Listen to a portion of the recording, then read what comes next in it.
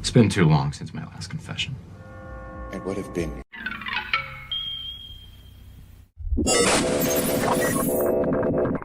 Congregation, please be seated and open your prayer guides to the book of Revelations, Psalm 69.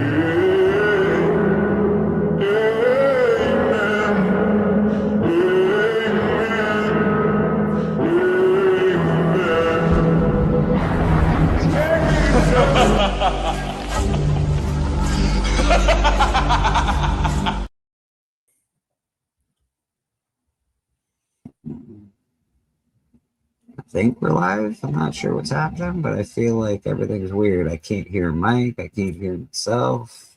Hello? Okay, everything's working. But I feel like I'm slow for some reason. Everything's Yeah, you're a little laggy.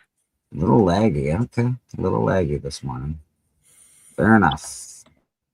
I noticed StreamYard looked a little different when I logged in. Okay, I'm back. We're back to being normal. Okay, good shit. Yeah, you're good. Good stuff. Awesome. Glad to be here. Good morning, everybody. We got Rad Art and Comics. We got TM Nerdy. And of course, we got Beckerman hanging out with us. Pretty much an awesome crew. Today is Biggie's birthday. Biggie Shaq is having a birthday. So if you are friends, if you know Biggie, send him a good morning, send him a happy birthday. He absolutely loves answering messages on Instagram. It's his favorite thing. So if you could send him some happy birthdays, that would be excellent. Fill his inbox. Yeah, fill his inbox. He'll love that. Good morning, Biggie Shaq. Happy birthday, buddy, from Comic Book Church. We got a happy birthday Biggie thumbnail this morning. Biggie's been a part of church for a very long time. Biggie's been supporting me much like I support him for a very long time now, and I always appreciate that. Somebody that sticks around through thick and thin is hard to find these days. So Biggie Shaq, keep it real, brother, like you always do. What are you eating there, Mr. Mike? I had some eggs and rye toast. Oh, rye toast. That's good toast. Fancy. I agree. Yeah, I like rye bread. My mom used to make sandwiches with rye bread. It's very nice. Yeah, that's what I have it for. I've got some Russian dressing, some corned beef I made Friday into Saturday. That's nice. And some cheese, to melt on top of that. I think you got something there. Not quite a Reuben, but we're getting there. Not quite a Reuben. No, sometimes I don't want the Thousand Island and sauerkraut. I bring Russian dressing to the party. The Rube, not the Reuben. It's just the Rube. Yeah. Well, I am a Rube. Country bumpkin, if you will. I figured. Let's check out what Rad Art and Comics is doing. Rad Art has 3 commissions he's working on.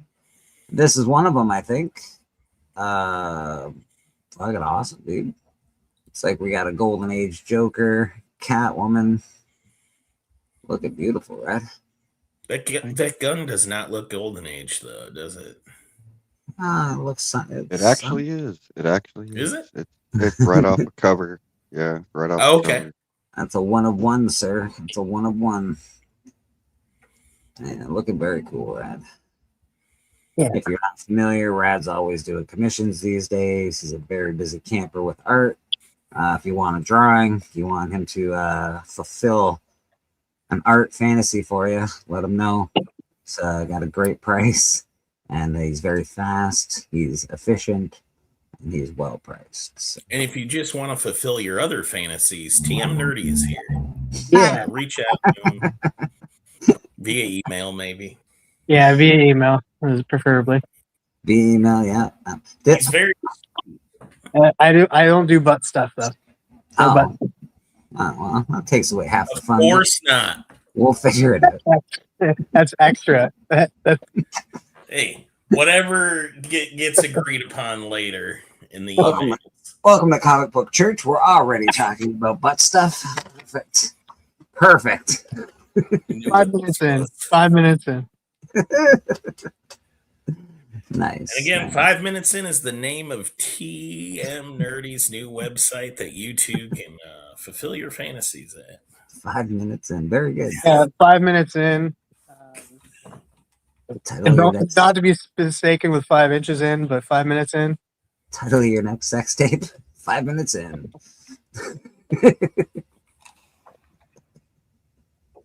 Sunday morning butt stuff sounds about right for church. Thanks, Uncle Griff. Thank you, buddy. Appreciate you. We're glad to have TM Nerdy here. I guess I'll just get right out with the first thing that on my mind. I've started watching Spider-Man Noir, and Oh yeah, that's good. it's damn good. It's damn good. It's super good, man. I really liked it. I watched it all. There's something to be said about like the shit ton of special effects that they're using, which you have to for Spider-Man. But I don't know. Maybe I heard that more money went into this show than the final season of The Boys. I haven't watched the last episode of The Boys yet. I don't think it's popped up on my box yet, but I'm waiting for that. Good morning, Brian LCS. I heard it was like 400 million. God dang, 400 million into Spider-Man Was- Noir. Yeah, was put into the show. That's what I heard. I don't know the actual numbers. That's It does like look like there was money put into it for sure. it's got to be more than Game of Thrones, like 8 seasons combined. Huh. That's a lot of money, bro. Holy shit! Yeah. You know how many movies Kevin Smith could make for that? It's like Yeah. at least 50 movies, That's- right? At least. That's just scratch for Amazon. That's Oh yeah, Wow. Bezos. Bezos is just he's Scrooge McDuckin. Well, whoa, except bro. for you did hear about the disaster on the Florida coast the other day, didn't you? What happened on the Oh, Florida Blue coast? Origin, yeah. Yeah, that's Amazon. But yeah, that's they blew a shuttle up. 400 mil sounds high. I agree, Brian. I'm like blown away by $400 million. That mean, seems- Well, speaking of money in movies, It last looked night like an here in atom Kansas- bomb. last night. Sorry, Brad. Sorry. Oh no, go ahead. Yeah, so last night in Kansas City we had Big Slick, which is raises money for it's a yearly thing started by some local KC celebrities. They raise money for Children's Mercy Hospital. Paul Right. Rudd is a part of that. Okay. The biggest item of the night was Paul Rudd auctioned off. Whoever won got to bring a +1 to Avengers Doomsday as his guest, walk the red carpet with him, go to the premiere, and then the after party afterwards. That's As his guest, like he'll go with you and your guest. Wow. And it went for $100,000. Whew. Someone paid $100,000 to spend time with Paul Rudd. They did. he does seem like a fun guy to hang out with. Not gonna lie. He's definitely a fun guy. He's absolutely just exactly like that. See, how many 20-year-old roles is he going to look at? Paul, you're not 20. Give yourself a rest, bro. Yeah, he's older than me. He looks the same though, man. Because like sometimes I like rewatch old episodes of Friends, and like he's on Friends. I'm just giving him a hard. Wow. I like Paul Rudd. I think he's a funny actor, but And I mean, I'm not going to make fun of anything that raised $100,000 to help children with hospital bills. that's pretty good. I mean, I'm not going to do that either. Why would I ever do that? I wouldn't make fun of something like that. That'd be terrible. But obviously. it pretty does good, though. it seems high, right? Like you could have played golf with Rob Riggle for like a I don't know. 100th, because I was like looking at the auction stuff that we saw during the night, and I was just like, yeah, like there's stuff that I would almost pick over that But went you- for a I fraction. don't know, man. Think of the experience. You get to go. So like But Yeah, like then you get have to to go to watch you get to go to the Doomsday. premiere. You get to go to the premiere, which happens way before. Like you get to see the movie early. You get to walk the red carpet with Paul Rudd and get pictures and stuff and that, and people will be like, you'll be like the talk of the town. Like, who the hell is this guy? That's And then, true. and then all of a sudden, next thing you know, you're in the news being like, "This is the guy that spent $100,000 to get here for children." Then you're just, I don't I know. mean, It's in like, LA, I'm sure there are others. Like, I'm sure Robert Downey Jr.'s got somebody going. You know what I mean? Like, I bet this isn't the only one that was, auctioned. Wrestling's been doing it. We've seen it in wrestling. Some guy paid an enormous amount of money to sit at WrestleMania, the table, and not do it. He had a headset with like that wasn't plugged in, and he's like, "I paid money to sit here." And the whole internet did go, like, especially the wrestling channels, not the whole internet, but a lot of the wrestling channels were like, who the fuck is this guy? Who is this guy? So there was a big hubbub about that guy for a minute. Yeah. They didn't, most of them called him an idiot for paying that much money to sit at WrestleMania. But for Rudd, because of the, children and all that stuff, I'm sure it's it's a lot better than paying to hang out at the table.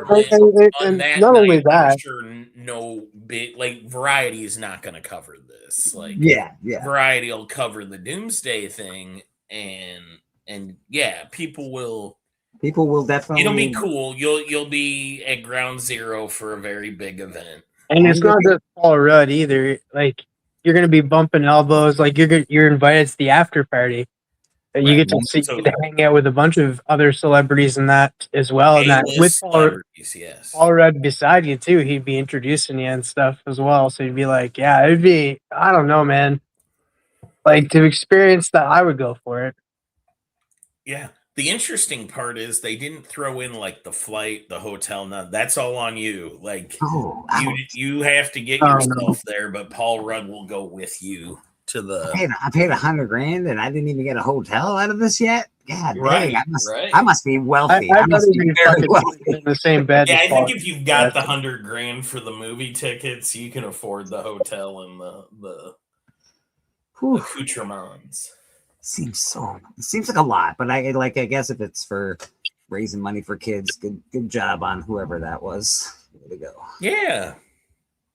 And there were other things like there was some Ted Lasso stuff, of course, because the core members of Big Slick are David Koechner from like Anchorman, Paul Rudd, Eric Stone Street.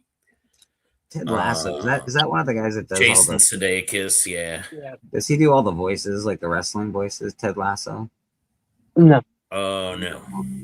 There's a couple. Who are they? I think you're thinking of Dan Soder. Him and a buddy of his, dude, and I thought it was Lasso. Oh yeah. What is that guy's name? Will Sasso. It's Sasso. Okay, there it is. There's Sasso. That makes more sense. Yeah, Ted Lasso is a show. It's about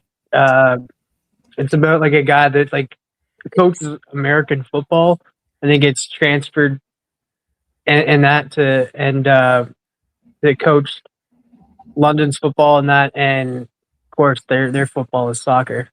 Yes. It's about soccer and mental health. Yeah, it's really good. I highly recommend it.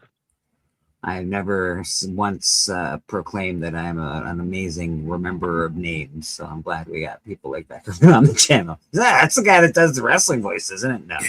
Will Sasso to Ted Lasso. Yeah. We'll do, like, I just want to say this, and like Rad will agree with me and stuff, because we brought up Ted Lasso. Now I want to say, like, they don't endorse church or anything like that. We just love it. But Apple TV just kills it all the time. So shout out to Apple TV. They should endorse church. They should. Not I just got in yet. I just got into a new show that's really good on Apple. It's like 5 years old. It's called For All Mankind. I have not watched that. I haven't even heard of it, brother. Have any of you guys even heard of it? Me either. I just found out about it. Like I said, it's 5 years old. I was like, hell, I just found out about it, and like the 5th season just ended. God, but, in 9 more years, it'll be dating Leonardo DiCaprio.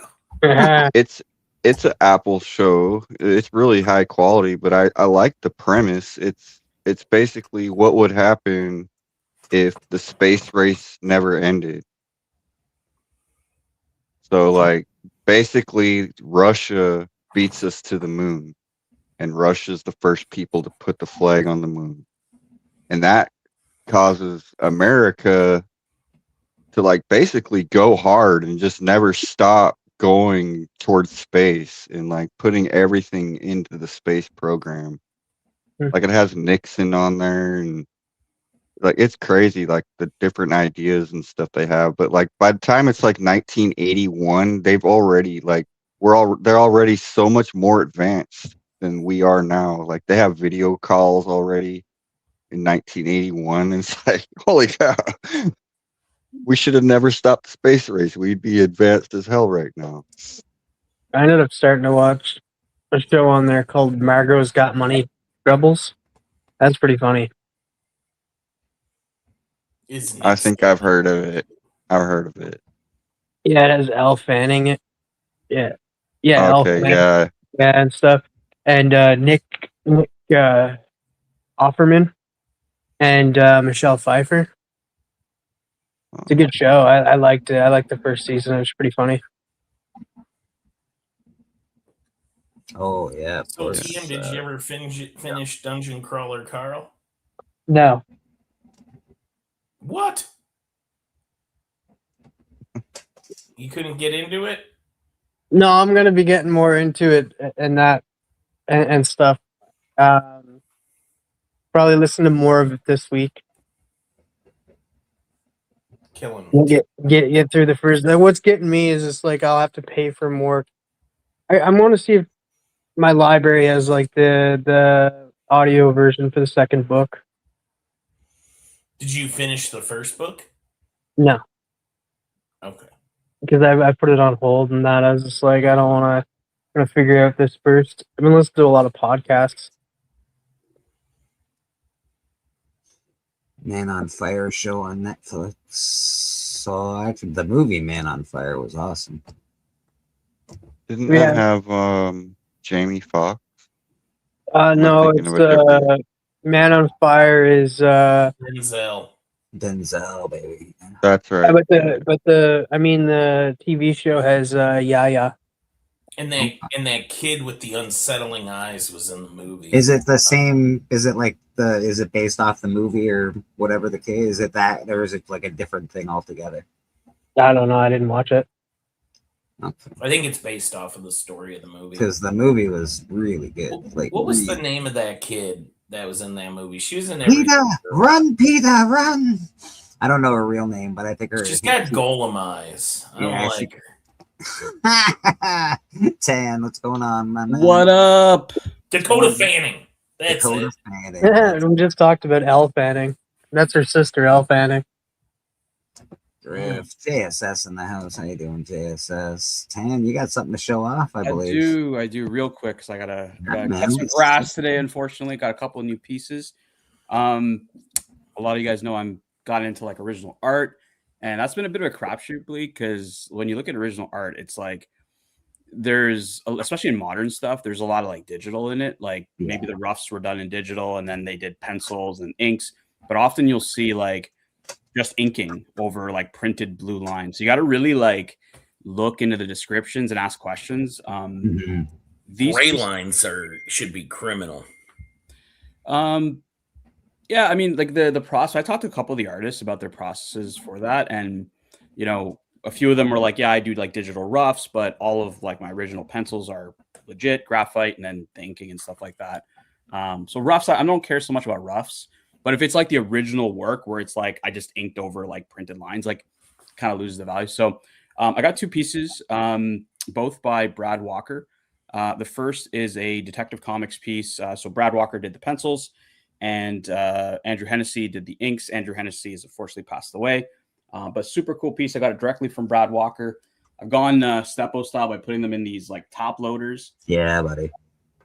We can see here on the panel, Batman's throwing this dude out of the window. You can see kind of Batman hovering over him. Batman's hovering over him in this panel. These guys are obviously like fucked up. And then Batman like walks away. So you get a lot of Batman on these panels. And what's super dope about this, like this piece, is like, he kind of put like the little detective stamp here. Obviously, he's got his names signed by Brad Walker on the bottom. Beautiful. Yeah, this guy's stuff is honestly like it's not It's that a expensive. beauty page, brother. It's a beauty page. It For a really page like- is. Dude, like for a page like this, like 200 US, his prices are between. That's actually not that bad for original bad at art. all. Like, Dude, I it's not find bad. that, especially nowadays, because if you see some original art these days as being just like Mike, we got Beckerman on the panel with us, and he's a huge art collector. He's been doing it for a long time. Beckerman, if you like it, go to check out Brad Walker's website because he's like discounted it like 50% right now on a lot of his stuff. So him and I have been doing deals. I actually I bought a bunch of pieces from him, and he ended up donating a piece on my behalf to Comics Curing Cancer. So we got a Detective Comics page cool. there. Yeah, super nice guy, man. Like he's like, hey man, you bought a bunch of pieces. I'm happy to donate this one on your behalf. I picked up this piece is penciled by Brad Walker and inked by Brad Walker. It's a cover. It's a 1:10 ratio variant of G.I. Joe. Oh, hell yeah. Oh shit! Yeah, you got a Yeah, big Destro. Destro. You got Duke shooting them guns. We'll get a little bit closer. So again, you'll see like has like the G.I. Joe branding on his page, which is super cool. You don't see that often. To Skybound page, and yeah, just crazy level of detail. Like To have a page with Destro on it though, that's awesome, bro. That's fucking cool. A cover, no less. Yeah, Yeah, yeah. Covers are way more expensive for original art. Like, $100 for a page original art, $300 for a cover. I know that's. Oh, Not God, the way real- more than that. Way Yeah, I know it's not the real numbers, but it's like it's a lot. It's a lot more. Yeah, and honestly, like the pricing for these covers were pretty like this stuff's pretty cheap to be honest with you. Compared, like you'd be paying 3x for it. That's a beautiful cover. Like actually, the artwork I believe is better than the published colored cover of the 1:10 ratio. So, yeah, check out Brad Walker, guys. Like if you want to get into it, you want to own an original page, like you can get it $100 to $300. It's the price of a key. Usually buy. I did get 2 new books, Bleak. I know you saw them earlier, but I just got them and I was like, I didn't really get a chance. I just kind of drive-by'd on Biggie. Show 'em off. Please show away, buddy. Yeah, two Golden Age books. We got Shock Suspense Stories number 6, the Clan cover, Wally Wood. So book I've been looking for this book forever. At a good price, and I think that's the big thing is at a good price. It's a pretty like important book to EC collectors. That's like one of the books, in my opinion. That's one, brother. That is an amazing book. Yeah, man, it's been surprisingly hard to find, at least the last couple of months. It's not a hard book to find, but yeah, it's just been everyone wants too much money or the quality or the book wasn't great or whatnot. But I was fortunate to find this one. I got this off my comic shop. Paid a fair price. I didn't pay over. I didn't pay under, I would say. I know people often say there's other books, blah blah blah, but I find that to be the true sister of Suspense. Is it Suspense 3? The cover that Schomburg did. I find that one to be like almost its sister. I really do. I know others say there's other books, but I find that one to be the one. Absolutely. And I got the famous Christmas cover, Volta Horror 35. Yeah, baby. Johnny Craig. I don't know, 5.5. Beautiful. This one's a beautiful copy. Yeah, just a book that you try to buy off peak season. Bleak, you don't buy it at Christmas, you buy it off peak season. But yeah, like 2 books that I've been looking for a couple of months. EC books like Golden Age obviously is more scarce than Silver and Bronze and everything subsequent, but finding a good copy, finding the one you want. Like I even like sitting beside me, I have this other Wally Wood just on my desk, Weird Science 16. Yeah, this is the Mars Attacks cover, right? Very famous from Wally Wood, same guy who did the cover for the Clan book. Yeah, like I try to find relatively good copies whenever I can for a good price. It's a bit of a you got to play a bit of a waiting game, but yeah, if you're a value shopper, guys, the market's open. I would go after it. I am without a doubt a value shopper. I don't have I don't have the funds to be like, I'll just go buy whatever at whatever cost. So I wait a lot. Yeah, like auctions are great. Like whether like even the YouTube auctions, I watch Astonishing a lot. you know, the major auctions. Heritage, you may not get that good of a deal unless it's just nobody's watching. Yeah. Comic Link, you'll usually find a deal somewhere. But yeah, just shop for deals. I think just be patient. There's a lot of supply out, especially Silver Age. A lot of supply out there. Just be patient. Silver and bronze, there's so much of it. Everybody's got it, and everybody's trying to get rid of it. So the one. So I bought this week on Heritage. I won an auction for Yellow Claw #1, and that was like the only book I was like, you know what? I'll kind of get close to fair market value and pay fair market value, because surprisingly enough, for a Silver Age book that only has 88 on Census, it's a pretty rare book to find. I didn't get the best cover, but I was like, fuck, I don't really see these come up that often for a fair market price. I mean, eBay has a couple that are fucking crazy priced and stuff, but yeah, man. Yeah, man. There's definitely crazy prices. I went on eBay yesterday. I almost bought a book. I did do my research on it, and I can't find it anywhere for that price, but it still shouldn't be that price. You know what I mean? So I'm just like, should I buy it? It's not a big book. I also like when I buy a book, I want it to like really make me happy, right? So, you know, something, I look for comics and then I'll be, I want that, but do I really want it? So I do a lot of soul searching, if you weren't going to take that Raphael, I was going to jump. I was like, look, Bleak's got first right of refusal. He's been all over it. He didn't want it. I was about to jump. I was like, that's a nice book, dude. Like, then Huda had a nice fucking copy. The guy that sold it to Huda actually messaged Huda, wanted to buy it back. Yeah. And then Huda messaged me, said the guy wants to buy it back. And I said, well, not unless he's got a Morbius or a First Blade he wants to trade. And then, because I am very seriously after Blade and Morbius to finish my Legion of Monsters run that I have going. Okay, you have the Tomb of Dracula 1. Yes, I've got Tomb. I've got an 8.0 of Spotlight 5. Oh, nice. I've got what else? I've got the Legion of Monsters, their first appearance.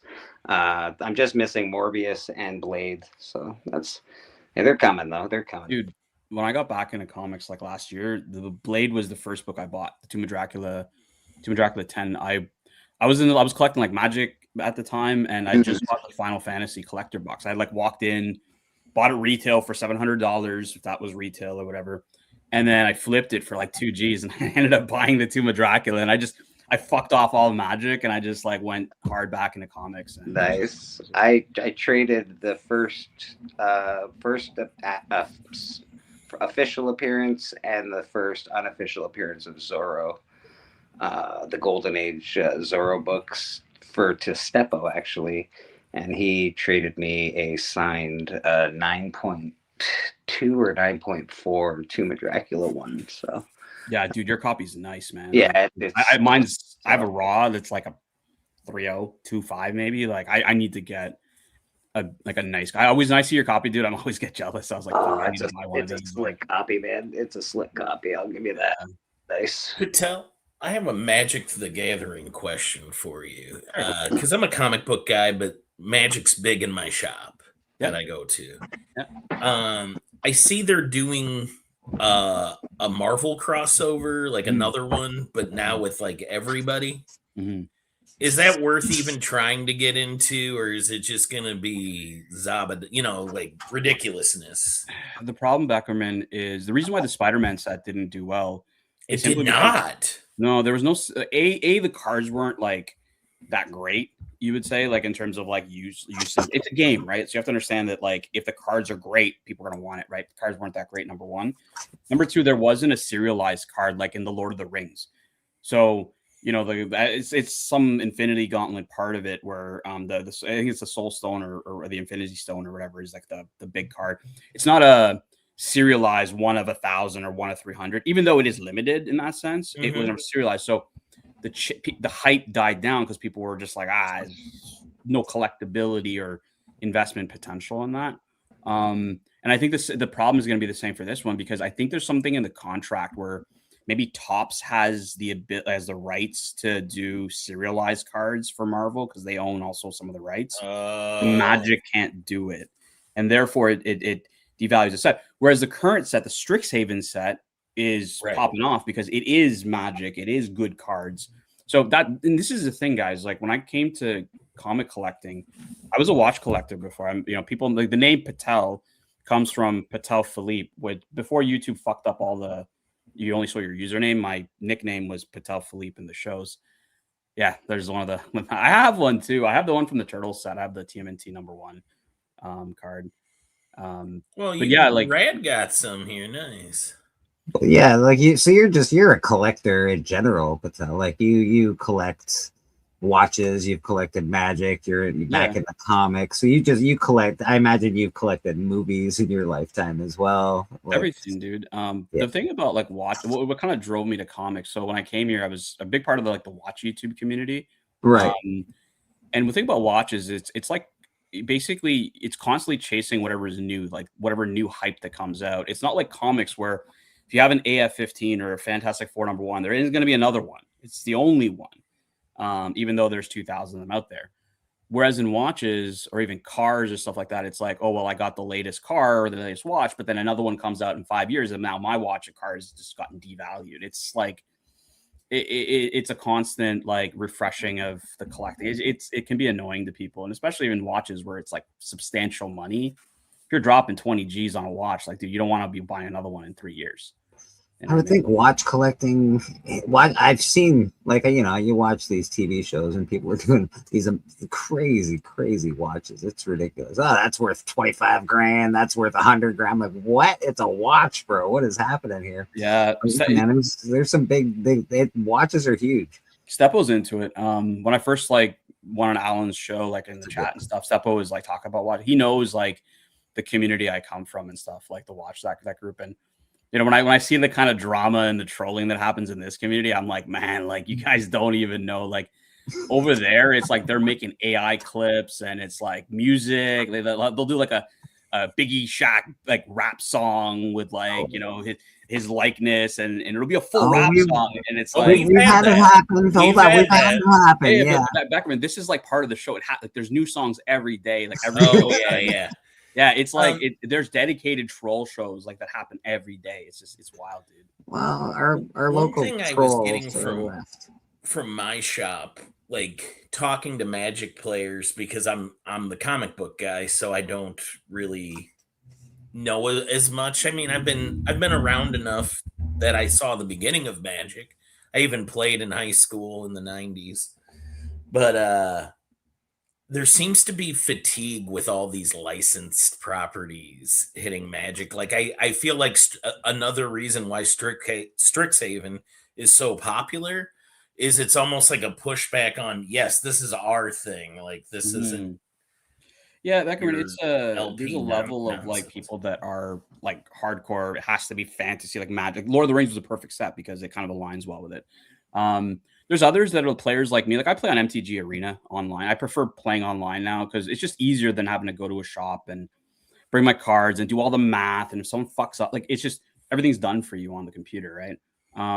But yeah, I think on the card side, if the cards are good, Beckerman, it don't really matter to me. Like whether it's Turtles or Star Wars or Star Trek or whatever, as long as the card's good and I can play it, like I'm gravy. So yeah, I think I remember the first license I remember seeing go to it that caught my attention anyway was Final Fantasy. Yeah, that was a big set. I was shocked. I'm a big Final Fantasy fan. Huge. Yeah, I was shocked that I was able to get it like retail when I walked in that day. Like I walked in 2 hours late too, like to buy it. But I kind of get what I think Bleak was saying. Like it kind of, I don't know, when you license, or what Mike was saying, I think it kind of, when you license it out to all these other IPs, it seems like it just takes away from its own IP. Yeah. I don't know. To me, anyway, it dilutes it anyway. Right now, I think we looked. Was it a couple weeks ago or last week? There was a bunch of comic covers that were Magic cards. So they had Magic the Gathering. They looked just like a Magic card. The hit points, explained what it was, yada yada yada. So Magic is slipping into and yeah, it's not the first time. I have some older Magic comic books that have Magic cards still with them and stuff like that. So Magic has slipped into the comic realm a few times. I think they could have done it better. Like I think it could have been big. I ended up buying when they first released like an SDCC variant for like ASM1, I picked one of those up, but it was all good. Bleak, I'm gonna head back to the chat. I gotta run. No, don't leave. This is No, for me. don't Oh yeah, okay, This is yeah. your A-okay. I gotta cut some grass, so I was like, fuck. Okay, this is give early, me so 2 before it minutes. gets hot. 2 minutes. I have- 2 Yeah, minutes. you're good. You're good. You're good. I haven't opened your I hear A-okay that. from Izzy. All right. Hello. I'm opening it now. Mike is doing an unboxing. Who that? I'm only here for a short time, not a long time. I just wanted to say hello to Patel and everybody. So Yo, who that? What's up, bro? I almost picked up another Raphael one when I knew you were looking for one. Hey man, when you do, let me know. Like, I'm looking for one. So I was Thank you, Patel. This was awesome. oh, look at that. Oh, nice. nice. Beckerman was bidding on it, and I was like, it was going for low, right? It was like $40. Izzy was gonna get fucked for like $40. I was like, nah, man. Like, let's pay proper price for this. I paid $70 or whatever, and I was like, send it to Beckerman. That's a beauty. Well, I That's an easy. appreciate it. That's a nice I easy. couldn't. I was at work, so I couldn't even follow the bidding. I just later on in the day, I didn't even figure I'd win, but they reached out and told me what had happened, and I was like, "Oh hell yeah, thank you." Nice. Man, I wasn't gonna And let. he threw in some bonus books. Oh, sick. I wasn't gonna let Izzy like sell it for $30 or $40. That's not right. I own a few of Izzy's covers. Matt likes comics. How you doing, buddy? Not. We just had Who That on him a second ago. He was saying But hi. anyway, thank you, Patel. That Hey, was man. very generous of you. My pleasure. We're gonna be doing a giveaway today. I'm just gonna hop off, Oh, get it to Bleaker, and then we're gonna do a Biggie. Just wait to do it until Biggie wakes up. yeah, I will. Wait for him to be here, but I'll send it to you, and then we'll start it up. I'm gonna cut some grass. I'll see you guys in a bit. I'll be listening in. All right, brother. All right. Peace up. Later, himself. All right. Well, that was Patel, man. Showing off some cool art. Mike just got a box from him as well, so we got to see an unboxing from Patel. That was very cool. I've had it for a few weeks. I just hadn't opened it yet. That's so nice, actually. That's an Izzy. I love it. That's pretty good, man. That's really good. Izzy, I'll never talk shit about your art again. I promise. Not that I ever just have. about Not that I you. ever have. We'll talk about you, but not Yeah. your art. Your art's very Not your art. Your art's great, but you on the other hand. Ugh. Yeah. You got a lot of work to do. Ah, shit. He knows what he did. We're getting clipped for sure. These guys were talking Yeah, shit we're about nice. Izzy. Oh. Yeah, man. TM Nerdy. Nice to have you on church. I know it's been a little bit. I wouldn't go that far. To have you. Yeah, it's like that's a little bit too much. That's a little too Laying it much. on kind of thick. Little too much. All right, fair enough. Yeah. Oh, I froze. There we go. I'm froze. Whew, that was close.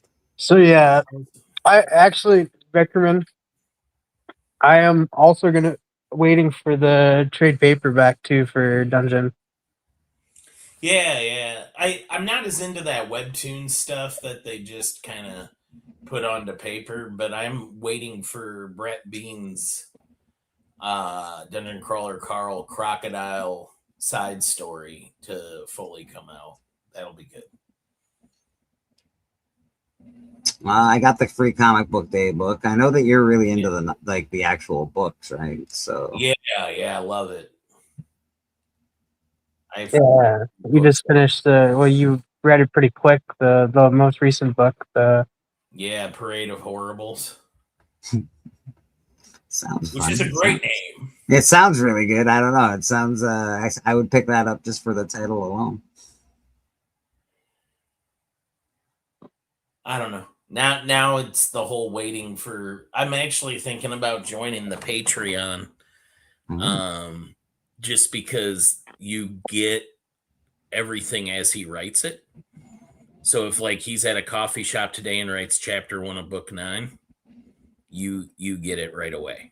Oh, that's cool. That's actually pretty So cool. the Patreon members, and he keeps them all to a code that they pretty much follow. Like they don't give spoilers. But I did the math on his Patreon. He makes like $250,000 a month having a Patreon. Whew, Now I don't know jeez. what Patreon takes for their cut of that, because I know with any of this stuff, like you guys their YouTube monetize, you have to give a portion of it to 30%. YouTube. 30%. And I'm sure Patreon's no different. Yeah, it's expected. I'm sure they're getting their taste, but yeah, if I get $100 donation, I get 70 of it, and YouTube gets $30. But imagine just having a built-in passive income before all your New York Times bestsellers, all of that, just to have it set up where you're getting like 250 grand a month just from that's amazing. Your readers, dude. That's the life I would love. I need Dracula. Get on my goddamn comic book. Where are you? Actual Dracula. Actual Dracula. Actual Dracula. I figure if we say his name 3 times, he'll pop up or something. It's like Beetlejuice. Okay. You need to hire actually working Dracula. Yeah, I think I hired the wrong Dracula. Yeah. He's much more industrious. There's a guy that meets his deadlines.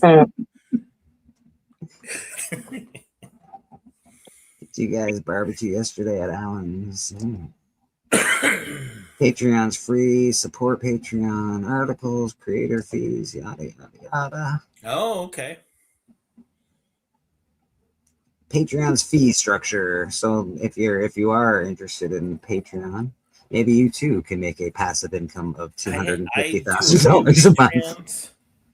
I have not shelled out the money for Dungeon Crawler, Carl, but I'm getting close to it because once I hear book 9 is starting to get written, then yes, I will do it just because I don't want to wait. Now, he does end up changing bits and pieces of it in the book, but you get the overall, you get his rough drafts. So you get his rough drafts, and then you get to buy the book. So you get to buy the book, read it early, and then get to buy it again because it wasn't the exact book. Well, and Bleak, Smart. It gets deeper than that. For the diehards, it gets deeper than that. You do the audio book and the print book because there are exclusive stories in both. Oh my God, this guy is fucking a genius. There's stuff on the audio book that isn't in the print version, and there's stuff in the print version that isn't in the audiobook. George Lucas, eat your heart out, buddy. Like, come on, man. Matt Dinneman knows how to extract nerd money. Yeah, he found something everybody loves. So he's just like, people will eat this up. You know what? I'm just going to make it. Do it this way. Would you like exclusive stories? Yeah. I have 3 different ways you can buy them. And the shitty thing is, like, most of us, like, not saying like for that, but like for other things, like us nerds, we eat that shit up. Oh yeah, love that shit. Especially a nerd that can say they were the first. Like, no, I know. You know how I know? Because I saw the early drafts. I was there, and you don't know. Oh yeah. And you build a community around it. I think there are a lot of people that make good money off of turning their supporters into a community and find ways to do exclusive things for that community, and they'll pony up the cash. Because then you're supporting a thing you believe in. Looks like it's about 20% of your gross earnings to be cut by the end of the process. When you're making that much money, do you even when you're dealing with when you're making 200 grand, go ahead, take 20 grand. There you go. Because like I know people that they do podcasts, and like you get a daily podcast from Patreon and stuff, like Ralph Garman, like the Ralph Report. Like Ralph Garman, he's like a voice actor. He's an actor as well. He works closely with Kevin Smith sometimes. He does a podcast. Like I was subscribed to it too. It's super cheap, but like he makes a living off of it. Him and his co-host. That's awesome. Yeah, a lot of people do. Well, even on YouTube, they make a good, there's well, not anymore, but Fighter and the Kid and, Joe Rogan, all these guys make really good money just being on YouTube and Patreon. Whatever happened to Brendan Schaub? He does Fighter and the Kid, and everybody hates him. Yeah. Yeah, he's not doing so good. He seems like he's on his last legs. I watch Brendan Schaub stuff all the time, and it's always never the Brendan Schaub show. It's always like, This is why Brendan Schaub sucks. I'm like, God damn, these guys just won't let up on poor Brendan. Oh, see, AR, you forgot the important step of making something people want to look at. I'm just saying, if we could work this Patreon out, maybe we can make 250 grand a month. I'm just saying, there's something to it. I love that Brendan Schaub story. It's so hilarious. With who was the big backyard fighter? You know who I'm talking about?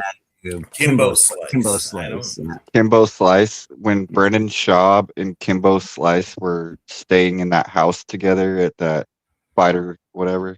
Oh yeah, the fight house for Ultimate Fighter. Kimbo Slice. He goes up to Brendan Schaub's room. Come on, brother. They're talking about us. They're being racist down there. They're talking about. They thought Brendan Schaub was black. Brendan Schaub's like, "What are you talking about, Kimbo? I'm not black." He thought he was black. I'm just very well tanned. Come on, Kimbo. That was so funny. Of course, he was really good friends with Kimbo. Well, now you're done it, Beckerman. You're in a war. God damn it. A very passive Cold War. It's a very passive war. Good. That's good. I'm glad it's passive. Yeah. That's nice to hear. Although, does it bother you that aggressively relaxing is just outworking you as far as releasing books? It does, actually. He's very not relaxing at all. He's just releasing stuff. You know, he's just, I wrote one just the other day. Oh, I just put that out the other day. Yeah. Talking about doing autographs. What a bastard. I know. But I really like his sense of humor, so we keep him around. He does all of that, and he controls a Starfleet. That's pretty amazing, to be honest. For a guy that's relaxing so much. You lose points for that. Is a pretty big wheel in the Star Trek community. Is the One Ring card still worth $1 million? I know that didn't I don't know, what's his name buy that? The singer. I can't remember his name. Yeah, Post Malone. Yeah, Post Malone bought that card. I don't know. He bought that. I'm sure because it's a one-of-one thing. Yeah, did he buy that for like $1 million buckaroos? I wonder if it's still worth $1 million. I mean, it's probably worth whatever he says it is because it's the only one. Like, it's true. He can put whatever price tag on it he wants. Well, you can put a price tag on anything. Doesn't mean it's worth it. It depends on who wants to buy it. Maybe it's worth more because Post Malone. It's Post Malone. Now look who's making fun of AR's business structure.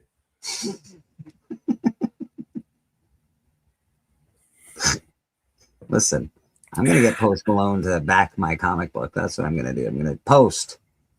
I'm a young man. I'm going to put tattoos on my face so we can have something to talk about. Come on, buddy. Back my shit. I need to start a Patreon. Come on, I don't know, man. I think you need issue 1 done first. Otherwise, you're just postponed, Malone. I know. Fuck. That was a really good joke, and I can't even laugh at it. Yeah, that was good. I don't like giving Beckerman credit, but I know. I was like, God, that was a really Welcome good to AR's world.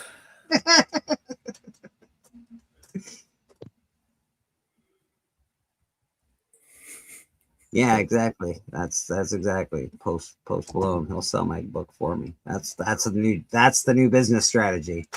We're gonna write Post Malone every day until this book gets off the ground.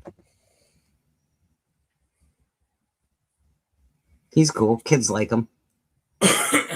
Probably not a great thing to say. He is famous. You don't want that in your repertoire. See what Rad's got going on up here. Everybody, if your kids look up to him, they're like, "Mommy, I want a face tattoo." Yeah, he's got the worst face tattoos too. I guess all face tattoos are pretty bad, but his are pretty bad.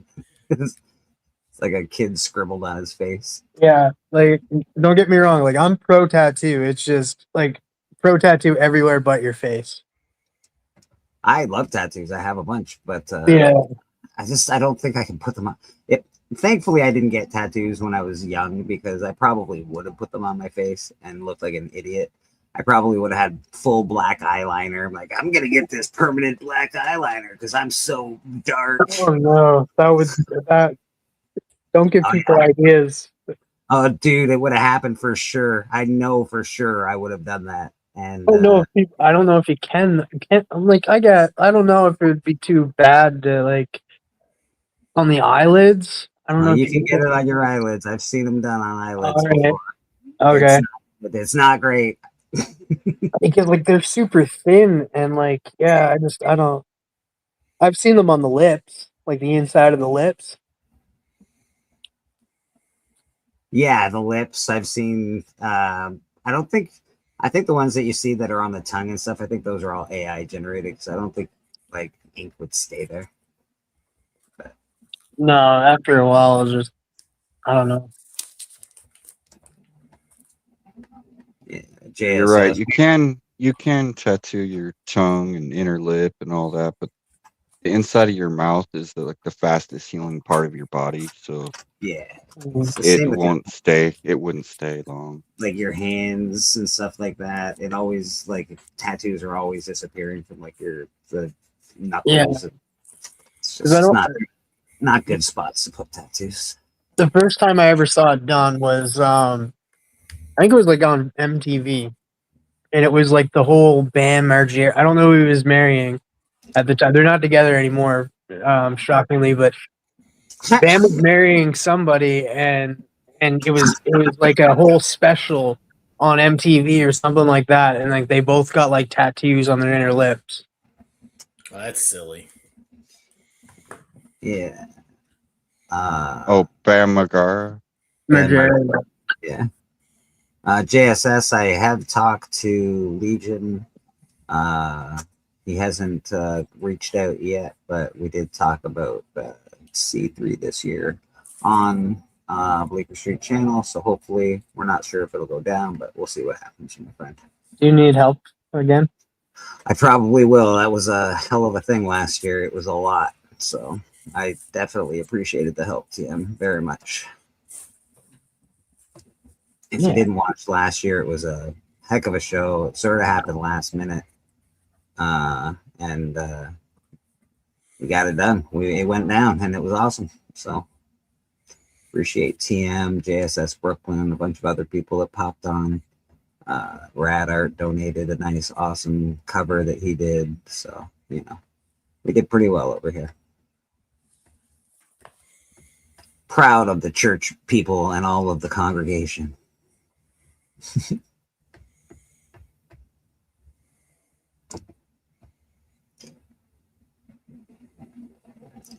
This Friday, guys. This Friday, Masters of the Universe. Oh, looking forward to that, buddy. I don't know if I'm gonna go see it in theater because I don't really see a lot of movies in the theater, but it is one that if you're gonna miss, like this is probably one you should see in the theater. Yeah, there's like 4 movies I want to go see this month. Well, I'm just gonna say this month is June, technically. Tomorrow's June. I want the popcorn I want bucket that really Castle bad. popcorn bucket. Yeah. The Castle popcorn bucket looks awesome. That would be cool. I want to go see Masters of the Universe. I want to see Scary Movie if it comes to my theater, which I don't think it will be, but I do want to see that in theater. I do want to. The Scary Movie popcorn bucket. That's the one I need to get. Yeah. You guys think the popcorn bucket should actually have to be able to hold popcorn? Because the Lobo one for Supergirl, that looks like an action figure to me. And they show the lady like pouring popcorn into it and gets like 20 pieces of popcorn in it before it's like overflowing. To me, it should, like Galactus head, that made sense to me because you could actually put popcorn into it if you wanted to. Yeah. You wouldn't, but No, I wouldn't. Yeah. But I think to be a popcorn bucket, you Yeah, should that's still true. have to be able to contain popcorn. This Yeah, is that's the the whole only thing. one I have, to be honest, as far as popcorn buckets go. I only have this guy. Oh, that's cool though. Yeah, it pop- has to. My strongly held convictions Okay. involve popcorn buckets. you know, I agree with whole I fun. agree with Beckerman and that, like, because like that's what it's called. It's called a popcorn bucket. If you're gonna sell a toy, call it a toy. Yeah. That just looks like an action figure to me, in which case I'd rather buy one from McFarlane. Good morning, Lyle. How you doing? Yeah. Yeah, I'd like to buy them from McFarlane too. But McFarlane, if you could do us all a favor and make your stands and your feet a little better, that'd be great. Be real, And make real more. fun, fantastic. You cheap bastard. They sold pretty well last time, McFarlane. Make some more Animal Man figures. They'll sell. I get. Here's TM with the plugging the Animal Man. There he goes. It wouldn't be a stream if TM didn't mention Animal Man at least once. It's in his contract. I think so. I feel like he's plugging the series at this point. I mean, it's fine. TM, he's one of those hipsters that like to pick an obscure character to be obsessed with. I think it's kind of sad. All right, well, I got to go reorganize these Speedball action figures. Yeah. Yeah, I was about to say. I was like, all right, Speedball. I'm not looking at 2 shelves full of Black Series fucking figures right now. Nope, not me. I don't have a lot of figures over there. Terrible. How dare they create this aggressively relaxing, says it. The Lobo Bucket's an abomination. Dude, you know what, man? Oh, I'm not prepared to be on the same side of an issue as you. You know what? I think the popcorn bucket's fine. I will say this. I was pretty happy. I forget when it was, but it was when James Gunn was on with Seth Meyers. Yeah, Seth Meyers. And they were talking, and he was just like going through some characters that Seth Meyers could play and stuff, and Seth Meyers ended up bringing up Animal Man, and then James Gunn was like, no, not that character. That character is too important. Boom. You know, AR really should just come on here one of these days, because it would be nice to have like a collection of like the wittiest dudes and TM, and we could all like just, you know, have fun together. Nothing, TM. Not even. What? I didn't hear you. Did I cut out? No, I heard you completely fine. You son of a bitch. You son of a bitch. I'm trying to figure out what trailer I want you to watch next. Yeah, you gotta start. I thought you would have burned through these by now, to be honest, but maybe it's just more on the industry for not having more of them. Yeah. I do want to see Scary Movie. Scary Movie is going to be a good movie, I think. I want to see that movie. I do want to see the Jackass movie in theaters too. Because that would man, did you watch that trailer? Are they making another Jackass movie? I wasn't even aware of that. Aren't those guys like 800 now? Yeah, this is the final one. They're ending it after this one. They said that about Also, the last. they probably Oh, will they have a did. disgusting popcorn bucket. They won't continue to go and stuff. Like it's surprising that like even plus Johnny Knoxville's busy now with freaking Fear Factor. So Johnny Knoxville. Are they letting Bam in the movie, or is Bam out? I don't think so. But what they're doing is they have new stuff and then they have old stuff and never before seen stuff. Oh, so it's just it's a bullshit the best of album.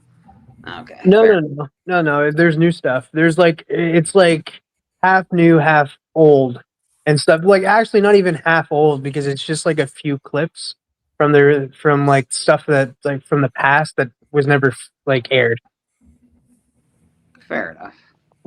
But like I'm excited. Like, I kind of want to go see it because it'll definitely be their last one because they're done after this. They're definitely way too old. Like even with like Skeevo's like here now. Like he doesn't do anything. AR's going to Weird Al tonight. That's cool. I know. I Weird saw Al that. as well.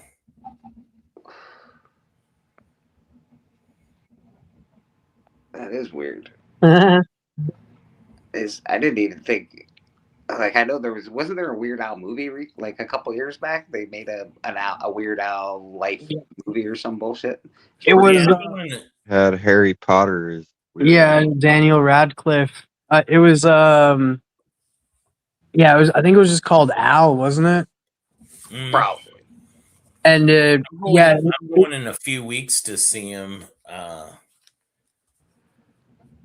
with some friends. June 19th, I think he'll be at the Morton Amphitheater. Yeah, he's so good. I remember watching him on like the movie UHF. That was it called? Yeah, UHF. Yeah, well, UHF was a great movie.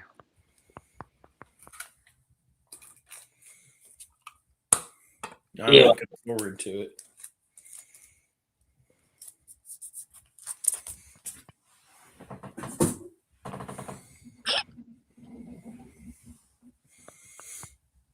Yeah. Sorry, I'm just answering somebody on the Instagram. Oh boy. Hi, I'm Johnny Knoxville, and this is my prostate check. That was AR. Yeah, I just don't. I don't know. It's just not my thing. There was a guy from where I live. He was one of the first guys to do stuff like that, and he goes to cons around here. He used to be on like local, like a local television show doing this kind of stuff, and he like missed the boat by like 10 minutes basically. He's like. He started it, and everyone else got famous off doing it. And his life is very sad. It's very sad talking to that guy. It's really sad, actually. Yeah, that was me. I can't remember his name off the top of my head. I watched him once jump off a ladder into a pool, but if you jump off the top of a ladder, the ladder moves. So that didn't work out well. Like just bad things, terrible stuff this guy used to do.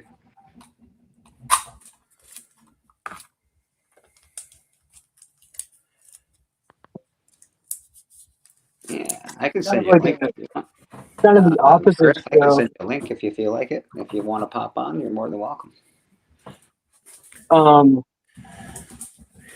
A show that I watched kind of alongside that one was Nitro Circus. Nitro Circus. That was Travis Pastrana. Yeah. They did stunts, but they weren't doing stunts to fail. They were like doing stunts to be like, hey, we're trying to do this. Like, isn't that where Rob Dyrdek came out of too? Oh yeah. No, Rob Dyrdek was a pro skateboarder. Skateboarder guy. Yeah, but like, isn't that how I know who he is? No, he had that Robin Big show. Too. Robin Big. Yeah, he was part of Nitro Circus, wasn't he? No, that was Travis. He may have made an appearance on there though. There's no doubt. Like he did. He did with there was a car one.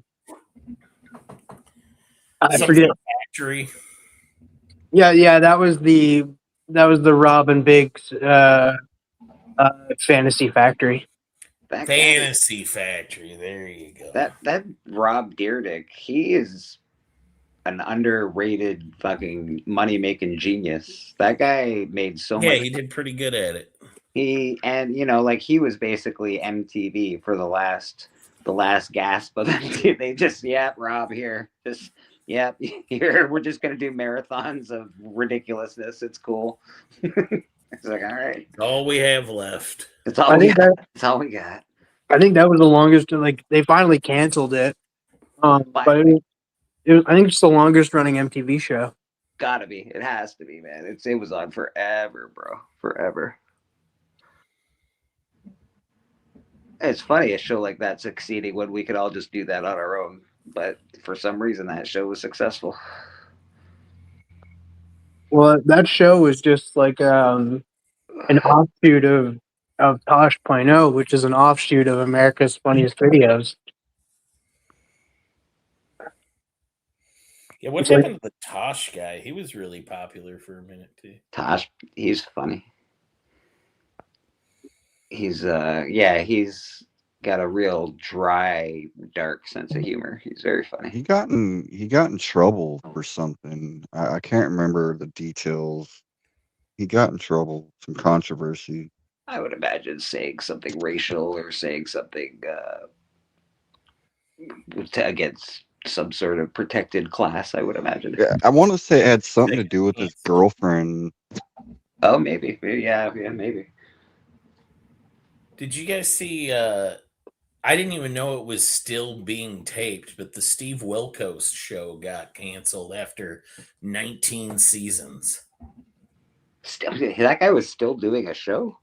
He was. And that was what I said when I heard it. I was like, what? Steve Wilkos still doing it.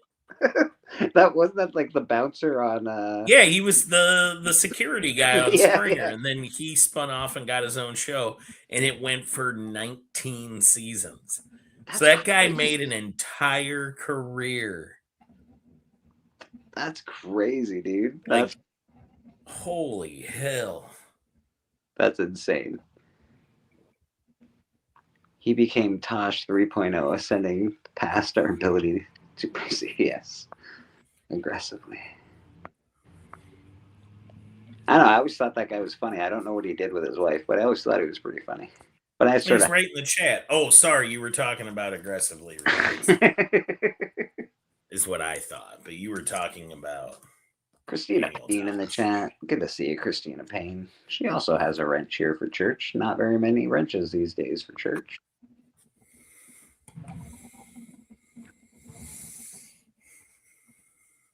I hope everyone has a blessed day. Griff, have fun at Bed Bath & Beyond. Oh, Griff, I'm sorry, buddy. Don't do it. Don't do it.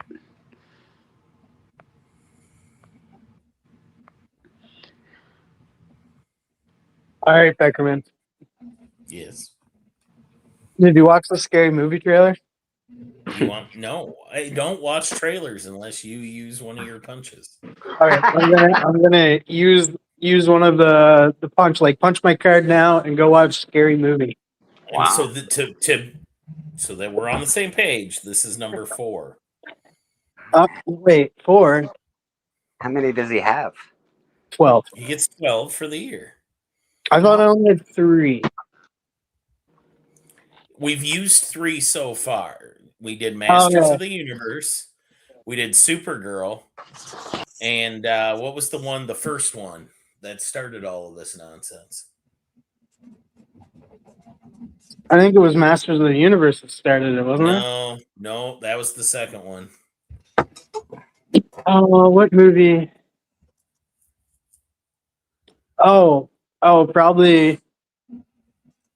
I'll have it in a second. I'm thinking. Probably Street Fighter. Or Mortal Kombat. No, it was Mandalorian. That's what started all of this. Oh, fuck. Mandalorian. Yeah, you made me watch it during the Super Bowl. Oh, yeah. Or some other event. There was something going on, and you made me watch it. Oh, man, that was a terrible one to pick first. Yeah, well, you get these. If you remember, we started with 6, and then I upped it and decided to give you 1 per month.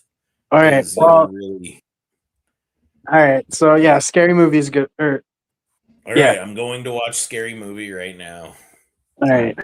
We're agreed. I think you wasted a pick, TM. I think you wasted a pick. Oh no, dude! Scary Movie looks fun. Like the newest trailer. Like, the trailer looked okay. It looked, similar to most of them. Wasn't I just like that the Wayans brothers are back. They brought and Sean's back and Marilyn's back. You got Anna Faris back. You got Regina King back. And then you got a bunch of the other Wayans, like Damon Wayans Jr. is going to be in it. Their sister Kim Wayans is going to be in it. Her son is going to be in it. Marilyn's son Sean is going to be in it. Like, just a family reunion. Yeah, I think it's cool. I always like that. Hopefully it's good.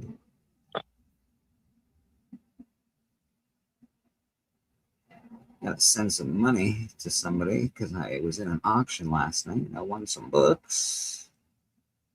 Yeah, I'll send you my I'm just kidding.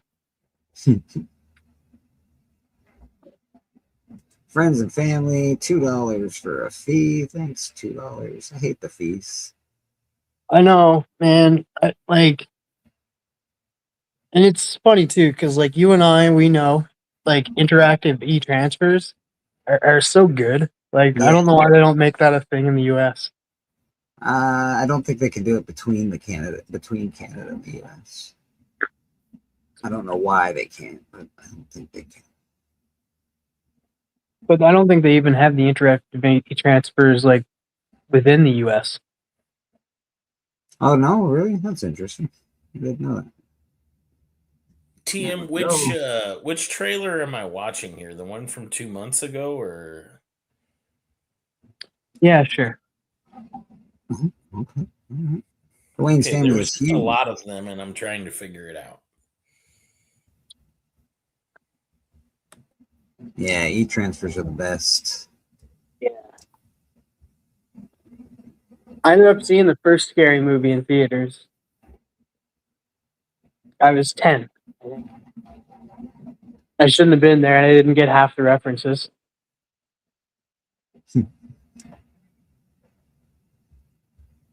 Things are happening behind the scenes today, folks. We're watching. We're looking. What's going on with Key Collector this morning? Let's check that out. Not the keys of the week just yet, but apparently that Texas Blood. In number 1 came out June 2020 as a comic book. It's being developed by FX for a drama series with Jim Nichol, director, showrunner, and writer of Netflix's Sweet Tooth. Okay. I think that could be good. I hear a lot of people like it. And it's done by Chris Condon, who was the guy that took over for Joshua Williamson on the Green Arrow series that ended up getting canceled because everybody canceled it and didn't like it. But I like Chris Condon, so I haven't read that Texas Blood, but I'm interested to see what FX can do with it. Premiere issue of an ongoing series about a small town sheriff's investigation of a petty crime leading to a dark, intense confrontation on his 70th birthday. All right. Series premiere criminal colorist and first-time solo artist Jacob Phillips and writer Chris Condon break into the screen with a brand new ongoing series like Paris, Texas, got punched by No Country for Old Men, blah, blah. Yeah, a lot of name dropping. Leads to a dark, intense confrontation on Sheriff Joe Bob Coates' 70th birthday. So it doesn't really tell me much about it. Chip Zdarsky. All right. Chip Zdarsky is pretty good.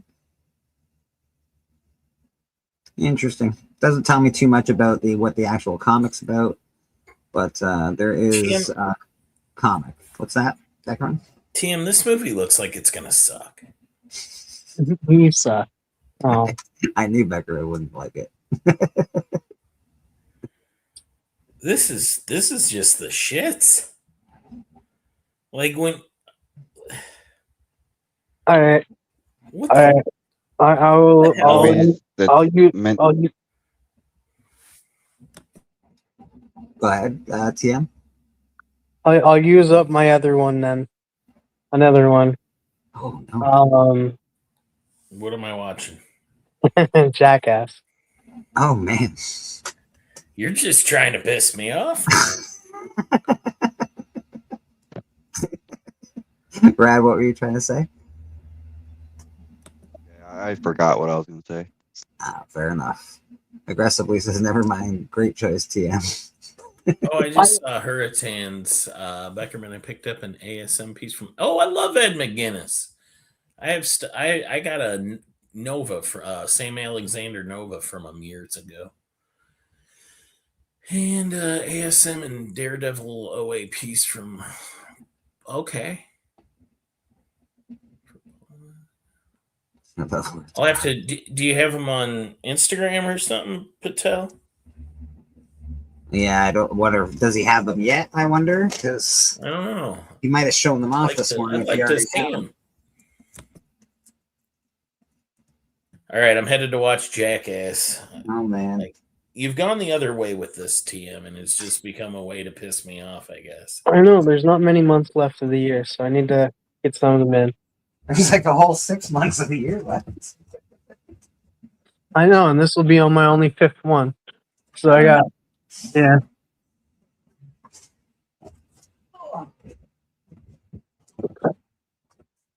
There's some good ones coming, but not for a while. I'm trying to think of what other ones I want them to see. As a comic book collector, I can tell you these boxes are very cool, and every one of them sucks. So I don't get those because you can't order them. You only can pick them up in the shop.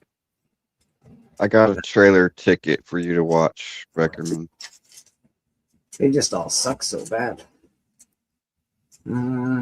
Watch the trailer for The Furious.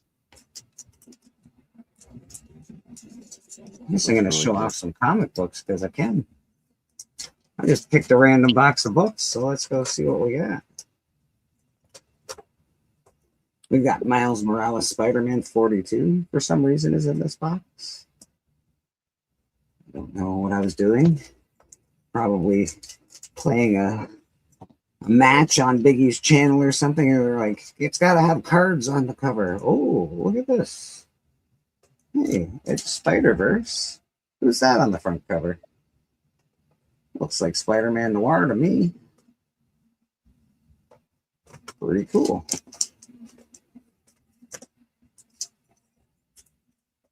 Yeah, Creep Show #1.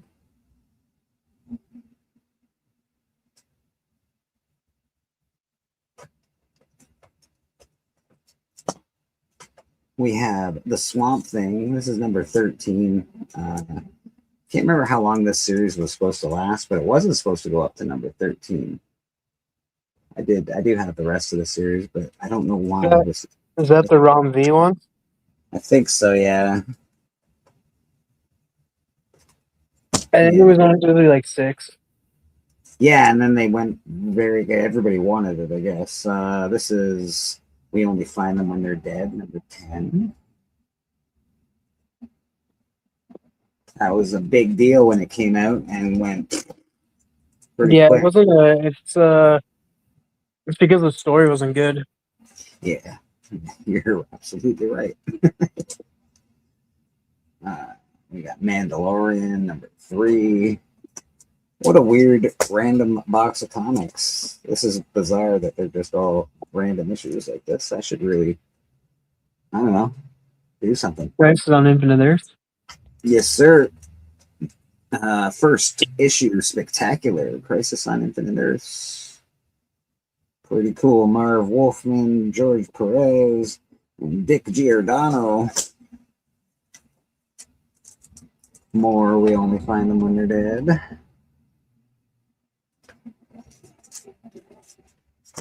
I really should get this signed. This year at my Comic-Con, what's his name? The Hulk, the Incredible Hulk's going to be there, so should probably get that signed. Yeah. That's the first appearance of Maestro. It's a two book series. What is it? Future Imperfect, I think it was called. Yeah, pretty cool. This book makes me really sad and also really happy at the same time. I got this at the dollar bin. And this is the first appearance of Moon Knight, except there's no cover. There's no cover on my Moon Knight. I need a cover for my Moon Knight. He's all naked. You just read him. So yeah, I found a coverless Werewolf by Night 32, which is pretty awesome. In the dollar bin, by the way. So that's pretty cool.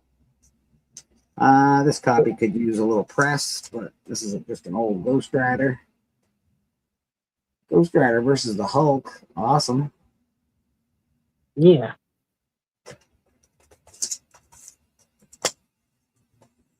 And, well, that's a dinosaur, because fucking dinosaurs. I don't believe you. That's the Triceratops. Because dinosaurs, that's why. This is one of the Marvel must-haves. This was my placeholder for a very long time. And Suzy Q bought me the actual comic book last year for my birthday. But this is the Marvel must-have. First appearance of X-23. Hey, have you ever watched X-Men Evolution cartoon? Yes, I have. Yeah, that's where she showed up.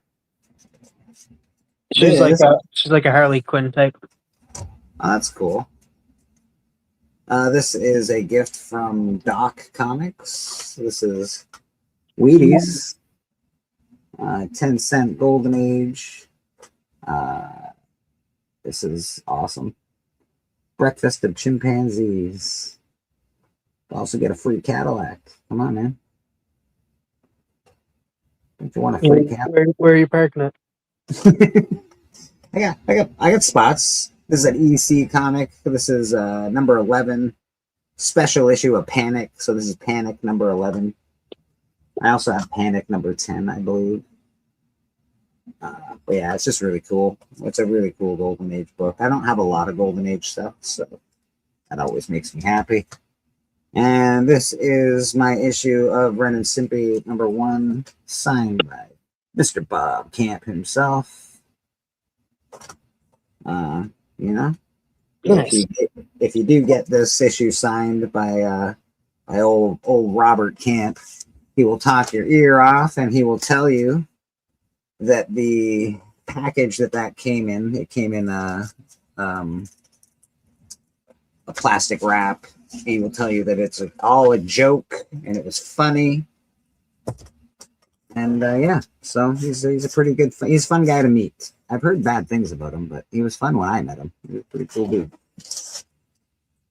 Ooh, this is a terrible looking copy of this, but it's cool. We got Dr. Spectre. It is absolutely ripped up there. Okay. Still Oh, shit. They literally, like, you guys was making a joke about it, but there's literally a prostate exam from a robot. Oh, yeah. It's time for a prostate exam. Yeah. What a terrible choice you have made. I think I'm making fun. You're I gonna think watch these movies? Like, you're gonna pay money to go to these? Yeah, man. Okay. Ooh. I'm immature. This is, No. this is absolute. For the people that like that sort of thing, this is the sort of thing those people like, and that's fine. I'm not. Yeah, absolutely. No, it is. It's just I grew up with your day. yeah. I was like the prime. Like I was like 13 when the first movie came out, and like so like I was like enamored with it and stuff. So it's just I don't know. It's just I like these guys. I think they're funny. It's just like one last time hanging out with them. I think it would be cool to go see it in theaters, but I highly doubt it's going to play in my theater. I have to get this Black Magic in a bag and board. This is a really nice book. It's in really nice condition, and it's just sitting in my box, boardless and bagless. What the fuck is going on around here? But Beckerman, the two movies I'm definitely seeing is Masters of the Universe and Supergirl this month. This is not a great copy of this, but this is the first appearance of Dungeons and Dragons in Marvel Comics. I think. Pretty sure. Yeah, I want to get the Advanced Dungeons and Dragons #1. You know, like it's not a lot of money, guys. It's not the Advanced Dungeons and Dragons. It's you can get it for like $10, and it's a good book to get because they are making a TV show, and however that's going to be done by Sean Levy. So who knows if it'll pop off or not? But it's not. It's a cool book to get because it's the first appearance of Advanced Dungeons and Dragons in comic books. And I really just thought this was going to be the most violent book of all time when I picked it up when I was young. Ghost Rider, Wolverine, and the Punisher. Are you kidding me? I was all over this as a young man. Yes, just what I want. Where do you guys stand on? So I've been putting way too much thought into this. Watched the Unchosen Ones next episode yesterday. Right. John Wick versus Punisher. Who wins? Punisher. See, I gave it to John Wick. You gave it to But I John Wick. used a really weird justification for it. I think Punisher is just more brutal than John Wick. They both went up against Kevin Nash, and I'm telling you, Punisher had a much harder time. All right, Beckerman. I got another one for you to check out. It's Minions 3. No, I'm just kidding. no, there's a rule per day or something. There needs to be some self-preservation here. Why are you trying to use up all your coupons? No, I was just kidding about Minions 3. I was trying to think of a movie that was like so obscure, and I was trying to think of a kids movie that was coming out soon, and that's one of them. But no, I don't want you to see that. This is the book that Biggie said my first appearance is in, and it stuck, so I got a copy. Do you have Jim a copy Valentino of Bleecker Street Comics' first appearance? Yeah. Biggie gave this to you, right? Yeah. I love it. There I am on the comic, running away I from mean, something. you do look shockingly like cartoon Jim Valentino. Except for his hair's a little wavier. Like, I feel like yours seems straight most of the time. Yeah, most do you of have the waves? Do you get waves if you? Oh yeah, it's very curly. Is it okay? Never mind. I've taken my take my statement back. We got some Ghost Rider, Venomized Ghost Rider. I feel like this is the first appearance of a new Ghost Rider or something. Maybe I don't know why. Maybe I got it from like a win or something like that. Hey Beckerman, Rad did want you to watch a trailer called Furious. Are you? Rad. Oh, I see what you're up to. No. Are you gonna use your? No. Rad wanted to. Sorry, Rad. I've really locked into only watching trailers because I was completely sworn off of it. CM, why do I own this? It's The Furious. The Furious. The Is Furious. it actually good or is it more of this bullshit? That I have no idea why. I'm looking really forward to it. There's got to Okay, be. then I will check it out. Rad. I thought it was going to be one of these TM. No. Movies he knows is just going to. No. And you were away, I think, at the time, and Rad was asking you to check out something. Oh no! Yeah, I'll check that out then because I like him. Superman just looks awesome. Fuck you. I like the way David, Superman looks. I think that's David Finch. Is that David Finch on this? Looks like it. I got some Yeah. David Finch art. I Might like not Finch be. quite a bit, but Superman just looks awesome in these comics. Yeah. Yeah, it could be Capullo. It's hard to tell. It could be. That's true. Beckerman's gone and stuff because he probably didn't see it. The X-Men 97 trailer season 2 when it came out, that was pretty freaking good. Oh yeah, it's coming. It's out. It looks amazing, to be honest. Walking Dead Survivor's Guide. Yeah, I'm a huge fan of death metal, Ryan Riley. That's basically what got me back into comic books was the death metal stuff. And the Three Jokers also was a really big factor for that, even though the story, I didn't like the Three Jokers story. I didn't like the end of it. I didn't mind the story itself while it was going on. This is the 6, these are connecting covers for Walking Dead.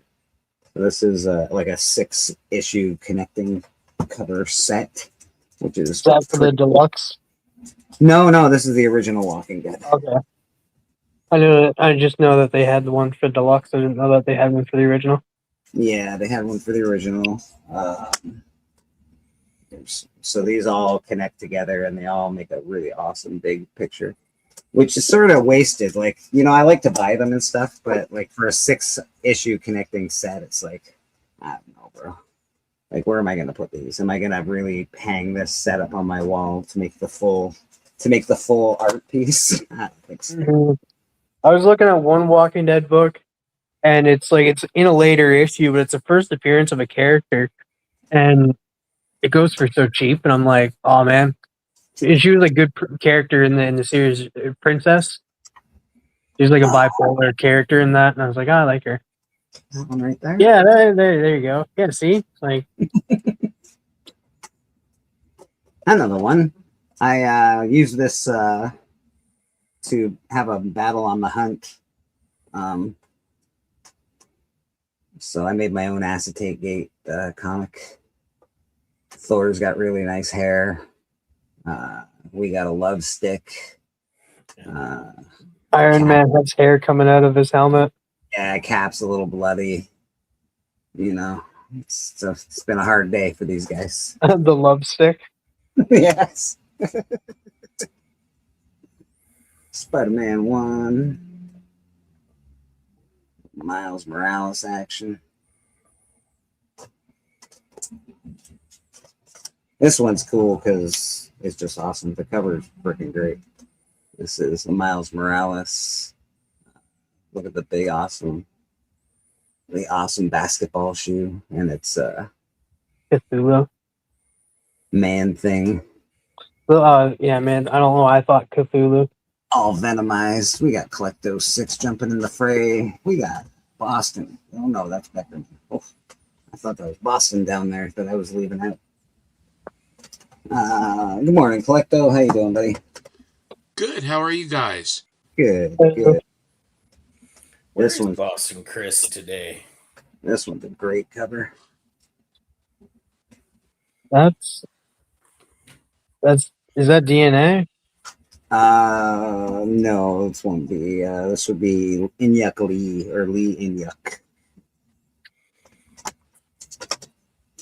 We got Thor. Everybody was happy about that series, and then they weren't. We got some free comic book day. Blade Runner. I always pick up the Blade Runner stuff. I'm a sucker for Blade Runner. This is my favorite 2099 cover. Oh yeah, that's the Ghost Rider 2099 cover. It's awesome. I do have, I think, all of the 2099 first appearance of the characters. They're not expensive to get, but I think they're fun. They're fun to grab. Oh, you got something for TM. Here you go, TM. All right, Doom Patrol. There you go. The death of the first team, I guess. Yeah. And then we got some Punisher #1. This is a newsstand that I have. Isn't that a key? It is a key, not a big key, but it's a key. It's a little. I don't know. He's going to shoot a bazooka into this room. I feel like it's a bit of overkill, but that's the Punisher. Mm-hmm. I love war stuff, so I picked this guy up as well because it's also Venom. So Venom. Yeah, that was part of the Donny Cates run.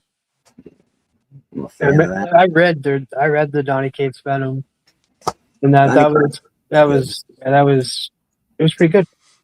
I enjoyed it. A lot of people got pissed off at it, but I like the whole thing. We got more Panic. That's the other Panic that I own. Again, these Panics came from Doc, but they're really cool. Cool Golden Age stuff. I don't have a ton of Golden Age, but these Panics are really neat. Little Peach Momoko, I can do without Peach Momoko most of the time. Sometimes she's okay. This time, I don't think she's okay. I do not like this art at all. Peach Nanoko. Yeah, Nonoko. Nonoko, let's go. We got these Predator books, I believe. I got these from Steven. Steven sent me a Predator 1, but he sent me the rest of the series of the four book series, and he sent me the rest of them as well. I got the Predator 1 slabs. It came back in 9/8. Yes. Here's 2 of them. I don't know where the other one is. I think I might have it in a different box. I can assure you that this is not the last book you'll ever read, because I've read more books since then. So that's a lie. Don't let them fool you. I'm a big fan of post-apocalyptic nonsense, so like Americana. Post-Americana. I also like America. I like American history and stuff like that. It's interesting. It's more interesting than Canadian history so far. Canadian history is a little boring. April O'Neil. Not great art, but I did pick up like the Raphael one. I think I have the Donatello one, the Splinter one. Why do I have this, TM? Why is that a key gun? I bet you it's a key. I just can't remember What is that? 25. Yeah, it has a bunch of key factors to it. There's like multiple first appearances in it. The big this I know why I have this. Well, this is Ice Cream Man. I love Ice Cream Man. I did collect it. I've been trying to collect the Ice Cream Man series. I'm late, but I do love it. But this is awesome. I love Conan the Barbarian, and this is I believe Kevin Eastman, Conan the Barbarian, which is absolutely freaking wicked. I like his underground style of art. I like the way he draws. I don't know, very garage band style, and I like it quite a bit. I don't remember what 25 has in it, but it has multiple keys in it, but there's a key factor to it that's prevalent to the Lanterns TV show. That makes sense. We got a nice, cool horror comics. You know, they get right to the point. They don't have a fancy name. Just horror comics. Looks like we got some nonsense happening on the front cover there. Star Trek. I only bought this because it's got a skull on it. I like skulls. So there you go. I got Star Trek number 4 because it's got a skull on the front cover. Okay. Okay, so I ended up looking it up, and it's the first cameo appearance of Atrocitus. Okay. All right. And it's also a bunch of like other cameos, like Lafreeze and other Lanterns. Yeah. Is this the death of Elektra? I think. Maybe? No, the death of Stick. What is this? It's the death of Stick. Yeah, that makes sense.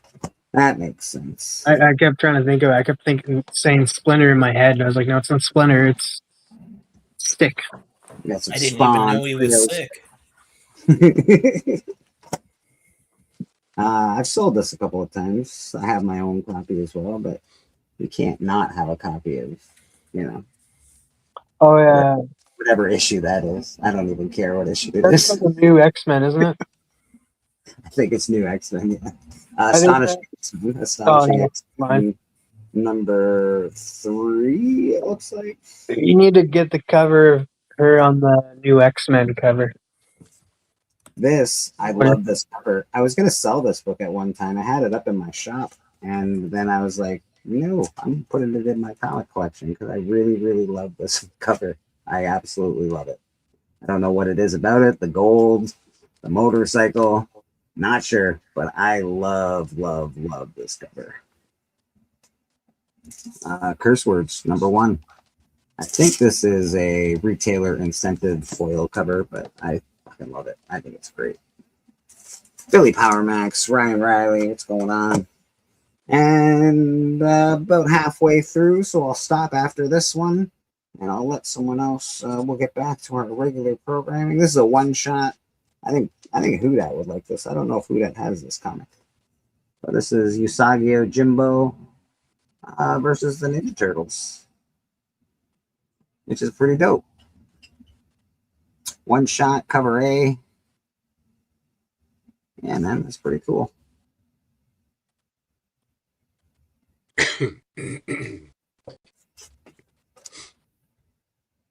All right.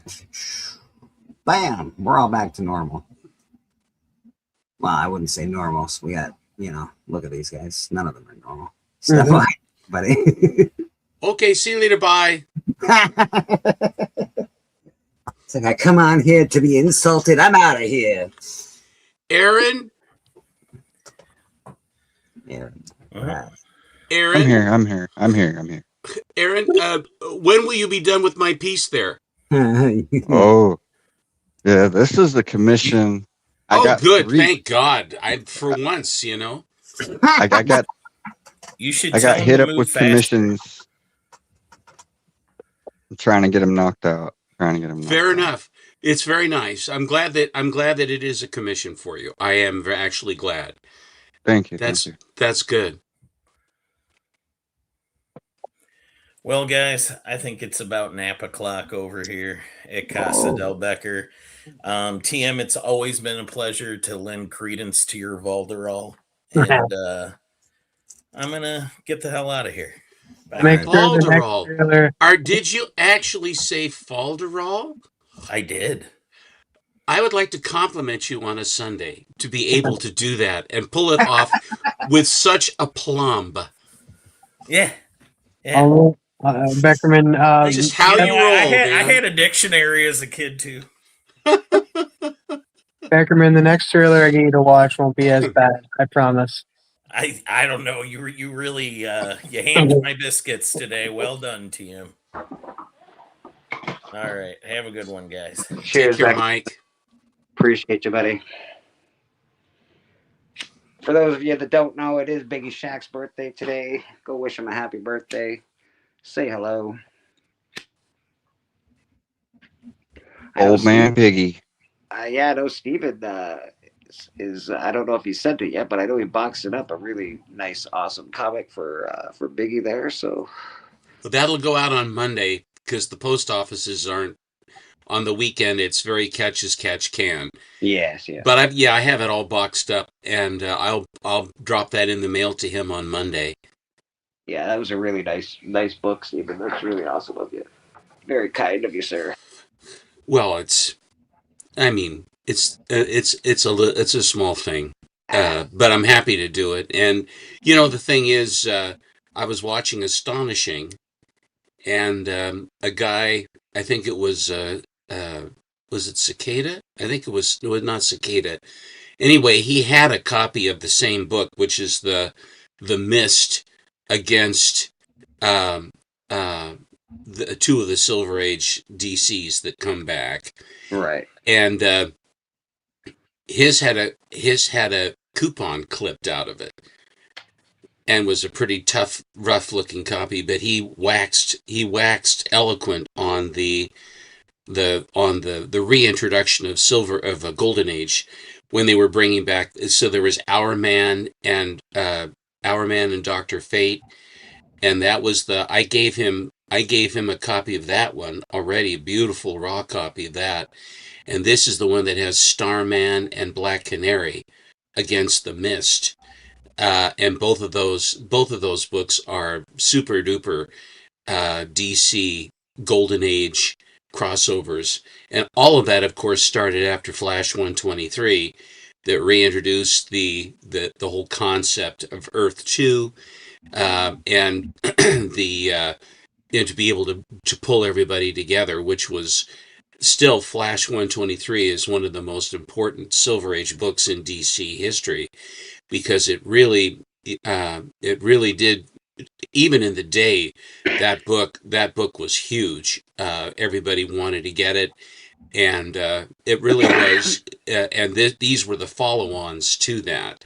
which was how nice. And then, of course, with the Justice League. Speaking of Justice League, I will be on Matt Atkinson's show, and I'll be on with Nate. I should probably wait till the end of the show for this, but he asked me what title am I going to do, and I am in fact going to do my JLA run, and that's what I'm going to do tonight. I believe though that you will probably be hawking your wares at that time with the astonishing people, correct? Astonishing people, yeah. They seem to get me every Sunday. They're like, if you want to come on, it's all right. And I do. I grace them with presence, but we'll see. We'll see how long it lasts. Well, I can see that you're all priced up and ready to go. Mm-hmm. I think that that's great. They had that's much better. Well, I appreciate that is much better, and I think that the MT has been on Friday with Biggie's show. We had great representation from the Astonishing Boys. We had Paul, we had Brian, we had MT, and we didn't have Troll, which he was the only guy that was missing. But we went at it hammer and tong for a long time. It was a lot of fun, and it's great to have those guys join us. And for some reason, hi Callie, and for some reason, Bleecker, they always speak very affectionately and glowingly about you. I don't know what kind of pay schedule you've worked out with them for that. It's pretty good though. Their people talk to my people. I don't, how it is, Steppo. I don't talk to them. Let's put it that way. They have to go through a bunch of channels, but it's okay. It's all right. We get there. So they're awesome. They're a good group of guys. Well, I would like to say that I did send Paul a link today, and he has not popped on church. So Paul, if you ever ask me for a link again or cry about not being invited to church, I just want you to know that you were invited. Those fly-by-night Navy guys, just going from port to port. But I think that sometimes with Astonishing, that they get all head up into these sort of things where these scenarios that they'll work their way into. And then, like Paul is trying to show his books, and then they're all talking about some oblique thing. They go off on a tangent.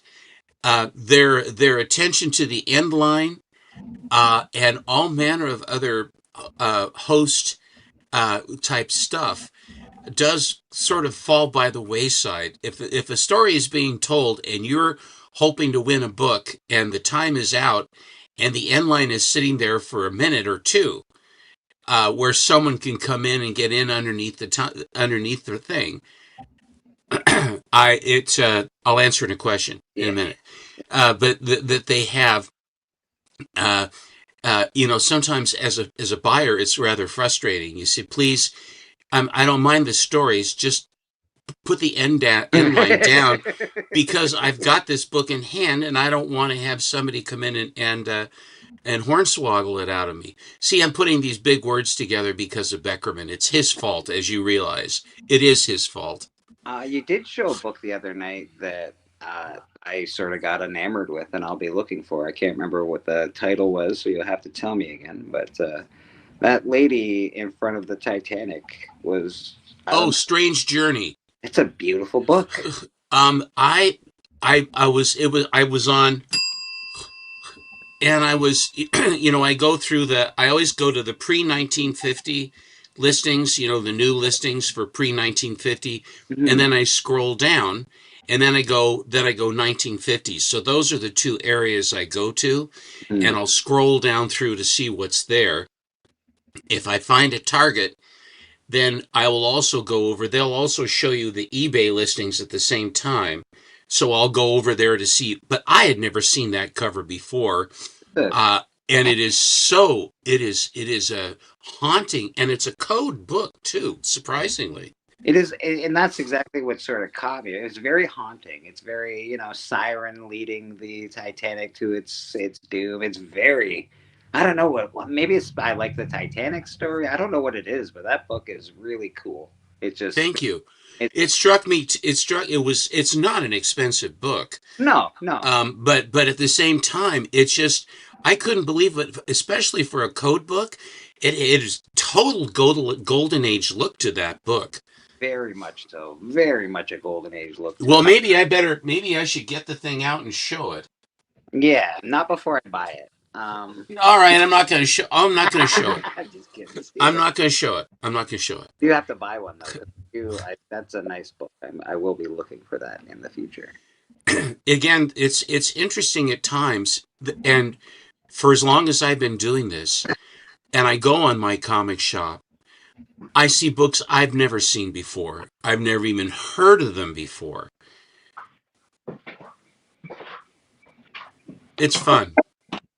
Yeah, very fun. I enjoy it. And again, that's some of the best parts about being on YouTube with Steven. Maybe some people find it with myself, with Boston, with Houdat, with Doc, with all these great collectors, is you get to see these books. Like, obviously I'm not going to go out and buy a Batman one. I can't afford it. You get to see some books that you just never seen before. They're not super expensive books, but they're super cool. And to be able to get exposed to them is I don't know, it's a pleasure. It's an honor, to be honest. It's very cool. Well, cool is cool no matter where it is. That's it. And it's sort of like if it's like a romance book or something from the 50s, and it's not like something like in my earlier incarnation of a collector, the romance books and things like that, I thumb my nose at them. But now, I mean, I've really, hello, Man's World of Geek. I do not have Charlie Chan. I don't have any of the Charlie Chan books. It's not one that I go after. I do prefer Warner Olin to Sidney Toler as Charlie Chan in the movies. I prefer the earlier ones. Steven, you're getting bombarded with questions this morning, sir. The Saturday Evening Post things, the artwork that you have, either Norman Rockwell or Leyendecker or any number, that's Saturday Evening Post. Yeah, Saturday Evening Post. Yeah. Storage is a hassle. And the boxes that you have to find a box that will work. And I believe that those things that Life magazine bags, I think, are the ones that those will fit in. So as far as that goes for bags and boards, I would always, BCW has a lot of that stuff. It's sort of like getting the bags and boards for the Treasury editions that we have, those big ones. But I actually, I have a shelf. I had a shelf system that I took from the hotel, and you put them into I have them lying flat. I have the DC ones and the Marvel ones. The Marvel ones are slightly bigger, and then I rotate the spines so that they lie flat. But those they are you have to have a dedicated space to them so you don't ding them up. Kelly, I do have a suggestion for you, Kelly. They sell file boxes that are larger than comic book boxes.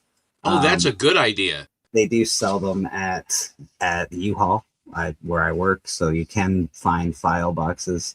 But they have the lids, they got all the things, but they're a little bigger. I think they'll fit those well, I believe. So I hadn't even thought of that. That's a great idea. A nice file box will do well for you on something like that.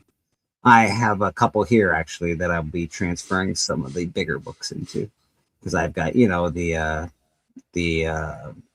Last Ronin books are too big.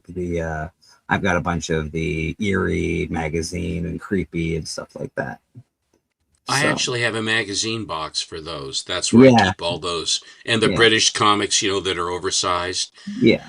And also those girly magazines like, Titter and Wink and all those, they all fit in there as well, which is nice. I have a few that I actually just have here on the deck, on the floor, that are just sort of stacked up underneath the table that are, they don't get trammeled, which is the Oh, thing. It is.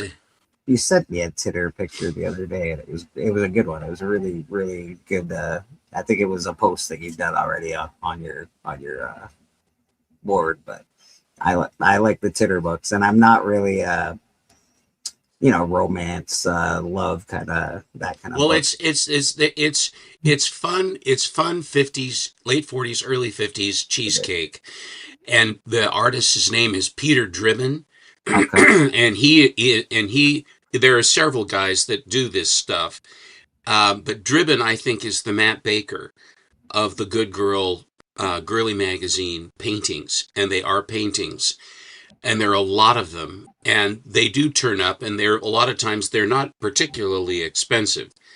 And the bags for I think is for slabs that they will slide into slab bags, and then you fold them back down over. Um, it's storage storage is a problem. By the way, TM, it's very nice to see you here at church. It's a pleasure. I haven't seen you for a while. It's very nice to see you. Yeah. Nice to see you too. How's it going? Good. Fire very well. Thank you. I actually got a few books to show. Oh, All right. let's check out some TM nerdy So books. just a couple. Yeah, but you always hey. Just for Bleecker and that, because Bleecker has those too. This is people always get Animaniacs 1 confused. That came out a year after this one, and this is Animaniacs the Christmas special. First appearance of Animaniacs and Pinky and the Brain in comics. Yeah, buddy, and it's not uber expensive. It's a great time to buy. But like it's $25 for a really, really, really nice copy. So, and I got a really nice copy. Yeah. Superboy number 9, first appearance of King Shark. Nice. I love King Shark. Very cool. I just got this because I love this cover. This is my favorite Alex Ross cover. It's a great one. All No, right. isn't there? Are there two parts? Is that part of a connecting TM, I don't think so, no. or it's a standalone? Yeah, it's a standalone.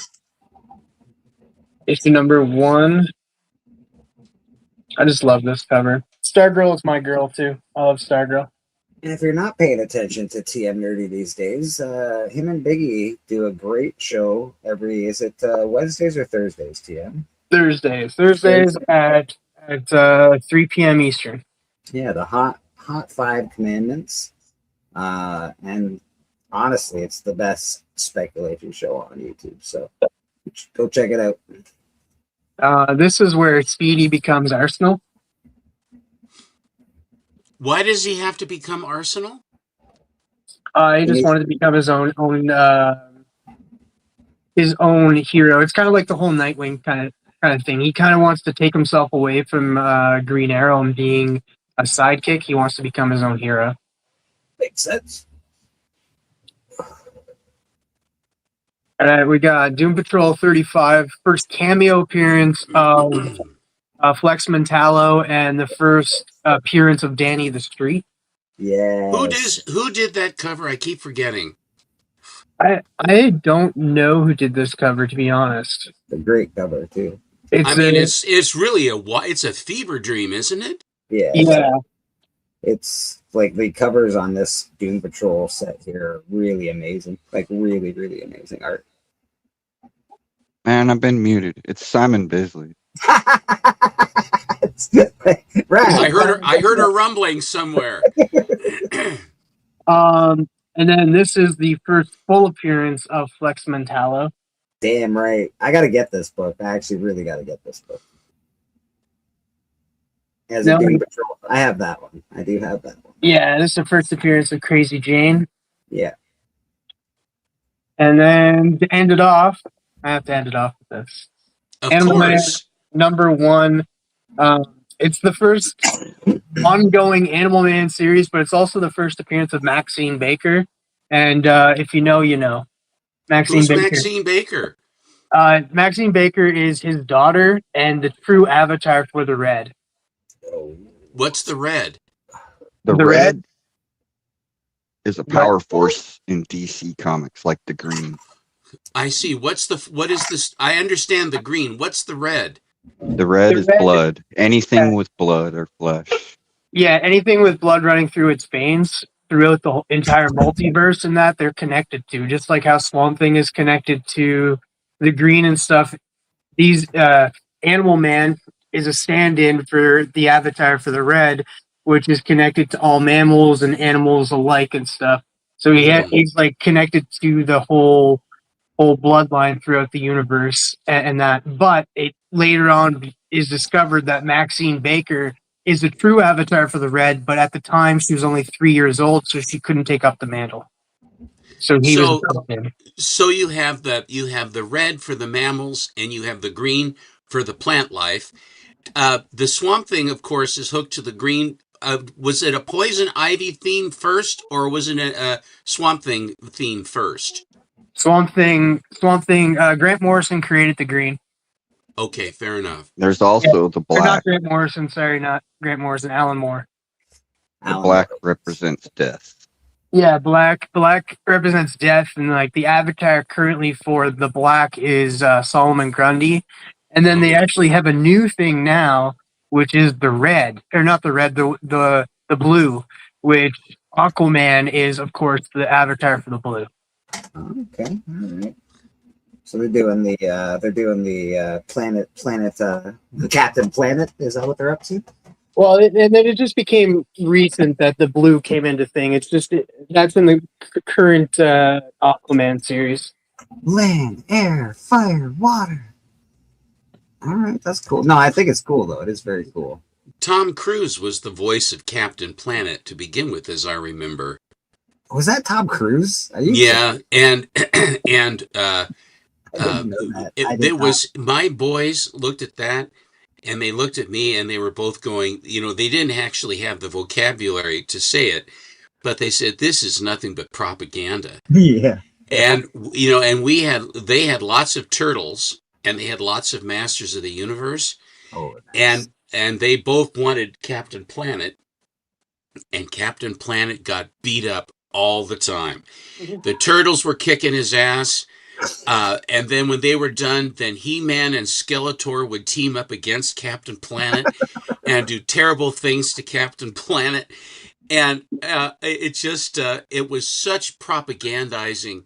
And even little kids, they said, oh, I love the world. They kind of go, they looked at me like, this is so totally bogus. We have to have those, Dad. Sort of like when we had the Tamagotchis, the little baby eggs, and you're supposed to take care of them and all this stuff. And if you don't, they're a mess and they're crapping all over themselves and everything else. Neither one of them, for a while, the boys were taking good care. And then after that, then you could hear them crying, and they're in wet diapers and all this stuff. And they're kind of going, hey, that's the way it is. Sorry. It was just, I don't know. Kids have just such a short attention span. Oblique stuff, Kids have such a short attention span. And never mind propaganda. My whole childhood was propaganda. It was a big toy commercial. Buy our stuff. Transformers, G.I. Joe, all of everything that I love. Buy our stuff. We had them in the stores too with Remco, like Battle Wagon and all manner of the I have to say the late 50s and early 60s for the toys, especially for the westerns, for Cat Pistols and Thompsons and everything else.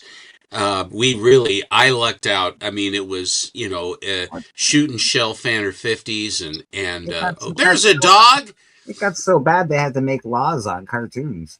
They were like, listen, guys, we can't be just selling. We can't just be having half-hour commercials here. Come on now, guys. We're not. This isn't right. So yeah, that's why we don't get as good at cartoons anymore, I guess. But there are laws. That's his football, huh? That's his football. That's his. Yeah. What's left of it? Yeah, That's all right. That's what makes it fun. it's time for a new footy. He says, "Dad, here, I'll put it in your hand." Oh, I'm having so much fun. You can't have it though. I get it. Oh, I'm having such fun. He's doing a good job on that. Yeah, he's right. Yes. He's ripping that apart, all right. That's a strong mouth. That's a strong jaw there. So they're upside downy. The only thing I remember about Nancy Reagan is her saying, "Just say no." I remember those commercials very vividly with the "just say no," and I think there was the "Do you know where your kids are?" as well. Yeah. Like she was part of that. Do you know it's 10:30? Do you know where your children are? There is a PSA. Yeah, they're still here. Where it was really weird. It was like this woman is walking with her child and stuff, and then you see somebody coming up to her, and then she just like goes the other way, and then somebody else is approaching her, and like she's in a panic and that running away. And you think these people are coming after her, and then all of a sudden you find out that it's like an abduction thing, and you're like, what do you watch? Like what? Like I'm a kid watching this. Like what's going on? Like, and then you have the one where the restaurant where like it's just like the girl's talking, and she's just like, and it seems all good and dandy. It's like, I'm getting married this weekend. Yeah, he proposed to me, blah, blah, blah. And like, this is how it happened, blah, blah, blah. Then it goes, I'm not going to make it though, because I'm going to have an accident. Oh, I hate those commercials. Those are terrible commercials. That stuff, I really kind of objected to that crap. You know, I'm going along with it. Then they throw that crap at you. You know, I mean, they're trying to shock you to think of it, I guess. But I said I was done with that after the first viewing of that. Some commercials just quit it. Though I do like the Mayhem commercial though. The guy. Oh, I do like Mayhem too. I'm a raccoon and I eat all your wares. This trailer. I'm about to come loose from the. You're following too close, aren't you? Yeah, I'm a trailer hitch and you're about to have a bad day. That guy's all right. He is all right. Those really intense. I've seen some intense commercials in my life that I don't know if they play in Canada and the US, but the one that I recall the most was when I was a kid. It had a guy begging for change. It was like sort of in a cartoony, done in a cartoon, like sort of a rotoscope, I think. And a guy was begging for change. And people were walking by him. You saw their pant legs. They were wearing very nice slacks and all had, their cases for work, and they were all going to Wall Street or wherever they were going.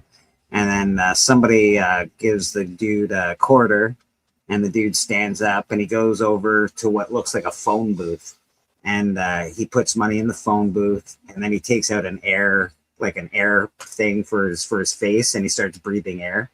And I don't know if anybody else saw that commercial, but I saw that as a kid, and I was petrified. I was scared to death as a child.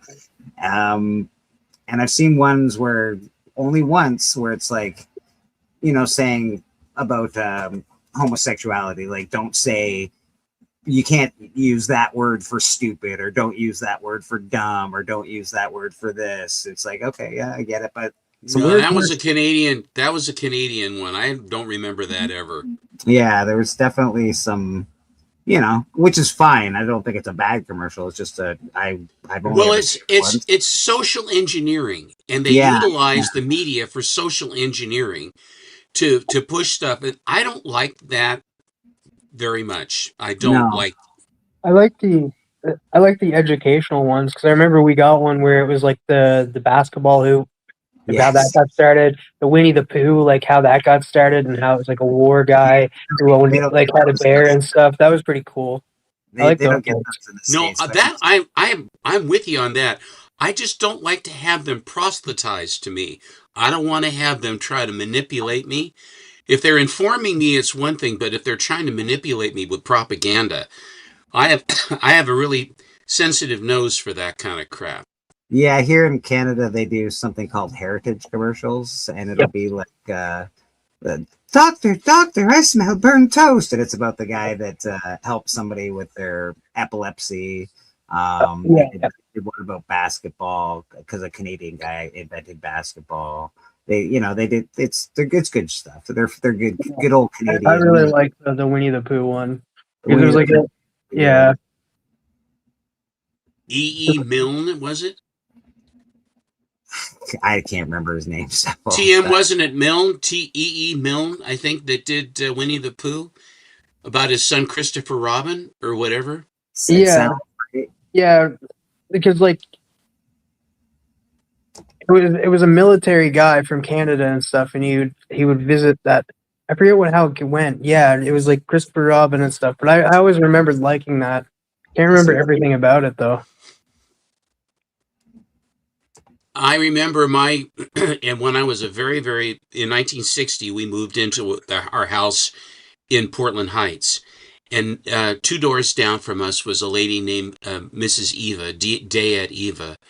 And she was a grandmother, and she had Winnie the Pooh doll that was made, I guess, by the very, very first sanctioned Winnie the Pooh, handmade Winnie the Pooh, which she was very happy with and loved it. And I can't remember if it had been the children's and then she kept it or whatever and what have you. But Winnie the Pooh was, early on for me. That was, like I say, 1960, 61, seeing that.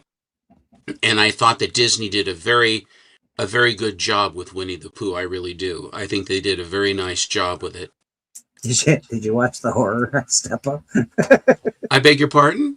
Did you watch the horror version of Winnie the Pooh? Winnie the Pooh is now public domain. So yeah, they're doing terrible things. They're doing awful things to poor old Winnie, I'll tell you. I didn't watch that one.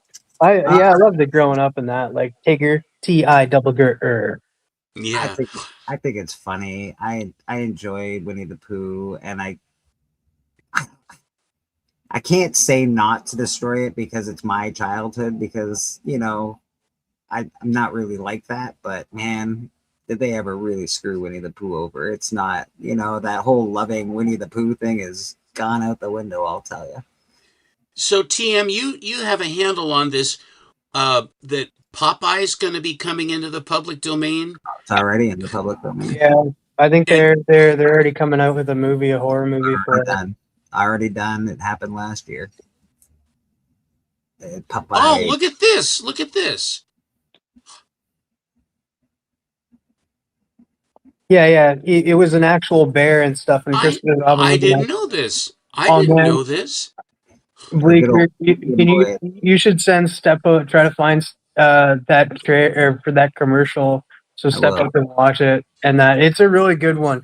And that it's an actual bear, and like Christopher Robin was an actual person too, so it was pretty cool. I actually think Steppo, you would enjoy those commercials. Actually, I'm amenable. Shoot them.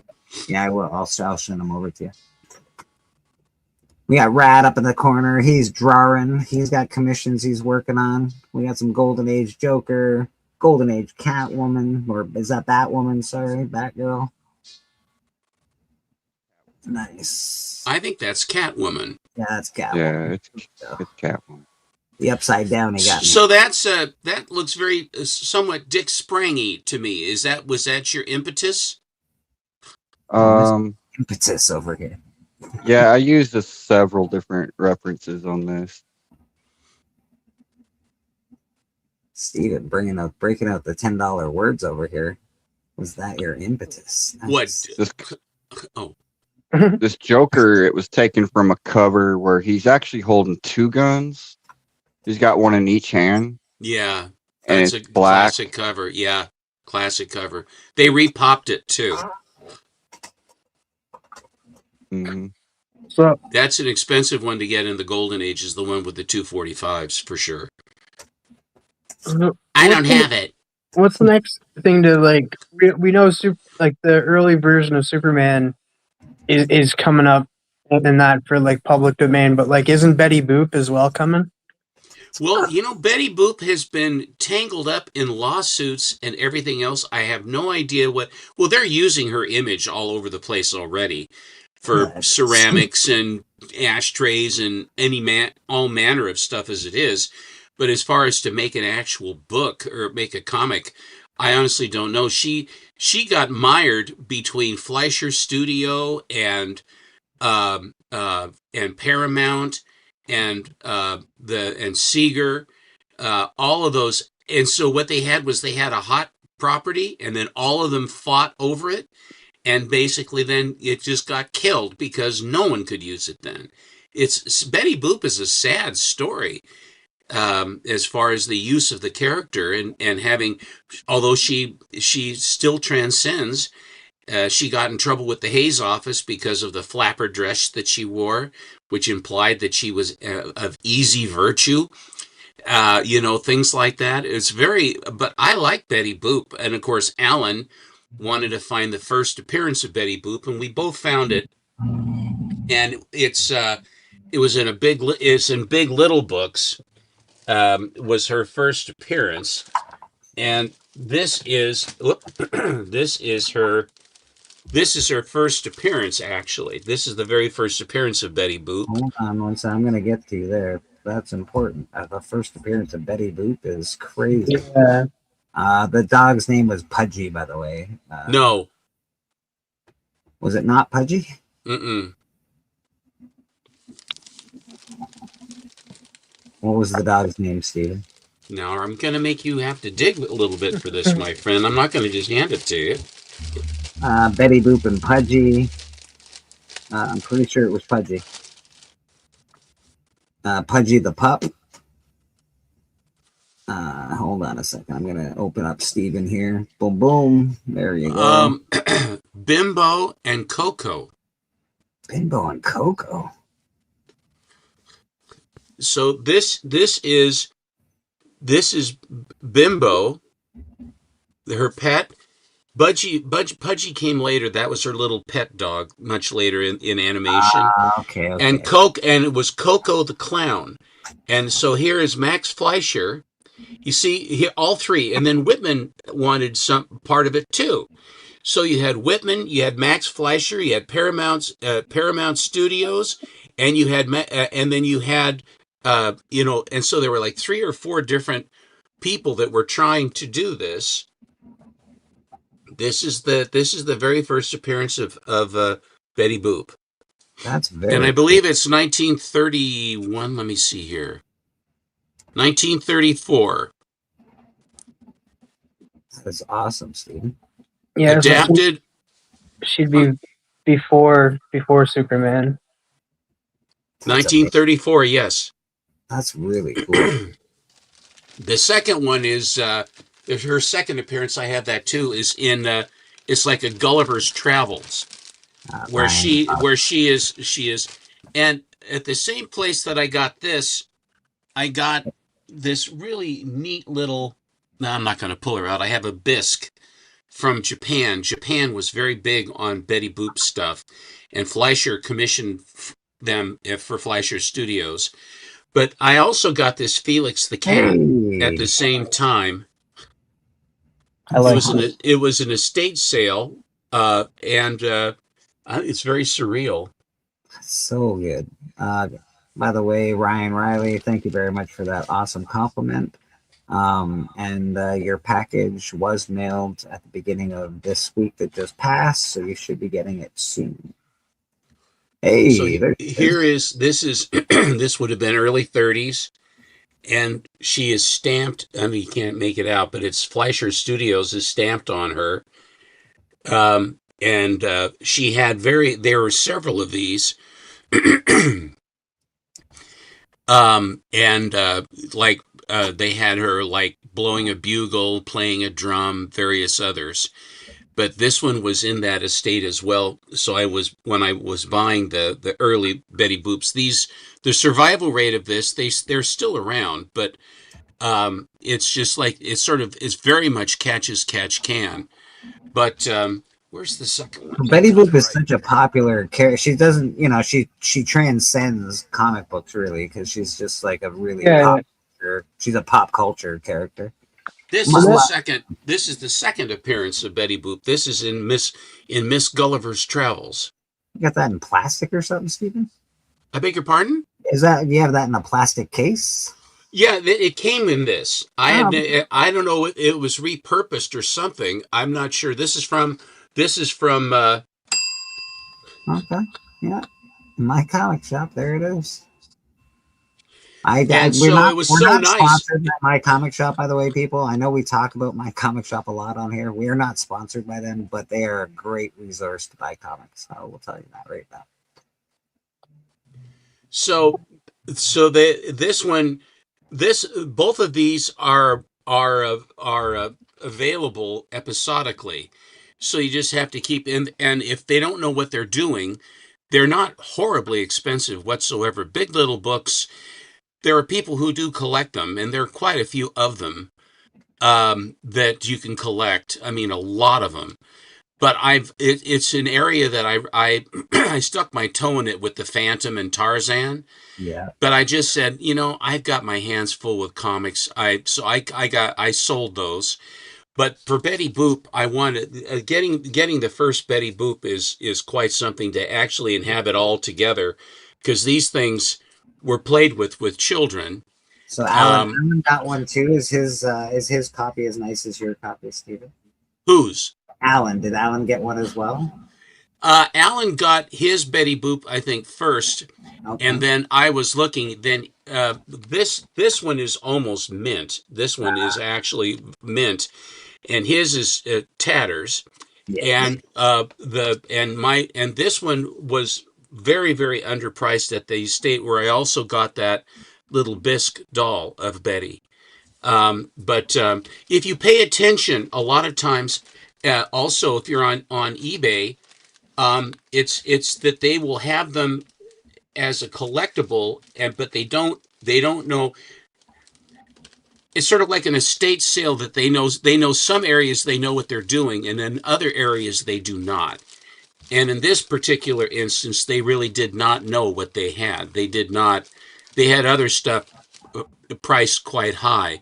But I thought this was just a really surreal Felix the Cat. Felix the Cat's been around for a long, long time. Otto Mesmer. I was gonna bring that back up, because Felix is a character that was around for a while and hasn't been around at all. You don't see any cartoons about him, anything and he had a resurgence in the 90s because I remember watching the movie and stuff, but since then he hasn't been around. I don't know why, because I loved Felix. There's an awful lot of Felix the Cat, and there's a lot of very early animation of Felix. And they co-opted him into naughty stuff too. Felix was doing naughty stuff as well. Todd McFarlane used to draw Felix in the backgrounds. That's cool. I remember Felix in the 70s. I remember him when I was young, and then I, stopped figuring that out. And then all of a sudden it was Robert Crumb and Fritz. Well, Rock Bottom and the Professor and the Master Cylinder. And in the 60s, they had a whole series of cartoons where they were, I won't say that they were not Paramount or Walt Disney theatrical cartoons. They were TV cartoons, but they were interesting. And they had, I think, one or two guys, maybe just one guy that did all of the voices. It's like it's like some of those early black and white made on the cheap Mighty Mouse cartoons where they had just one guy was doing all the voices, sort of narrating the cartoons, and those were in the mid to late 50s. My first character I ever drew when I was a little kid. Nice. I redrew him later in life. This is a redrawing, but that is the first character I ever drew. So cats were a big deal for cartoons when I was young. Cats and mice, animals in general, Tom and Jerry and all that stuff. Pepe, who's the running guy? The Roadrunner? No. Speedy Gonzales? Speedy Gonzales. Yeah, man. I loved Heathcliff and the Junkyard Cat. Yeah, dude. All that stuff was big deal to me when I was a kid. It was all animals. Top Cat? Yeah. Steven, did you happen to bring any books to show today? No. Steven doesn't have books. I know he doesn't like showing books. It's hard to get him to show books on the channel. I'm against it on principle. Yeah, that's what I figured. I thought I'd ask one more time just to see. We'll let this be a lesson to you. This is Mark Jeweler. Very nice Mark Jeweler. I think there's something else about this. I can't remember what it is. And this is another Mark Jeweler for this particular book for Jubilee. That's a Jubilee. crazy Mark Bueller to get. That's weird because that's not a old book. Like that's interesting, and it's a newsstand. It looks like too. Oof. All right, Mister. I see you. I see you. Here is a signed, the last Bernie Wrightson Swamp Thing signed by Bernie Wrightson. Nice. It's only beautiful. It's all right.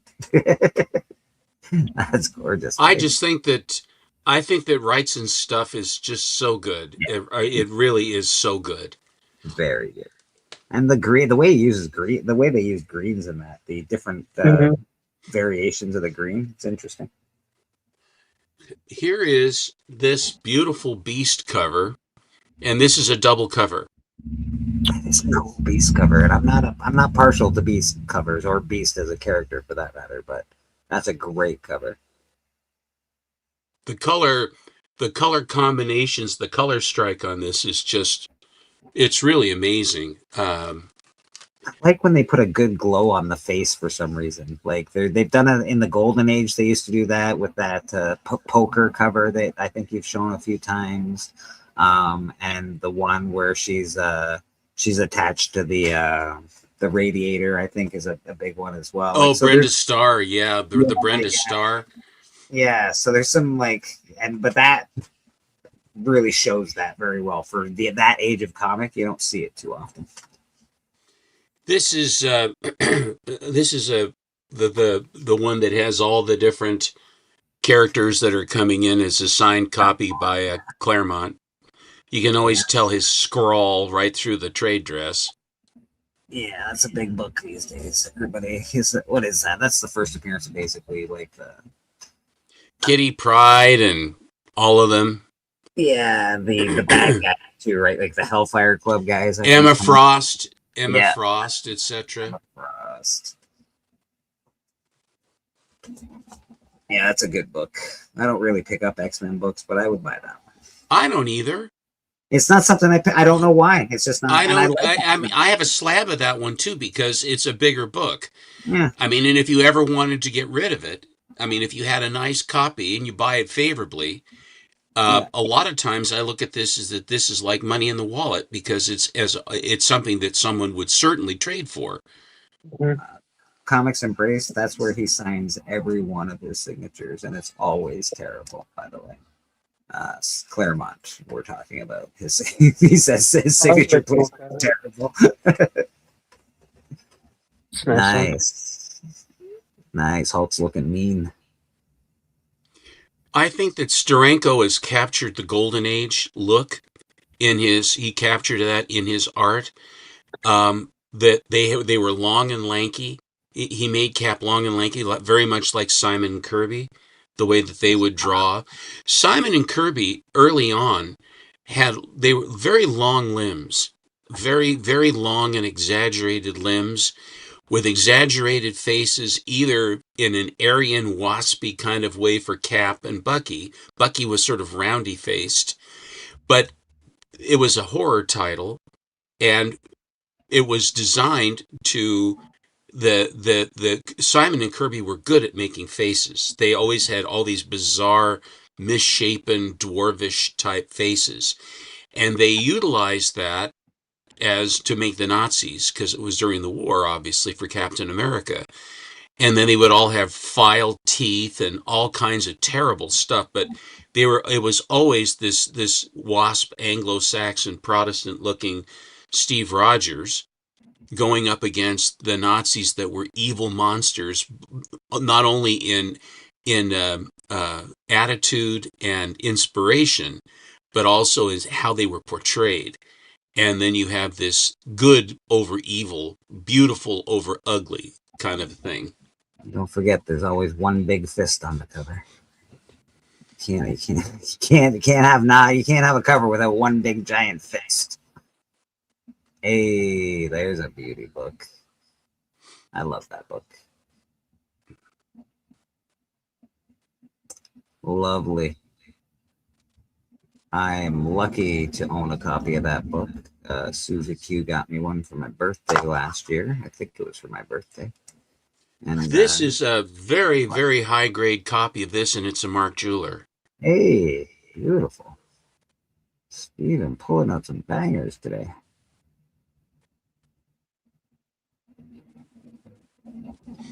Missing Mars. I beg your pardon. It's not Mark Jeweler. It's National Diamond.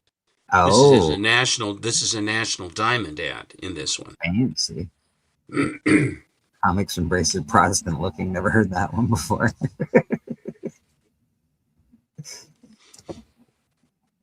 Every time I see that, I think of Papa Wheelie.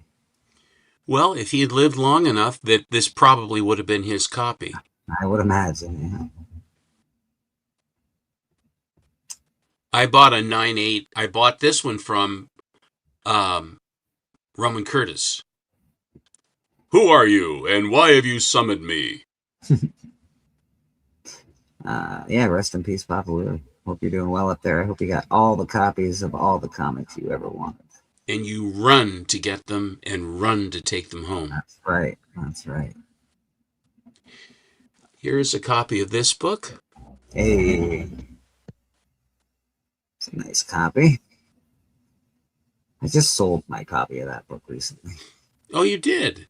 I did, yeah. It was a means to an end?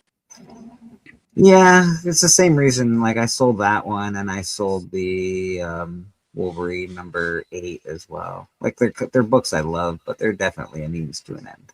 Hey, I love that book. Yeah, in fact, you have number 8's on its way to you right now, Stephen. This cover just has it. Yeah, it's a good cover. This is like the Wolverine 8. MT always talks about this from Astonishing, that if you're at a convention, you see the Wolverine 8 up on the wall, you can see that book from a long way off. You know exactly what it is, and it's a great cover. This, I believe, will be the same thing, although there are a lot less of these than there are of that. Yeah, I might look for this. I got a convention I'm going to this weekend coming up, so I'm very excited about that. This one just this book just it resonates. It has it. It has it. Does. It really does. And I don't go in for girly covers too much. It's not my thing. But that book really does have it. It really does.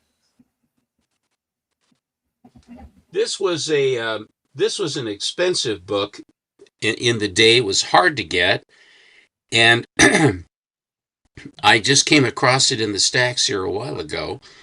But this is Shuri number 2. That's exactly right, Suzy Q. Well, that's nice. Where'd you get that? Where'd you pick that guy up at? This was in the day. This was the variant cover to it.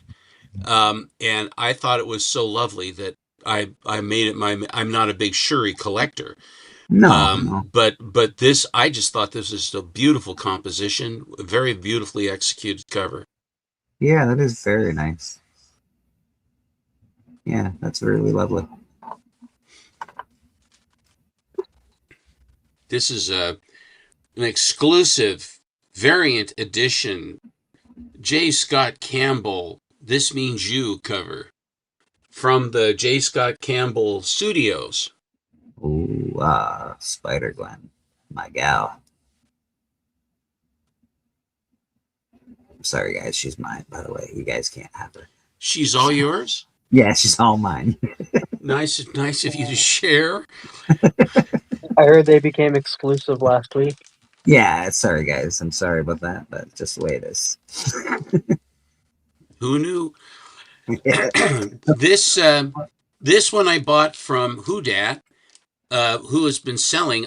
Last night he had those 3 high-grade variant slabs, and then he had 2 black and whites that were previously unknown Jack Kirby covers.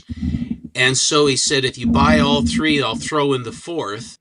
and he put them up, as you set the market for the slabs, and he started whatever it was, and it ended up at like $87, and then for each one, and so I took all three, and then he gave the 1/1000 Thor cover, black and white Thor Kirby unpublished cover. He's like he had that unpublished Captain America or Black Panther one that he had. That I don't know where Who Dat finds that stuff, but he finds that I don't ever see them other than that what he has, and I have been buying from him for a while, and so that one, those four, it worked out to like $71.75 a slab. I mean, after your costs, and then securing the books, and to get them, and that's a pretty thin margin, I think. But this was one that he put up, and it fell flat, and I put in a very low bid for it, $65 or $75 or something like that. It's a double-signed Captain America in an 8/0 with off-white pages that's signed by both Sal Buscema and Steve Englehart. Jeez Louise, for that cheap? That's crazy. That's what he said. He said other things too. Yeah, I can imagine. I know I got a really good deal off him. He was selling the Marvel Spotlight number 4, I believe it was, and I think I only paid $85 for it. It's like an 8.5 or something like that. And he's like, that's too, like, no, really, nobody wants that. Okay, well, all right, I guess it's mine for $85, but it was funny last night also that Spider-Flint had some Avengers. Yes. And it was slow, and then all of a sudden it took off, and well over $600. Then he had another well over $200. I mean, he pulled down $800 last night. That's one of the best performances. I mean, and auction. I wasn't familiar with the buyer. I'd seen the face around. I can't pull it up, but he went after those. There were a couple guys that went after it. MT for a little bit was going after it as well, and they still did not bring what they were supposed to bring. But nevertheless, it was several hundreds of dollars that changed hands there. I do look forward to the Highlander. Yeah, I'm very much looking forward to this movie. I think the people that are playing the roles are great choices. Henry Cavill, a lot bigger than the original Highlander, so he's a pretty big dude. But that's cool. He's supposed to be like a warrior from back in the day, so he should be a fairly big guy, I guess. Would carry all that stuff and wear all that wool and everything else, you know. And the leather flags, you know. The Kurgan next Batista, that's awesome. That's what I was gonna say. Sorry, Rad. When he stands next to Batista, he won't look so big. Yeah, that's true. That is true. Batista, Kurgan, I think is great. Didn't Batista like slim down though? He's lost a lot of weight. Yeah, he like his muscle. He's lost a lot of muscle. He's still like taller and just a larger man than Cavill. And Cavill ain't a small man. No, he for his super. He was awesome. Cavill's like 5'11", like 220. No, like that. I think Cavill's 6'3", isn't he? Is he? Now we have to know. I gotta look it up. I'm looking it up. Small now. Yeah, I thought Cavill was super tall. I could be wrong. What is this Captain Marvel book that's so cool that we're just not even? He is 6'1". 6'1", and he's only 195 pounds. Henry Cavill is bigger than Batista. Jeez Louise. He was small in that movie, The Immortals. Yeah. He was skinny. If you look at Henry Cavill in that movie, like he is skinny. Like he's maybe weigh 150, 160. Yeah, he only gained he was a little guy. Yeah, he only gained muscle for Superman. That's a beautiful Captain Marvel book, by the way, Steven. That's a great cover. I don't know what it is. MT about that cover. MT turned me on to it, and I had never even seen the cover before. Yeah. And the purple of this thing. I If I mean, was strictly just going to buy a comic book for a cover, that is a comic I would choose for sure. That's a thick book, or is it normal? 15 center. Oh, 50, I thought it looked thick. Is it no, thick? it's no, it's just a standard. Oh, okay. And the interior story is outstanding. It's absolutely outstanding. If you go, I have it posted on my wall at Collecto 6 if you want to look it over.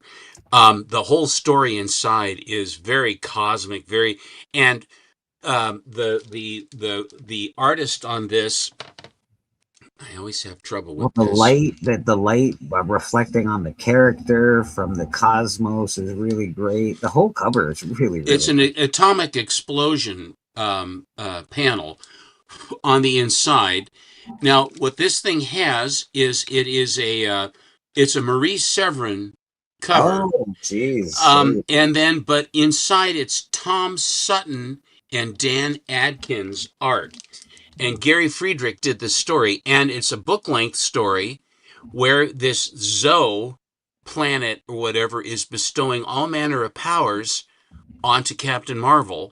But then it's this thing where there's a torment where he's being sucked into these various different venues, almost a la Doctor Strange, very dimensional, very extra occulty looking stuff, and really, I mean, it's a fever dream kind of an interior story, and but it flows very nicely. And like I said, I've got it posted, and you can read the whole story. But the interior artwork, they have like at least 3 or 4 full page.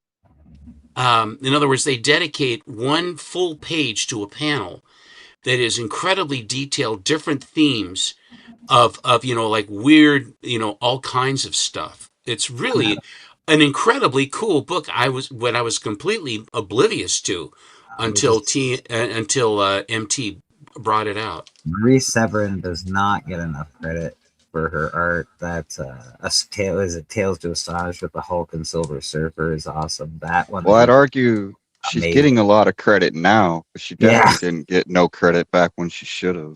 Yeah, man, she's something else. There was between John Buscema and Sal Buscema, the two of them, Sal always had the trapezoidal mouth, if you follow me. In other words, it would be this, and then it would cut to the corners, and there is always saliva going between the top and the bottom. I mean, almost without exception, if you look at any Sal Buscema, that it's always the villains always have that kind of thing going on with them. I just posted another one that had his art on the inside. I can't remember which book I just posted with him, but it's the same stuff. This is a Cherry Pop-Tart number 3, or Cherry number 3. Love it. And it is a rose beige and very cute, but it's signed by Larry Wells. When did you get that, Steve? Did you get that after I showed my copy, or did you have it already? Oh, I'm sure you're completely responsible for all of my purchases, Bleecker. I don't know about that, but I feel like I might be for that one. I think you're right. Rose Besh kind of reminds me of Peach Momoko. Like, some of her covers are It's okay. hit and miss. It's hit and miss. Yeah, and Brad, what you drawing today? He's drawing some gold. Do you want to break for a minute? Go ahead and show. We'll show some rad art for a second. There you go.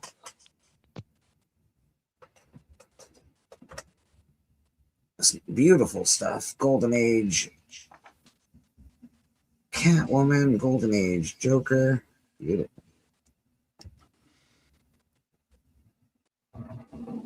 We got TM with us on the panel. Steven's showing off some awesome books. I've showed off some awesome books. I got blank covers I'm gonna be doing, but yeah, hopefully I get those knocked out next day or two. Also, I got another book to show. Another book to show. We're always in for more books. We love books around here. well then I gotta show books too. Hey, there you go. There we go. This is the only one I want to show. I haven't really showed it off much, but yeah, I got it in a bag, so it's kind of glary. But yeah, an 8.5. New Teen Titans #2. First appearance of Deathstroke, the Terminator. First appearance of Trigon in a cameo too. That's kind of course, we get the first full appearance of Trigon in issue #5. That's But a yeah, big book for you. I yeah, know you it's a like new it's stand. yeah, it's got some of your favorite characters in there. Yeah, Deathstroke. It's also like I needed it for my run of New Teen Titans because I needed that, and it's the biggest book out of the New Teen Titans run. The Joker looks like Actually, you know what? I'll show one more book just because it's like right here, and you mentioned that person's name. But I also got this book here too. first appearance of the Ultimate Black Panther. I saw you just swing that out there. Is that #1? I'm pretty sure that's Yeah, number. yeah. I'm pretty sure.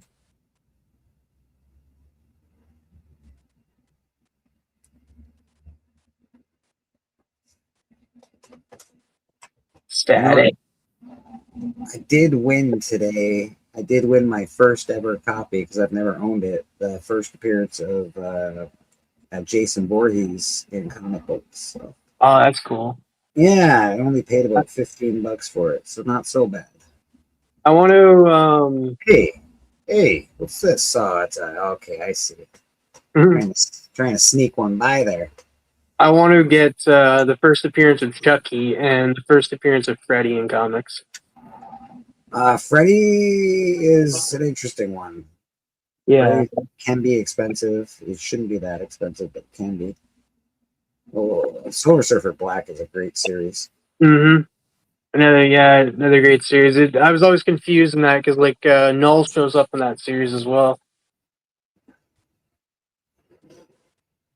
We're gonna have a special guest appearance. Oh, that's awesome. We're gonna have a special guest appearance next week. Oh, any hints? No hints. Just Okay. special guest appearance.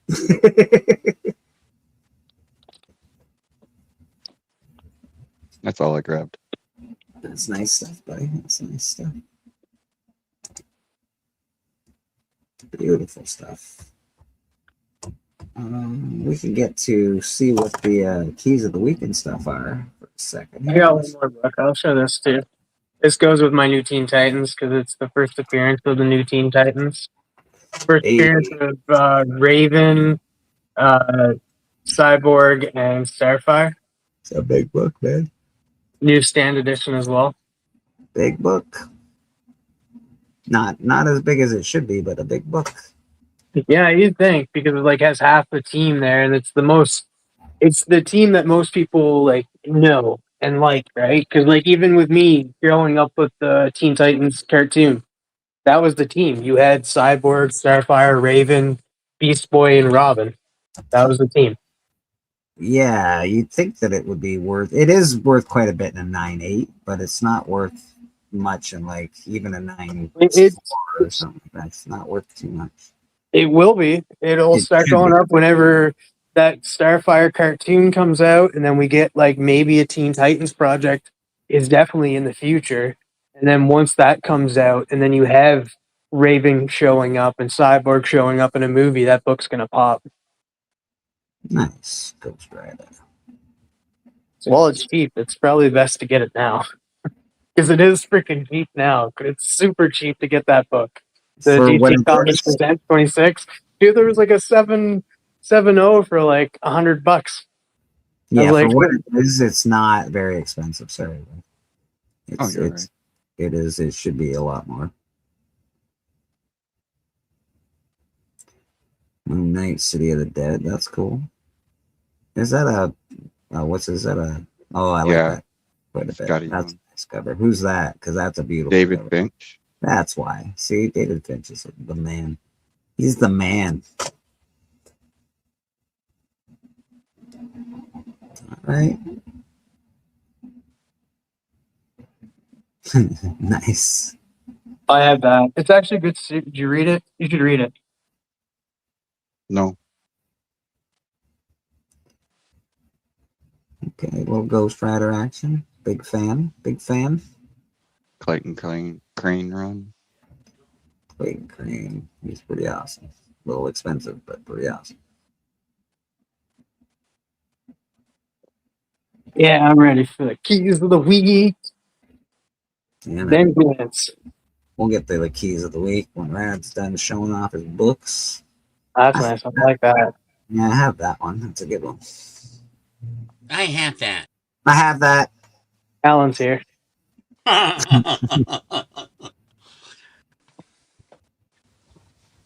Well, okay, so That's like cool. I basically started the I have that drinking game on Alan's show because that was me that was putting that in the chat.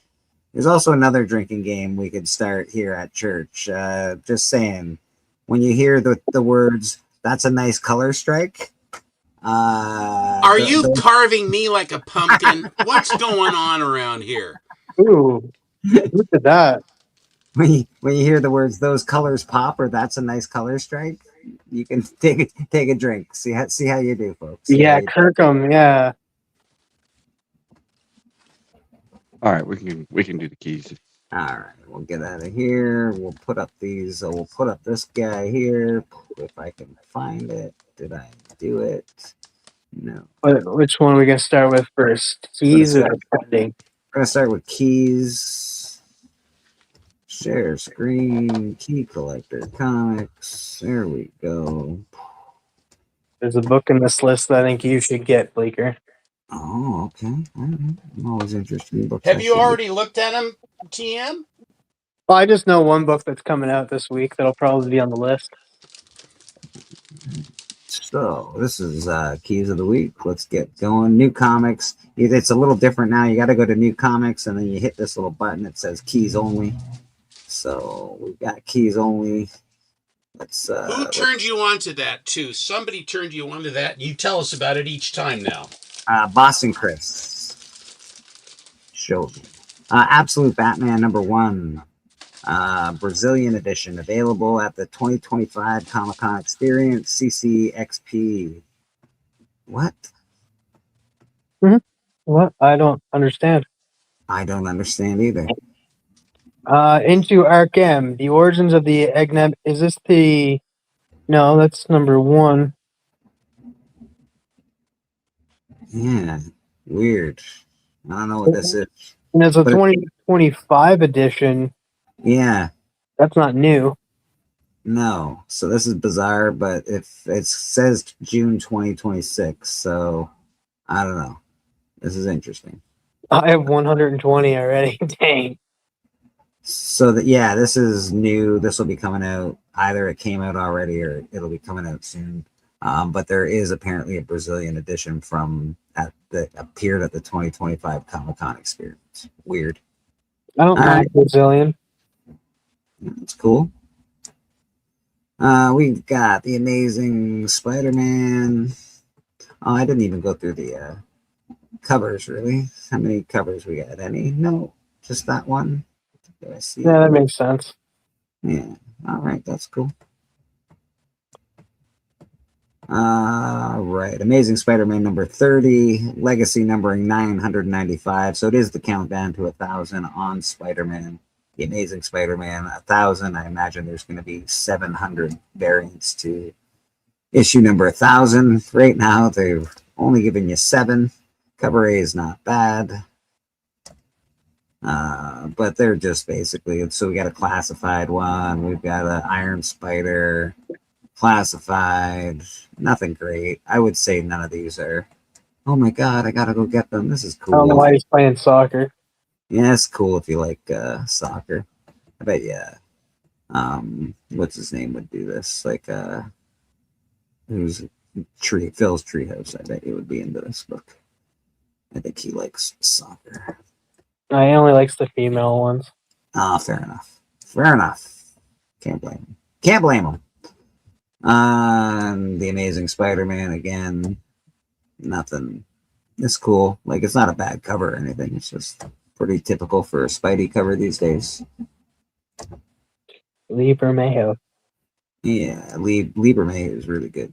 All right, this is the book. The Dead Man. All right, 6-issue limited series by Ice Cream Man creators. Yeah, I'm gonna have to get this. Yeah, that's exactly why. When I saw like who was writing this book and stuff, I was like, oh yeah, like this is a good book to get too. Just for the fact that they don't come out with a lot of Dead Man series. Like I know it's only 6 issues, so you can either pick it up issue by issue, or if since it's only a limited series, you can probably trade weight it and Yeah. that. But pick it up and read it because there's not a lot of times that we get a Dead Man series. Dead Man 1, written by the same people that wrote Ice Cream Man. The all-star creator, blah, blah, blah, blah, blah, blah, blah, blah, blah. They always do a lot of, this is what we're awesome. Look at how awesome we are.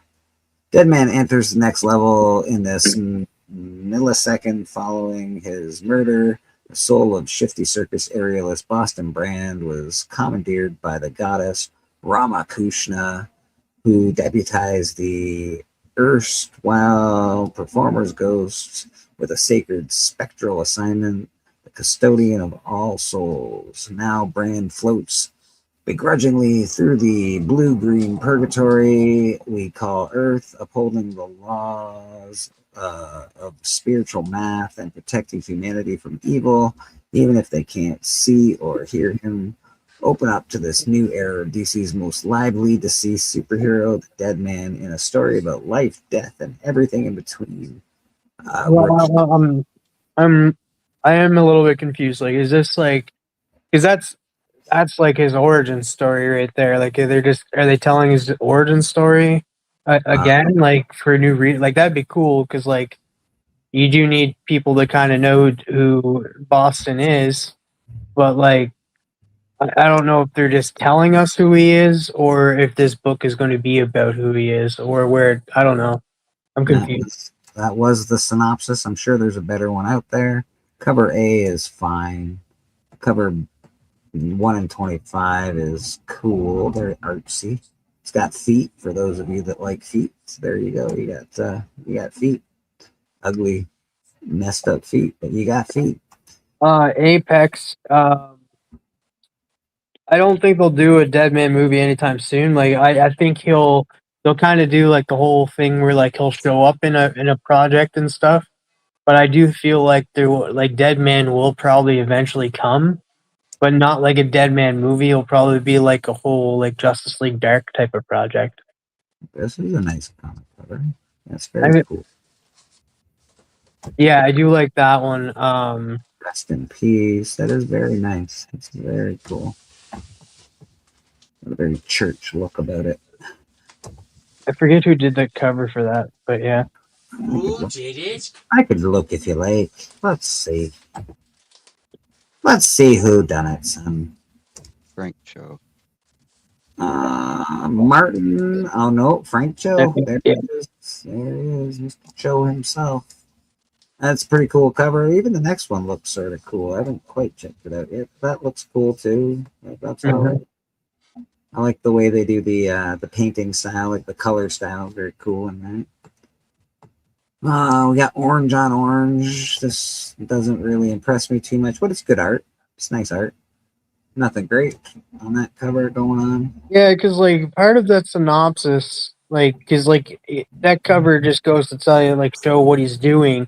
Because like half that synopsis says like his origin, and then it skips ahead and then says what he's doing. So I'm not sure if like they're gonna retell his origin in that for new readers, or they were just telling us in that synopsis his origin.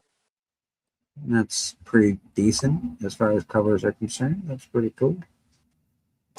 Yeah, Dead Man, written by the writers of Ice Cream Man, and we got a blank for Rad because Dead Man, pretty cool title. It would be you could probably do a lot on that cover as far as horror vibes go.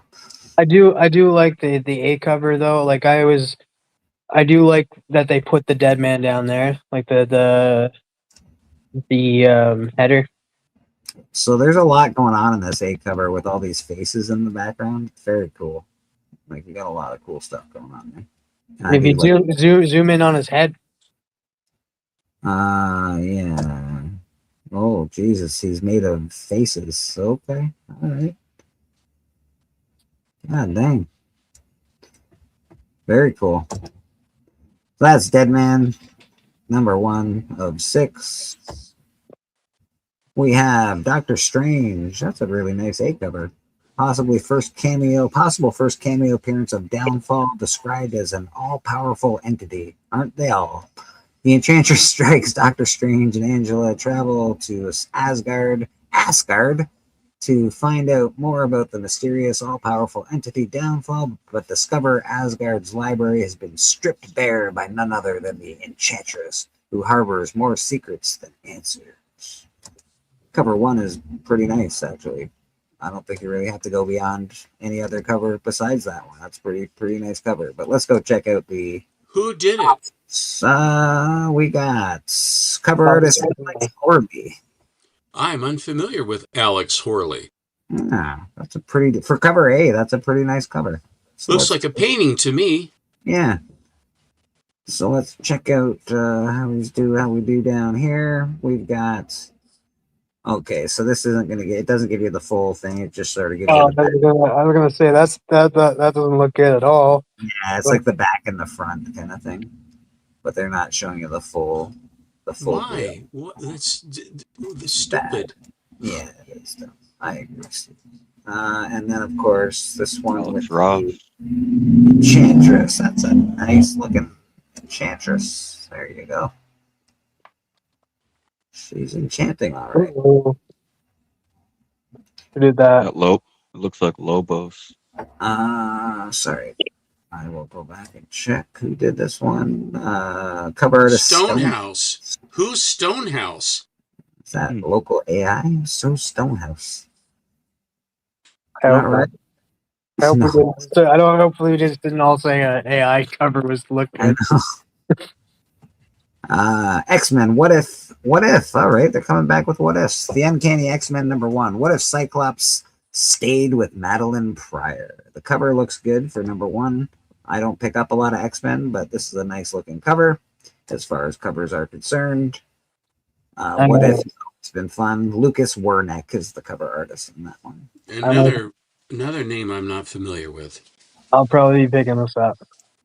Yeah, TM likes the What If series, so I do too. It's fun to read the What If stuff. Any covers that I'm like, hey, we have to buy this. Look at it. It's so amazing. No, but they're all right. That's a fun cover. Got the question mark. You got Miles Morales on the cover. Yeah, that's a cool one. You got Black Suit Spider-Man. Very cool. That's the one I'd probably pick if I was gonna buy it. But I'm not gonna buy it. Cover A is actually the best cover. Keep cover A, people. That's what I would choose. There you go. What is this? J. Scott Campbell, Just Spectacular collection. One of the collection of J. Scott Campbell variant art. So this is just an art book from J. Scott Campbell, I guess. And there you see Mary Jane looking great. I'll suspect that J. Scott did the cover of that. Call me crazy. You're crazy. Call me crazy. Fucking Jeff. I love it. Biggie always says this. He says, "Am I crazy?" And when he pitches them that slow, I said, "Yeah, of course you are." He says, "Hey," I said, "Well, you asked me." Well, I think this is probably first appearance of Ken the Septipus. So Jeff's got a buddy now. Go pick up that guy's this pink thing's first appearance. And maybe it'll be as popular as Jeff. Who knows? Yeah, let's not do that. I didn't like Jeff. I don't like this thing. I'm just not into it. This is my personal opinion, but you guys do what you want. Yeah, King Shark over Jeff. Yeah, big time. Junk Punch. Ouch. Why would you do that? In a near future world ruled by bizarre compulsions, Clara Junk Punch Castanel uses her unusual addiction to groin punches to track down a series of Jesus. Can I just say no? I'm just gonna punch people in the junk. I mean, who wrote the book? Who wrote the book? I just want to know if it's a female or a male. writer Paul Tobin. Apparently, That's a male. he's Beta got male. Yeah, beta male. Beta male. There he is. He likes getting punched Yeah, in the the sad thing is, though, this book is probably going to pop off. Yeah, it's got a look about it. That's who's the cover artist? Javier Olivares. Carlos. Yeah, all right. I don't know about all He does that. all the art in the book too, so you get It a is- whole lot more of that same stuff inside. Who's It the is publisher? Mad Cave. Mad Cave is the publisher. I don't know, like, cause like could be a whole like people go crazy about stupid stuff sometimes. Yeah, you're Like not wrong. almost all the time. Junk Punch. So that's there's a cover for you. There's a really there you Ew. go. That's Oh yeah, that one's definitely They gonna got pop they got off. Haji on the cover too. yeah, he's gonna get punched in the junk. Got his whitey tighties on, right? He's there for it. Take He's a there. nut punch. All right. Yeah. Okay, can we? Okay.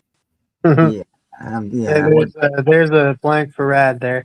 Yeah. You want a blank of Junk Punch, Red? Is that your up your alley? I'll draw Johnny Cage from Mortal Kombat. Oh, that's sick. That's a great idea because his finishing move, the nut punch. Yeah. Mighty Morphin Power Rangers #1 2026 return of the original Power Rangers with redesigned suits. So you get a pretend first appearance. Good for you guys. If you like the Power Rangers, you'll probably be into it. It does have 13 variants because it's from Boom. Boom loves variants. They're probably all different colors, but the same cover. All right. Nonsense. Pretty decent nonsense.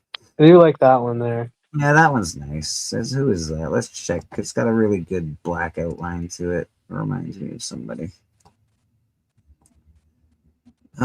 Francesco Tomaselli. Nope, not familiar. Francesco, but good art. A lot of artists that I don't know who they is. A lot of Italian artists these days. A lot of Asian artists as well. Coming over. These are not great covers, in my opinion. They're not bad. Oh, the next one I think of Lord Zed. The next one after that one is pretty good looking, I think. He just doesn't saw the draw top me. half. Like this cover does not make me go, man, I really want to open that book to see what it is. It's I think that's Lord Zed coming up. Yeah. Oh, all right. We got Zed. That's cool. That's all right. Looks very computer generated, but it is Zed. Well, what's the thing in the front? I don't know what that is. Like that's kind of stupid. Yeah. It's just like What is it? It's somebody forgot to take their chocolate wrapper off of a comic, I think. It looks like the connecting cover for what they use to power up. The Power Rangers use to power up. Okay. Or it could be the shoulder of one of their mechs. It's true. Could be, but I don't know. It's just very off-putting.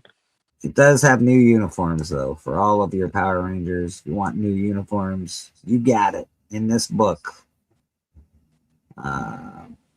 Okay, so yeah, that's that for Power Ranger. No, we got another one. Same nonsense, same stuff. Pretty much regular Power Ranger stuff. That's a cool blank, though. I do like that one there, the Red Ranger one. Yeah, we got Red Ranger down here. That's pretty dope. Ooh, I do like the Green Ranger playing the flute as well. That was good. I believe he's playing the dagger. Yeah, it's the dagger flute. That is cool. I don't know what that is, but it doesn't sound right. I don't know why I remember any of this stuff. Like I haven't watched the show since I was a kid, but we got the Dino Bot in the back there. I know it's not. I actually, you know what? I will say I forget what year it came out, but that Power Rangers movie that came out like a few years back was really good. It was. Have to. Okay, it was okay. Yeah, I will have to decline from talking about that. It was considering where it came from, like how cheesy it was, and they actually made like an actual serious Power Rangers movie. It was pretty good. All right. We got Dark Horse Comics, The Ring, The Man Who Beat the Man. I always love that saying, you can't beat a man unless you beat the man. In a ruthless world where every fighter vies to beat and become the champ, this series created with the Ring magazine combines boxing strategy and history with high stakes action and relentless ambition. Well, that's the homage to Muhammad Ali standing over Sonny Liston. Sure is. Influential writer Gail Simone launches a new series that mixes boxing lore and strategy with a fictional, merciless landscape where everyone wants to beat and be the champ. Well, everybody does if they're boxing. That's the whole point. The Champ, The Ring, The Man Who Beat the Man is an exciting action series that takes a look at both the rich history. So they just keep repeating themselves, but I appreciate it. Dark Horse pairs Simone. All right. Anyway, the cover looks good. Synopsis needs a little work, but the cover looks good. Doesn't seem like they have any extra covers to it, which is almost refreshing. But let's Dark Horse doesn't seem to do that a lot of the time with like a ton of covers. Cool. If you like boxing, you might enjoy this. I know a lot of people just like enjoy boxing. This might be a good story. I don't know why it's on the key comic list, but it might be a fun story. It is a cool cover. It is, as Steven said, the homage to Ali versus Sonny Liston. It's man, pretty dope. And it's Gail Simone. Gail Simone's a good writer. Gail Simone's a good writer. So yeah, go give it a check out. We got Only the Savage Are Left. Okay, Dark Horse. In a world where deadly virus turns humans into monsters, and the only cure is killing another infected, a non-violent young man braves the apocalypse to find his missing true love, facing both the monstrous and the monster killers along the way. All right, that sounds fun. Sounds very Walking Dead on steroids, but you know, pretty cool. I like those kinds of stories. I'll wait for the TV show though.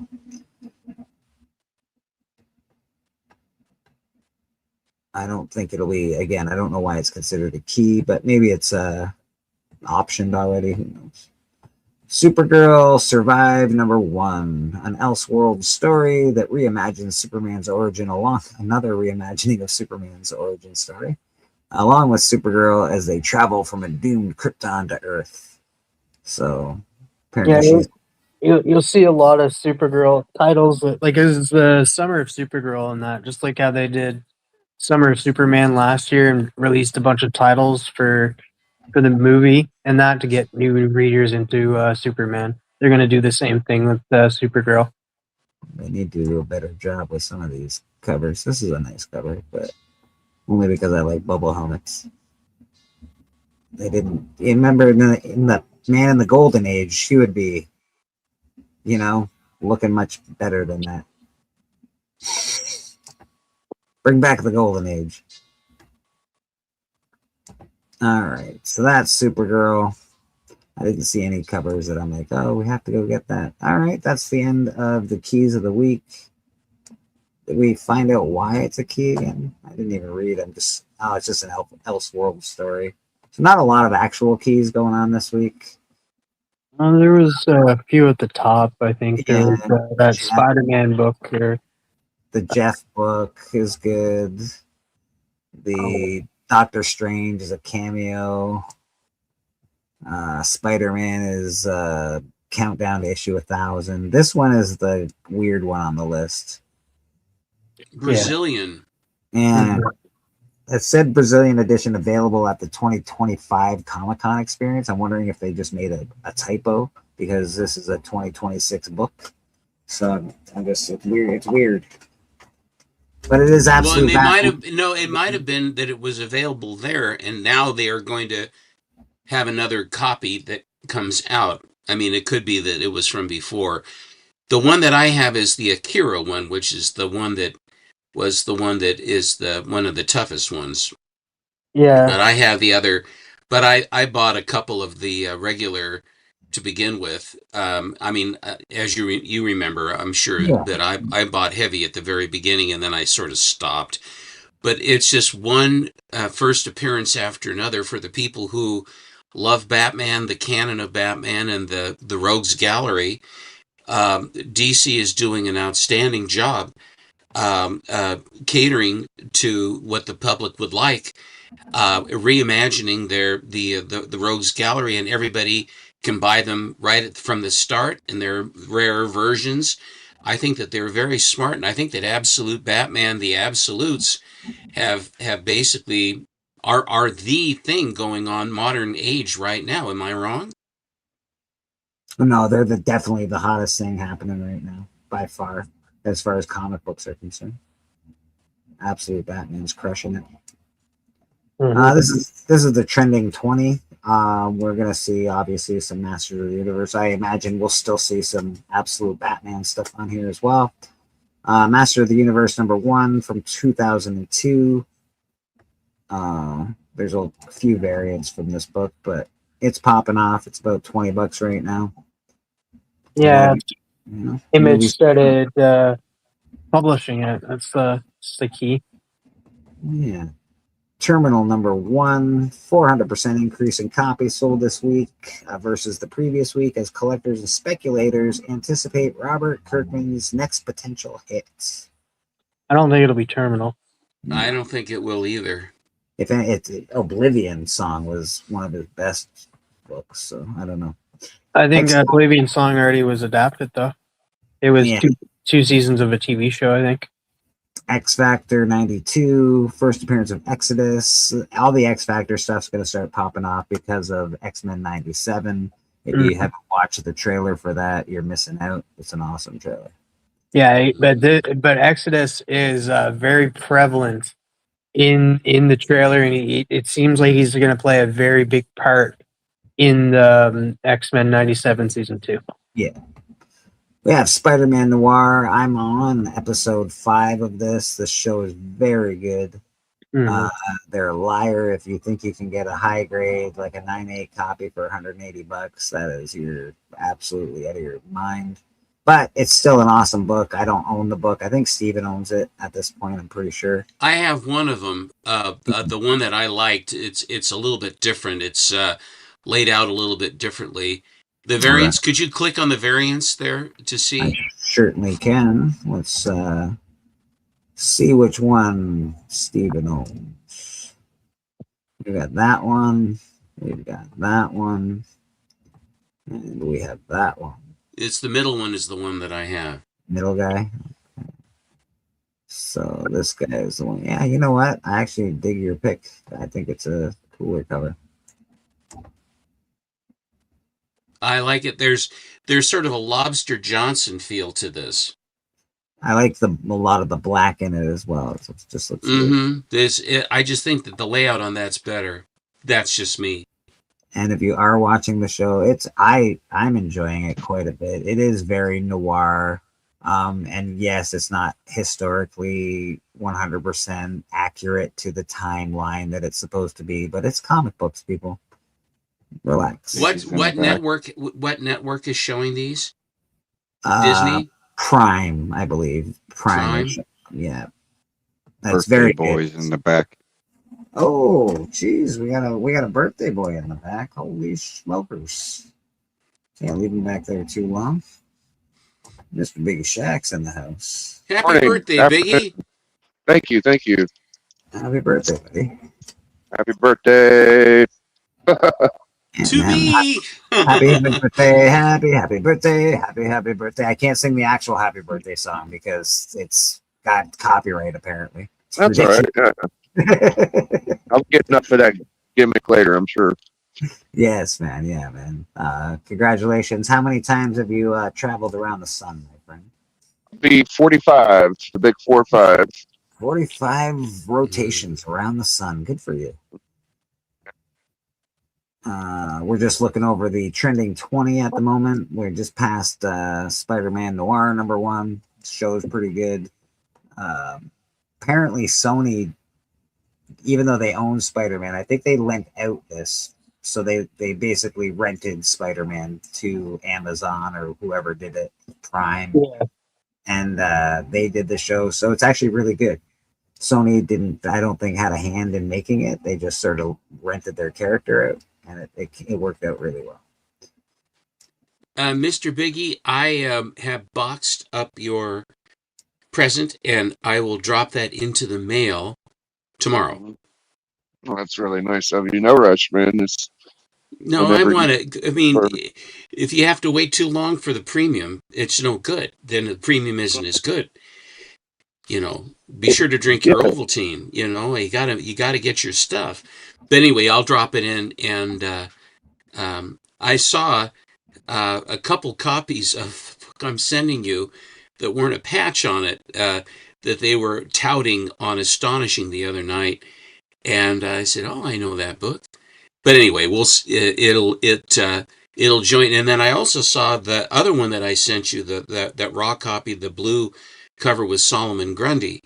I saw them trying to sell a couple of those that were in lower grade, and again they were talking it up big. And in the day, I will tell you that both of those books were very, very big because it was playing off of the success of Flash 123 bringing the Golden Age heroes back at DC, and I thought they did a really, really good job, masterful job of it at the time. I think it was pretty good stuff. Oh yeah, I like Starman a lot, so I'm big thankful. Jack Burnley character. This is Marvel Comics Presents number 72. Remember when this book was $100? I do. I also remember when it was just $1. So $1 bin book went to $100. Now it looks like the high is about $20 for this book. I don't think people are paying $20 for it, but they might be. I think there are an awful lot of them if you want one. Yeah, they're pretty easy to find. That's again the story of Weapon X, the beginning of the Weapon X Wolverine story. So origin. When the amount of torture that he goes through is unpleasant, and the same thing with Deadpool, where he's in that coffin and they've juiced him with all this stuff and what have you. It's pretty icky stuff, frankly. The covers on these Weapon X books are very good. I can't remember who did the covers on these, but they're really, really, really good. Barry Windsor did that one for sure. I'm guessing. And I've been muted again. Dang it. Dang it. Hey, Hellraiser number 1. I have this book. I have mine signed by Hellraiser himself. Why is it going up in price? What's happened? Epic is a defunct imprint of Marvel Comics. Because facsimile editions of Hellraiser 1 so there's a facsimile edition of this coming, so this book is popped off in price. It's always been about $20. Edge of the Spider-Verse number 2. I really need this book. This is first appearance of Spider-Gwen, first appearance of MJ Watson, who later gave that book away. Well, man, next time you're going to give a book like that away, just consult me first. I should not have done that. Oh, well. It's a great book. You gave it away, right? Yeah. Your only copy? Damn. Yeah, it's my first sale and whatnot, so I wanted a good giveaway, and I used that. Wow. Hell of a giveaway. Good giveaway. Yeah. Pretty good giveaway. Mandalorian number 1. Obviously, Mandalorian Grogu is in theaters right now. People are liking it. I don't think it's doing like extraordinarily well as far as a Star Wars movie is concerned, but people are digging it. Is Pascal's as Mandalorian again? Yes, yeah. He's still the Mandalorian. Amazing Spider-Man 700. I have that.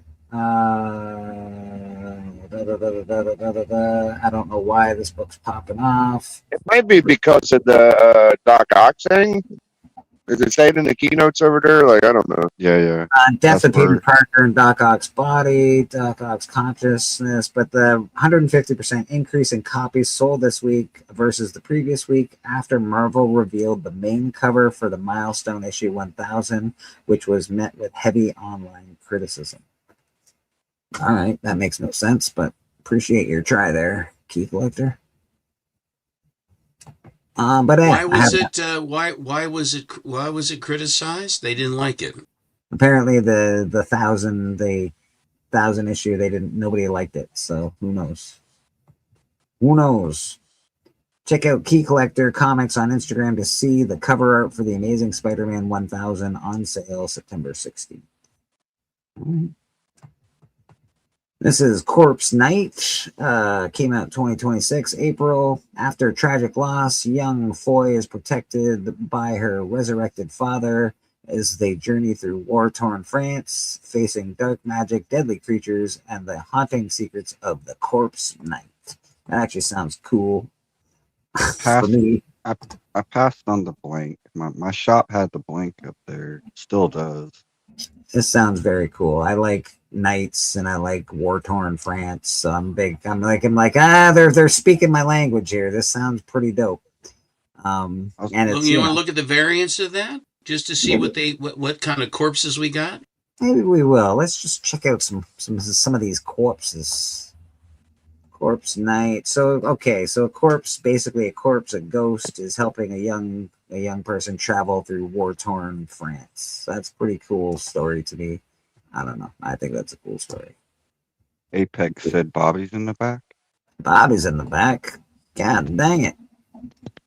This one I like quite a bit. Bobby, I'm coming, baby. I'm coming. Bobby, baby. I'm coming. No, you're not in the back. He's not in the back. Oh, he's in the back. Boom. There he is. Weaker. Bobby's in the Bobby in the back. Snuck in the back. Yeah. I don't know. Corpse is nice. That's cool. It's just as far as story, just as far as the story goes, it sounds cool. I like the red one with the gray here. As far as the visually, none of the covers were very crazy. This is like a Scotty Young variant to me. I hate team ups. Yeah. So that's cool. I hate Fairyland teaming up with them. That's definitely a Scotty Young deal there. Huh? Maybe I'll check this out. It had sort of a Stan Sakai feel to it a little bit. And then of course you get that Spider-Man homage. What was it? Did Mark Zek do that? Mark Zek? Oh yeah. That's the Spider-Man one, right? The Craven. Oh yeah, where he's coming out the grave. Yeah. So that one, that's very cool. Yeah, I don't know. This looks like a very interesting comic to me. That's why we went off on a bit of a tangent here. Sorry about that. Let's see. We got Batman, Absolute Batman number 10. Waylon Jones introduced as Killer Croc. Introduction of Clayface as the K.L.A.Y. biome. First appearance of Dr. Arkham. Okay. Dr. Arkham's $40. So that's fairly expensive. Call your office. It's already worth more. That's number 10. It's already worth more than First Weapon X. I know, dude. I know. Blows my mind.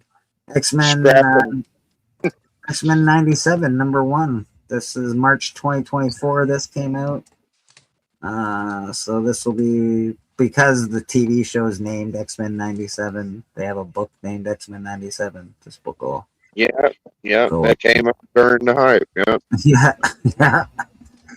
Hey, I just picked this book up recently. I've sold a copy before, but I picked another copy up. And $100 for a high grade copy. You're dreaming, but there are a lot of them. Maybe mid-grade 100. There are a lot of them. Yeah. I've never seen mid for 30. Me neither, but these prices are ridiculous for that book. Yeah, you can't go by that gauge. Still.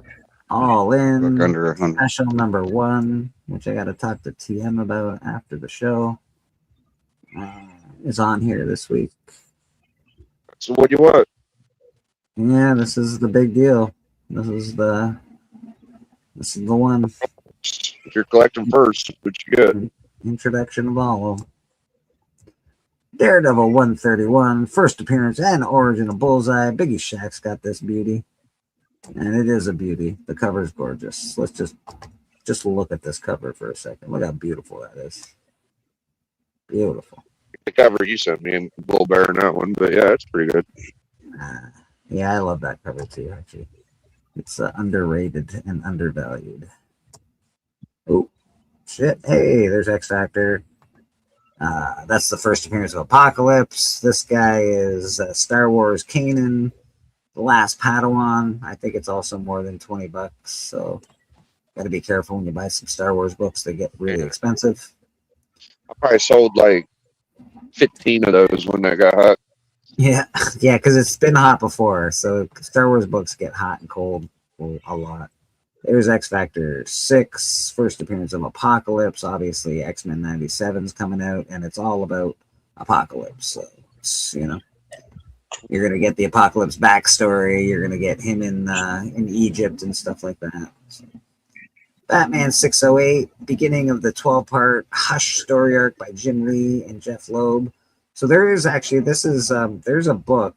I can't remember the variants. There's a copy of this. I think it might be an error copy or something, but it is expensive, and they're out there. They're out there to be found. Like, it's not an easy variant to recognize.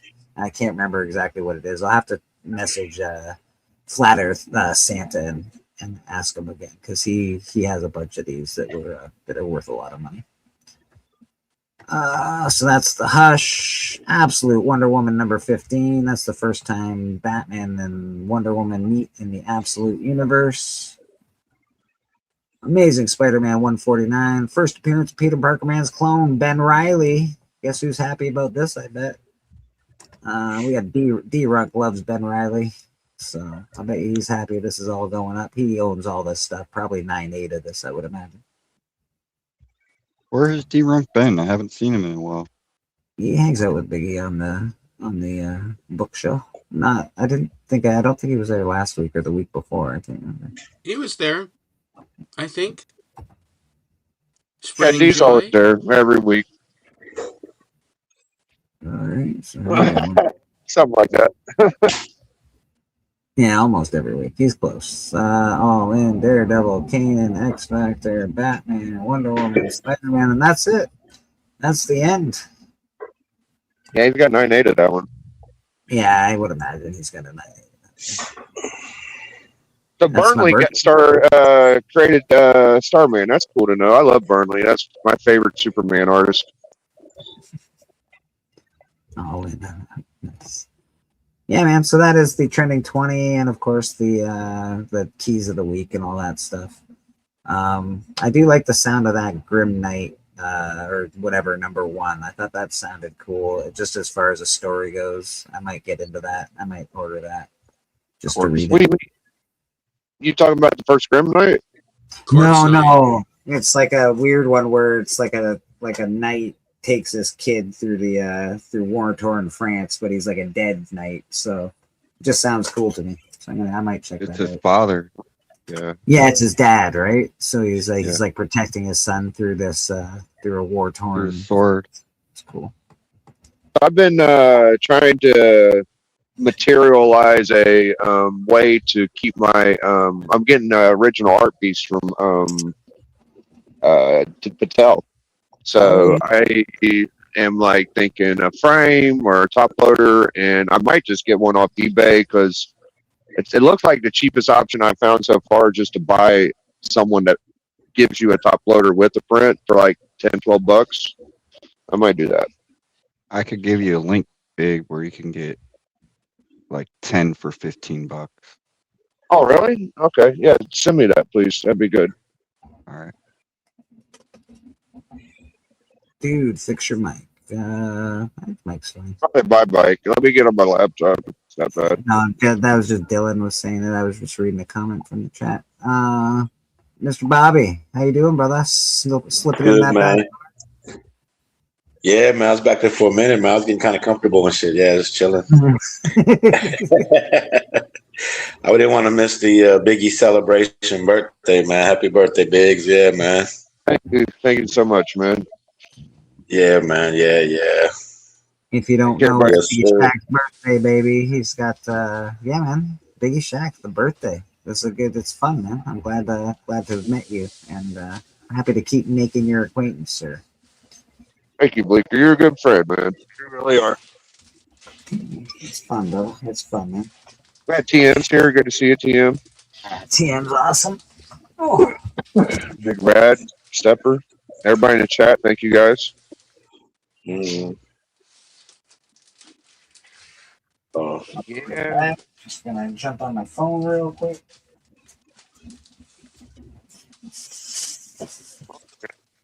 Swampy. It's like yeah, number I 9. did this one.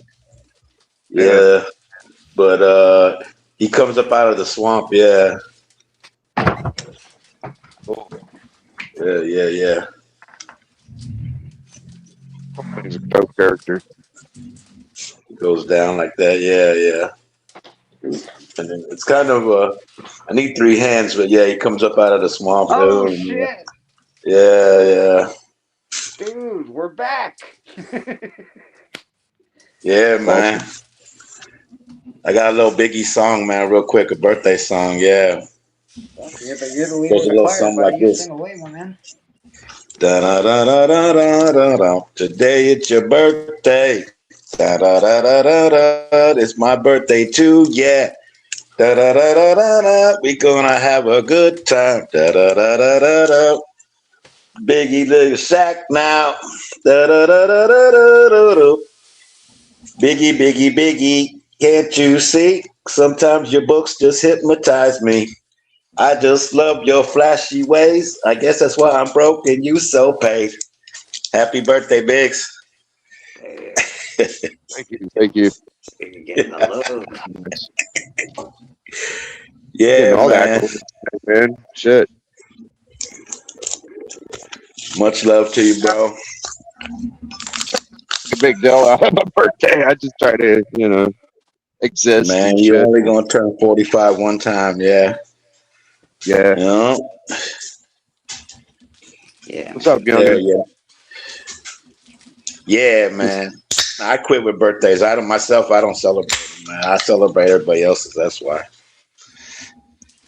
I said I got too far. Birthdays. I don't know, man. The older you get, the Thanks, you're like, man. yeah. I don't know. Well, I'll tell you what's fun is like I got Lil Shaq, so I try to make sure he gets over on my birthday. That's my fun thing to do. Yeah. Hell yeah. I'm gonna hop on my computer, my phone, Bleak. I'll be right back. All right. I sent the link to your email as well if you want. Yep, I saw it. Thank you. Cool. I'll be right back. Here, bub. Yeah, Cliff, I feel you. I've turned 45 a few times myself. I might be 45 again this year. You don't know. Who knows? Sometimes I go all the way back to 39. I just start telling people I'm 30. Like, no, I'm 39. It's cool. Man, my LCS, they gave me some of these, man, those Badger cards. Yeah. Oh yeah, you got some magic. All right. Yeah, man. I don't know too much about it. My son and them played, my nephews, but yeah, this is like the blue pack. I don't know. Apparently they didn't get over as well as some of the other magic stuff, but they're still cool. That's the white one. They just need some time. That's all. They need some time in the sun. That's all. The green one and the black one. Yeah. Nice. Yeah. That's pretty cool. Not sure if Biggie's in or out. I'm here. I got to plug my Oh, there mic. you are. But yeah, my mic. It should work on my laptop for a minute.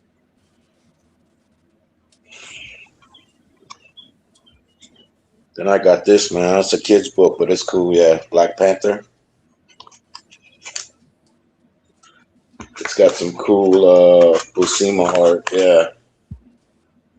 Ooh. Yeah. Big words, easy to read. It's cool though. Yeah, I dig it. That's dope, man. Yeah. Something to read to the grandkids when they come over. I've never seen a black guy with red hair before. That's a good one. Yeah. I loved I don't know. I thought that was cool. Thor for some reason was one of my favorites when I was a kid. I liked everything about Thor so much. I think it's just because I like ancient like history and stuff like that, like Roman history and Viking history. I loved that stuff when I was little. Mm-hmm. Hell yeah. So who won last night? Was Oklahoma or the Spurs? We're a bunch of comic book guys. We don't know. Yeah, you know who would No know? clue. The only person that would know that would be Boston, probably. I think he's paying. I'm guessing Spurs won from the memes I've seen today, but I don't know. The Spurs. Isn't that where Steppo lives? Is that where the Spurs play? No. That'd be the Trailblazers. Oh, right. That's Clyde the Glide Drexler, the Trailblazers. That's right. Yeah, the Spurs would be closer to Flash, I guess.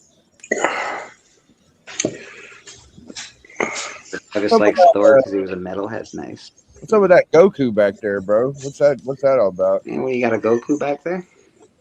Oh, that's a picture my brother gave me. Yeah, he just found it somewhere. Yeah, and he gave it to me. Yeah, it's a big ass. Everybody's getting into the manga lately. Everybody's a manga fan all of a sudden. Yeah. And damn Logan Paul's flipped the comic community on its head. Yeah, stinking Logan Paul, man. That's stinking Logan Paul. We're all gonna have. I've always. Yeah, Brad liked him. A lot of people like manga before. Yeah, a lot. It's actually not even close. The how like manga outsells American comics by a massive margin. It's not even close. Not to me. No, I get it. Not to me either. But as far as worldwide goes, it's not even close, man. I've been watching a lot of Baki. It's fantastic. Baki is great. I love Baki, the graphic. Yeah, I found you. I found someone that knows Baki. I love Baki. Baki's good shit, bro. It's like Tekken. It right? is. Yeah. Yep. I wish Tekken did what Baki did. It'd be a lot better that way. It's on the lips of everybody these days. All this manga stuff, though, it really has. I don't know if do you like Logan Paul for it or do you dislike him for it. He really has flipped it on its head. That's for sure. Well,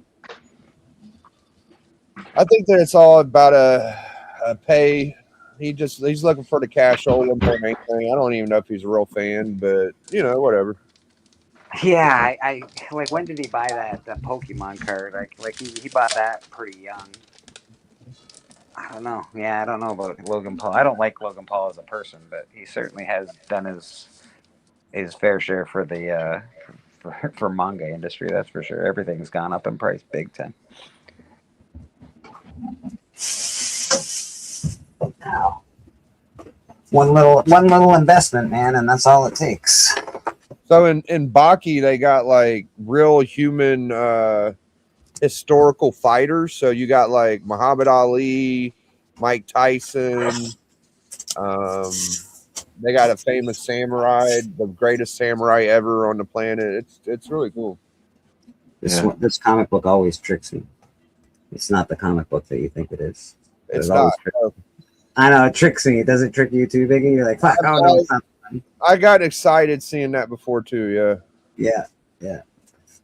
It's there's like it looks like the first appearance of Gwenpool, but it's not. No, it's not. Oh, there's the end. Miles Morales #1. That's pretty cool. The end. Yeah. We got Miles Morales. What if Miles Morales became Wolverine? Nice. We're dope. Some more Ice Cream Man stuff. Which Ice Cream Man is this? Ice Cream Man issue number 23. It's awesome. If you haven't read Ice Cream Man or, want to know if you want to get into it, I did an Ice Cream Man #1 video on the channel. And I do the whole comic. It's like a little movie. You might enjoy it. Go check it out.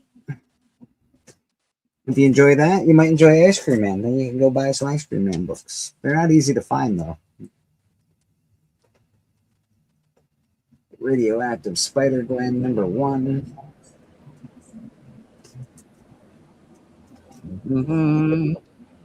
This is the variant edition to Miles Morales, the end, #1. I got really heavy into Miles Morales when he came out. I'm a big fan. I missed that whole book. It's Ice Cream Man #2 or 3. I can't remember. It's #3. I have Ice Cream Man issue #1, but I don't have the A cover, which is alright. That's not so bad. Marvel Comics presents Vengeance Clandestine, Shang-Chi New Warriors. That's interesting. Gotta look this book up and see why it's sitting in this box. Besides the fact that it's got skulls all over it, which is most likely the reason it's sitting in that box. Oh, skulls. Midnight Suns. Yeah, I like Skulls and Midnight Suns. That's Vengeance.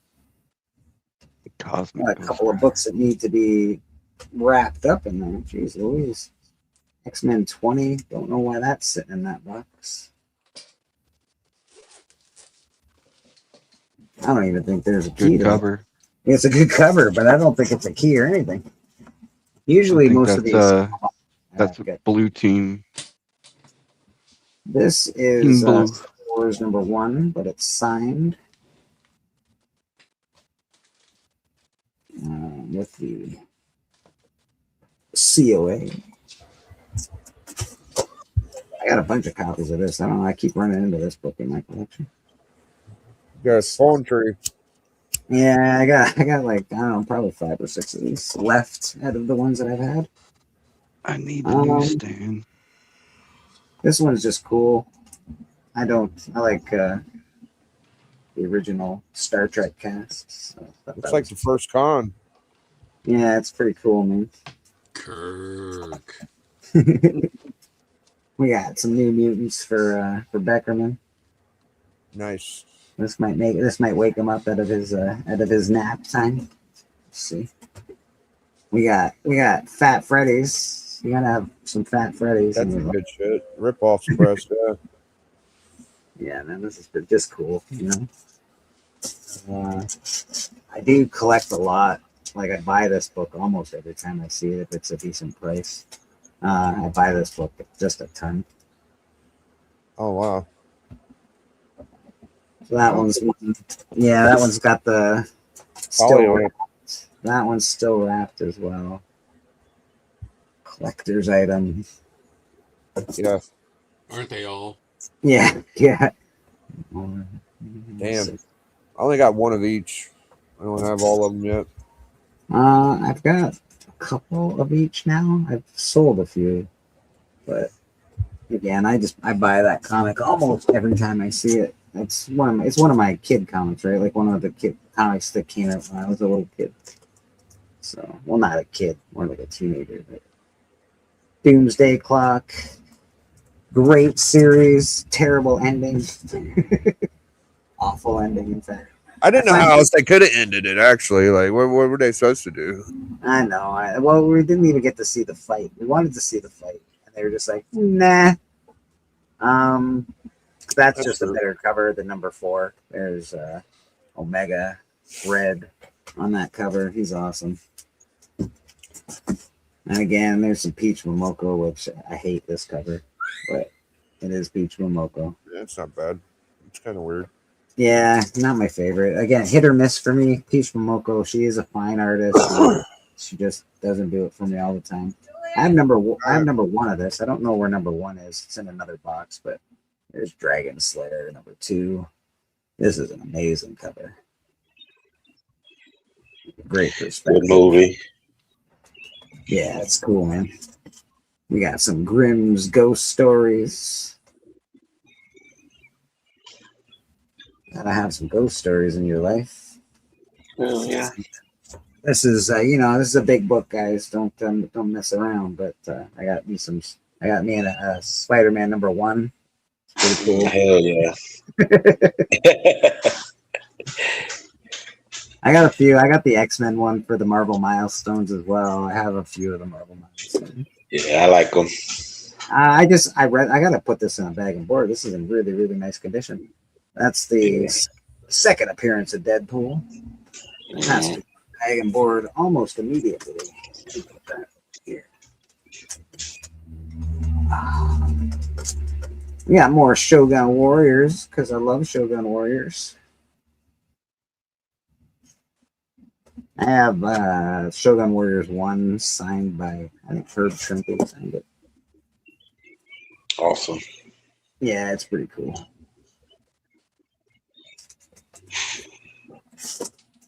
We got some Thor books. What else do we got in this box? Oh, we got the Hellfire Gala, the official guide to the Hellfire Gala. Yeah. You gotta have an official guide if you're gonna know what's going on. Yeah, you can't know the players without the program.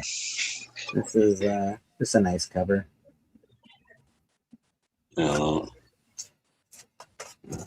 This is they try to bring back the Eternals. I don't know, 2023 or something like that. So I started buying some Eternals books and they're alright. They're not that great. This I don't care about. If they had spent a little bit of money on the Eternals movie with Medusa's hair, rather than have it just be so awful, like in one room, almost the entire thing is like in one room. I mean, they had the stars, but they didn't have it. It just didn't do what it needed to do at all. It was sad that they did that. Yeah. Got some Miles Morales spider armor. Miles Morales sort of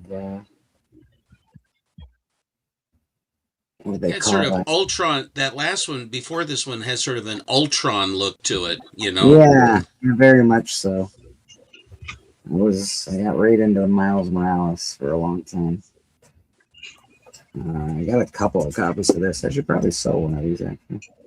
I've got the #1 issue, but this is the Halloween comics exclusive. That's the one I got. Yeah, the Halloween Comic Fest. Yeah. This is the Halloween Extravaganza. Yeah. Halloween. A lot of Halloween. This one's cool. This is Adventure into Fear, #29, and it's got Morbius, living vampire. Oh, that's cool. Yeah, I like that. The monster in the background is really awesome. He's got eyes all over him. Yeah. The eyes have it. Yeah, I guess we'll get me out of here.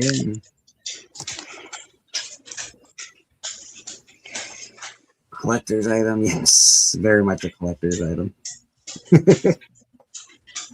What we got going on?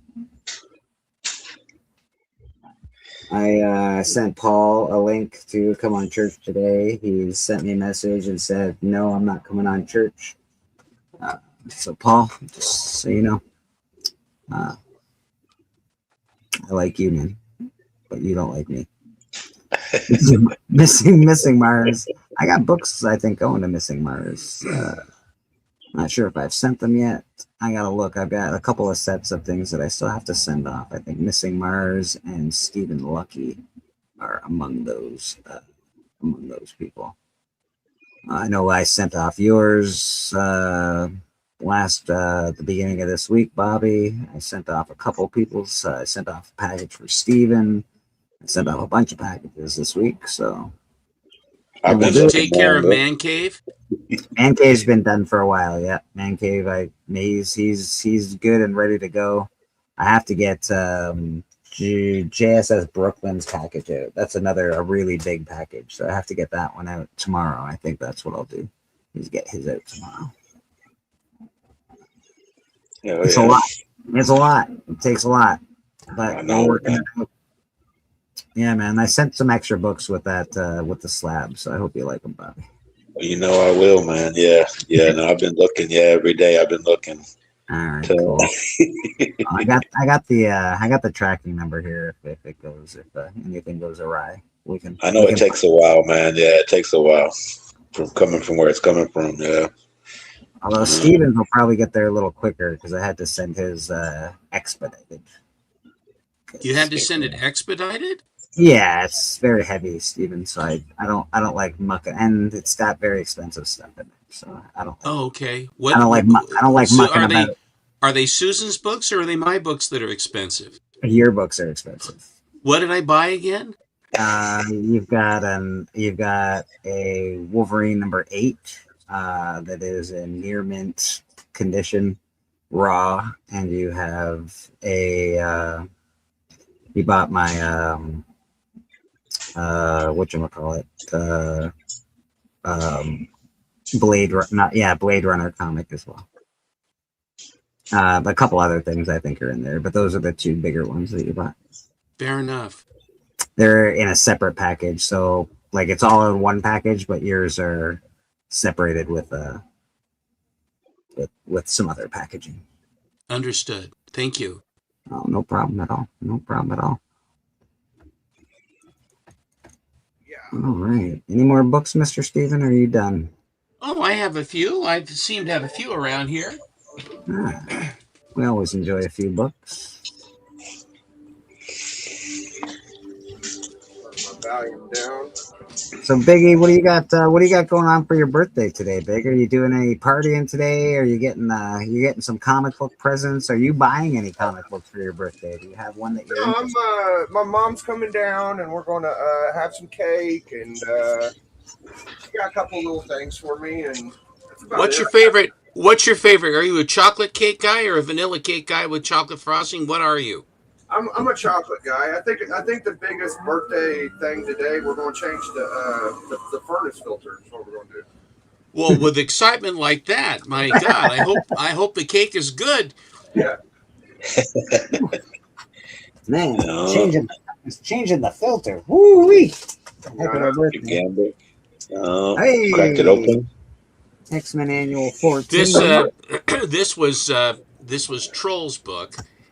And he said that it was grossly, it had a couple little rimples on it. Mm-hmm. So he sent it to MT, and then he laid hands on it. And he has this system that MT has that you don't have to, it's a self-contained. It has the microchamber paper and the whole thing on it. So yeah, I won this actually. This was a free, and then he paid. Troll paid for the to have the MT do the work on it. I think I paid about $20 for my copy. That's cool. I just got that one. Yeah. This one here. Yeah. Nice. It's a great cover. It really is a great cover.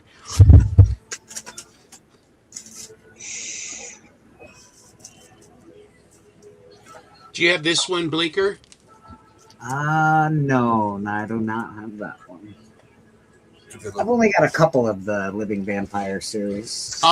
It's not up to your standards though. Oh, that's okay. I'll put that into the next one to you. I'm willing to lower my standards for you, Steppo. Yeah, I'm willing to lower my standards for me. Yeah, don't you ever lower your standards for me. You keep my standards as low as they are. Man, with friends like us, boy, man. I tell you, that's a cool cover. If you were much more friends, you'd sick the dogs on me. That looks uncomfortable, but yeah, that's a cool cover. Yeah. A real arch in her back. She's arched her back in a most provocative manner. And you have the Golden Age heroes in the back there in their cubes. Now, I think that Mr. Terrific and then who's this? I don't know who the gal in the little who's with Steve Trevor. I don't know. She's got Egyptian something. Yeah. She's got some kind of a something or another going on. Yeah. You see, it's that technical that I bring. That technical something or another is going on. It's the big words Bleeker, that we appreciate. Bleeker, can you lose the tans thing so that I can? No. Okay. No. Oh. This is all signed. This is signed by all manner of people. Wow. Is that did Rogue find herself in the Savage Land again? What's going on? No, this is Razor, please. Oh, it's Razor. Oh, sorry. I don't make me tell you again. Razor comic. Nice. Razor comic. Looking like they lost. Here's a my. cosplayer of some sort. Goodness gracious! There's something about it I just can't put my finger on. I have that. I got that. That's a lot of ass. Yeah. You got that? That's a lot of ass. I got it. Happy birthday. That's Adam cool. Hughes. That's a good one right there. Yeah. I have been buying Adam Hughes covers. I'm very concerned about the man. It's not good. So Yeah. Awesome. Yeah. Prayers. Yeah, he's. I think he's going through cancer right now. Like, you have stage 4 pancreatic or something. yeah, it's not good. Not looking great.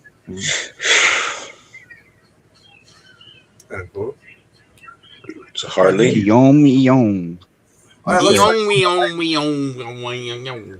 Yeah, he's getting hot. He's blowing up. We got some Supergirl going here now. Okay. I ain't seen that yet. I like this. I like the look. Yeah. Is that her knee? Is that her knee coming up like? Yeah, that's her knee. Yeah. It doesn't look like a knee. It's a knee. Okay, oh, fair enough. Trust me. Yeah, that's Yeah. I like I'm always when they do it with Superman too, when they shadow out his face, but you see the red eyes. I think it's cool.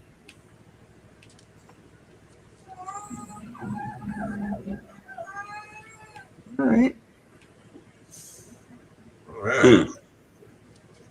Super doggy.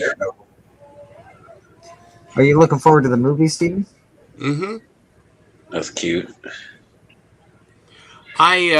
There's this outfit on eBay called Imagine That, and they're a big retailer of new books and variants and ratios and things.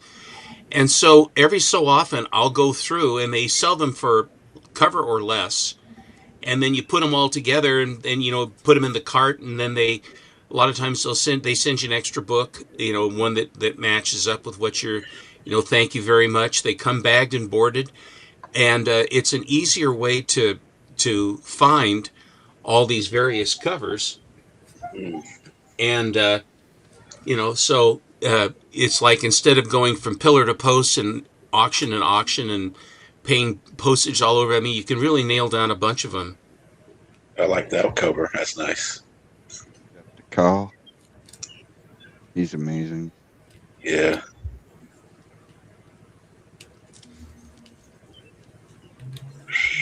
Adam Hughes. Or no, Lobos. It looks like I think it was Lobos, isn't it? Yeah, Lobos. Lobos kind of takes a lot from Adam Hughes. Okay. He does. Yeah. He does. Yeah. You're right. His style. Yeah. I don't remember why I bought this. This might have just been a book in the bunch. Yeah, Glow in the dark. because Glow in it's the awesome. dark. Yeah. Yeah. He needs That's bigger teeth, though. when I see books in my boxes that I don't know why they're there, I just assume they're awesome. I'm like, I bought it because it's awesome, I guess. I don't know. But a lot of sometimes though, like if you're and there's a group of books, and you're buying the bunch, Yeah. and so then like 4 of the books are ones you really want, and then the other 3. Then if it isn't too expensive to get the 4, but then you get the other 3, and then they're interesting, but it's not. They weren't the ones that you were actually going after. Happens a lot, actually. Giveaways are like that. You get when you get a giveaway from a Chan AOK or something. They send you a big group of books, and you're like, okay, all right, that's cool. There you go. Oh, now you're talking. Yeah.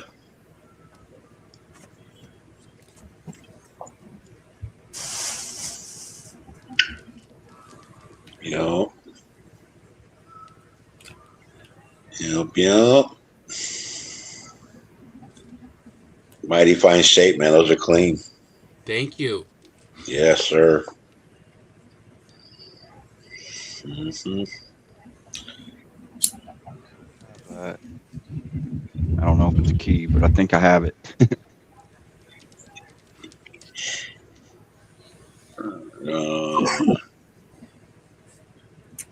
Nice dress on her. I like that. Yeah. House of Mystery. Creepy kids. Ooh. You're gonna You stake always a can robot? tell, Biggie. You can always tell a Cubert, can't you? Yeah. It's a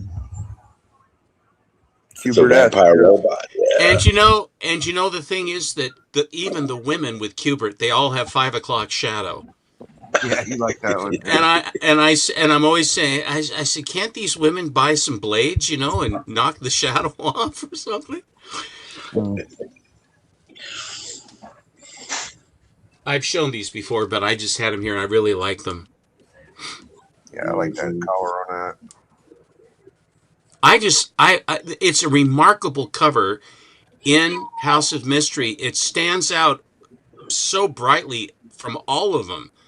Yeah. I mean, it's a standalone book and it has like it has the cut out the letters out of a magazine for some sort of like a ransom note or some kind of a thing.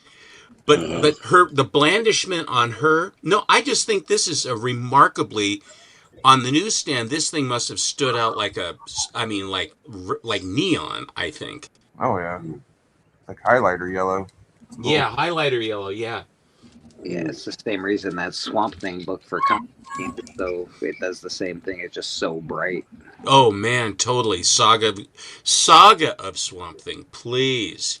Yeah, that's right. Saga. Voodoo. Voodoo is a hoodoo. Yeah. This is supposedly a big one for some reason. I'm unclear why, but it is. Cool cover. Yeah, is that like Dracula? Must be. It's like an Abel for some reason. I know there's no escape. There's never any escape from House of Secrets. There's a weird guy on the top too. Yeah, I'm not quite sure what's supposed to be happening. I like the shark, and it sort of has a kind of a gray tone look to it, So I'm glad you're here, Steppo. I was talking to my girlfriend last night about Sodi and all that stuff, and so I heard a story about Morbius being like they couldn't make him a vampire that was dead. They had to make him the living vampire. But why would they have just Dracula if they couldn't have a living vampire? So it just didn't make no sense. I think that Morbius as a character was a departure from the Dracula, but it was, in other words, they kind of made him more monstrous than Dracula. Morbius. If Morbius is Dracula, I think Morbius is Morbius.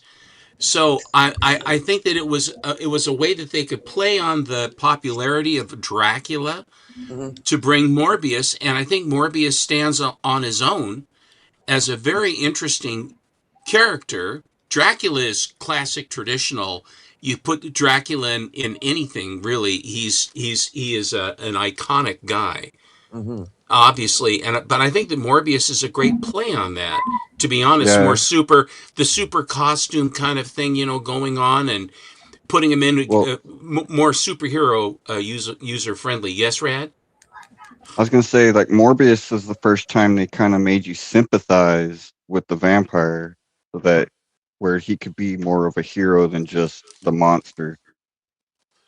I always, one of the best Draculas, a vampire, is Fright Night with Chris Sarandon. That is so good. Amy, tell me you love me, and all the teeth and everything like that, and Roddy McDowell. I mean, I love that show. It was a great show. But they did Morbius really wrong in the Spider-Man Yes, they animated did. series because Yes, they made did. him suck life force out of his palms instead of blood. I wish, the thing is, and this is I need plasma. I need plasma. so often what happens is that you have a good character, and if all they have to do to make a movie is just pick out a really, really good comic and follow the comic. Don't change the costumes. Don't change who the people are. Don't gender swap them. Just run it straight. And they're always so amazed when things turn out like when Batman, the first Batman movie with Michael Keaton, they played it a little bit over the top, but they played it straight to a large degree as well. And it worked because they didn't make it campy. Or they tried to make it, some director says, well, I'm going to make this my own vision of it. Don't make it your vision. Make it the vision of it, but do it well and take all the awards and accolades that will then come to you. But evidently these people don't understand that. They change the costumes, they change who they are, and they trade on it, and then it falls flat. Everybody gets excited, and then it just doesn't live up to. And then when you have a really good superhero movie or trilogy, like that whole Avengers trilogy was so wonderful. To top that. Big controversy now is the Odyssey. Oh yeah, it's awful. Because they Hey, changed Steppo, the hell could you on go back they to that raced. last book? They Could you changed show that last book?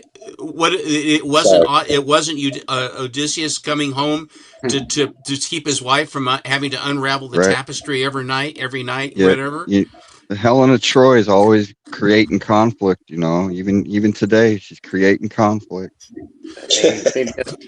They've gender swapped and race swapped a lot of characters, so it's very. And then they'll say, well, she actually was black or whatever. But you look at Plato or whatever, they read it and they were talking about how lovely her light white arms and blonde hair were and everything else. And in the day, that's what they wrote about, to have them go in and then try to rewrite the history. Let the history be. Have the history. Don't mess with it. But that's just me. I'm a traditionalist. If you're going to have the history and enjoy it for what it is. It's a great story no matter what.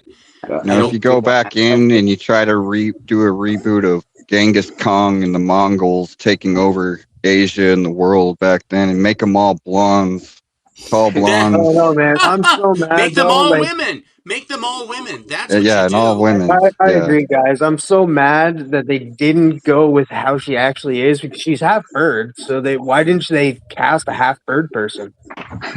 She's got bird legs. And it's the face that launched 1,000 ships. Come on, just run with the thing. Don't try and soft pedal it and change it or rewrite it or whatever. That's just me. And then they wonder why they run into trouble. They should have cast, because she's like a bird. Is what's her name from Always Sunny? No. Steppo, could you show that last book again? The Me? Unexpected. Yes, sir. Is that your first cover appearance, man? Because that kind of looks like you down in that lower left-hand corner there. I'm sure glad I showed it again. Yeah, is that you? Is that you in the corner there, man? That kind of looks like you. No, I think it's you. Check it out. I would tell people, yeah. I read all of Rice's books when I was a teenager. Actually, I love Anne Rice. She's great. Very prophetic. Yeah. Long day today. Atlas shrugged. Yeah, because wasn't Helena Troy was half bird, wasn't she? Well, it's I don't even want to get into it. It's controversial. They go watch Achilles, watch Brad Pitt play Achilles, and then go watch what they've done to Achilles. That's all I'm gonna say. I don't know. I think the Odyssey is gonna do well. It's not a movie I'm going to go to, but it's Christopher Nolan, and the cast is just packed. It is a packed cast. I'll give you that. It is a very packed. Ellen Page as Achilles is just weird. And then they got a rapper playing the what is his name? King Herdides. I forgot his name. The casting choices are interesting. Very odd. Very Maybe Madam, we'll how you doing? Good afternoon, madam. Good afternoon. Hi, madam. I will say it's crazy though to think about it because you have so Zendaya, like you talk about people that are everywhere this year. She was in the drama. She's in Euphoria, which I'm watching Euphoria, which is great. Freaking, she'll be in the Odyssey. Okay, was she good in Euphoria? Oh yeah, she's been great in Euphoria. Okay, she's been great in Dune. She's been great in everything. That's why she's so hot, because she's so good. Yeah. Like I'm just saying, like what she's in this year, like because the drama came out this year, Euphoria this year, the Odyssey, Spider-Man, and then Dune at the end of the year. That's five freaking We'll be things. sick of her in 2 years. Well, she'll be getting the Pedro Pascal treatment in a couple of years. And yeah, and then the same with like Tom Holland. Tom Holland's double duty in the summer because it's the Odyssey and Spider-Man. Like the Odyssey will do well until Spider-Man comes out. Aren't they dating? Zendaya and Tom Holland? I think they're engaged, aren't they? Or they're engaged. I heard there might have been a secret wedding or something, but I don't know. Okay, yeah, I think you're right. I think that did happen. I think they're married now. I think if you were famous, I think that would be the way to go, you know? Just Thank you, Susie. Oh, he says they're married now. Okay, great. Yeah. Evil's going to see the back rooms right now, which is very cool. I've heard Evil's- good things about it. I've heard both, but I'm willing to give it a shot. I think it is. I feel like Spider-Man was being selfish in No Way Home. He's like, I didn't get accepted to college. Let's change the memories of the whole world. Well, Happy yeah, birthday, baby. a little bit selfish. So, madam, what are you up to today? You working on sculptures? What are you doing? Yeah, today? I am. I am actually working on sculptures today, which is good. Yeah, I got this one solidified, so it's not going to fall down ever again. This is like the fallen angel one here. Oh, His legs are going to be together here, but I still have to work on him, and then he'll be cast. Very cool. Yeah. And then I was working on this other one, but let me move it in a better position for you. So Yeah, of course. I want to shuffle this. Make you small for a second, and then we'll get back to you. Mr. Bleeker, I'm going to go upstairs and sit with my bride in the congregation. I been a lot of fun to be here today, and I will be on with Big Matt tonight with Nate for his super show, and then on Monday tomorrow, Alan and I will be showing Timely Comics for our Monday special. So it should be some pretty good stuff to look at tomorrow. And that's about as far as I can think. It's beautiful weather and summer is upon us. It's lovely. And I hope everybody has a great balance to their weekend and a good week. Amen, Stephen. Thanks very much for popping You are the in. timely man. Those timelies you got are going to be a stunner on Monday, dude. I'll tell you that. Oh, thank you. Thanks, everybody. Take care. Later, Steph. Stephen. Take care. Bye-bye. Wellbore says he's stuck in the mud right now, so he's got time for YouTube while waiting for the tractor. Nice, Wellbore. always looking on the bright side of life. That's all. That's all. Hell yeah. We got Rad drawn up here. He's doing a great job with his. This is a commission piece. A little bit of an homage, yeah. Looking good. It is looking really good. It is looking It's great. like the Genie cover almost for some. It looks like. Love it, man. Love it. Hell yeah. Very, very cool, dude. That's the real first Mad Hatter with that genie, I think, or something like that. I don't know. The thing about gold, you start thinking you know something, then you mess it up. We got the madams. Okay. Oh, right. This is her. This is gonna be called Teardrop, and All right. She's gonna be suspended, and then like a wave will be behind her, and it'll be like she's in water, and there'll be like air bubbles of like That's circles looking coming awesome. out of her mouth. And, Looking Yeah. really good. Yeah. It's come along since I saw it last on Legion show. yeah, and then I'll fix this. I just had to get into her face and stuff. Yeah, it's looking really nice. Thanks Well, so much. I think I'm gonna follow Stepper's lead, and I gotta go hang out with the fam cram. You know. All right, Biggie, it's your birthday. What do you got going on with yourself this week, Mr. Biggie? Cheers, everybody. Cheers. This Cheers. is, this is an open faced pizza bread. Not really a sandwich, but It's delicious. thank you, everybody. Yeah, I'm go mosey in there and hang with my kid and my lady, and my mother will be here in a minute. So thank you guys very much. Y'all have a good day. I'll be in the chat. I'll check y'all Yeah, out. brother, yeah, I'll man. probably hop on the after show and all that good stuff. Yeah, yeah, man. You know you got links and all that. Hell Thank yeah, you, guys. bro. Thank you. Have a good one. Happy birthday, Big. Appreciate Happy you. birthday, man. Biggie. Hey, look at that. It's me. Let's get out of there. There we go. Much better. Look at all Yeah, this. speaking of the back rooms, I just want to say, like, it's crazy to think because, like, we had the Iron Lung, which was done by Markiplier. Yep. Then we had the Obsession, which was done by Curry Baker. Yep. And then I forget his first name. It's something Kale who did Backrooms. And I just want to say, like, Curry Baker is only 27 years old, and the guy who did the Backrooms is 20. His name is He's King 20. Parsons. Okay, yeah. He's only 20 freaking years old, and he directed the Backrooms. Like, this is his debut and stuff. Like, that's crazy. And just this resurgence, this like kind of resurgence of just YouTube people like doing it, and it's crazy. Like, I will say, there's also, I know it's like a bigger thing, but Glitch Productions with the Amazing Digital Circus, the final episode, they're releasing in theaters. So it's crazy that a YouTube show that's gone on for just one season is getting its final season in theaters. That's crazy. It's not an actual like.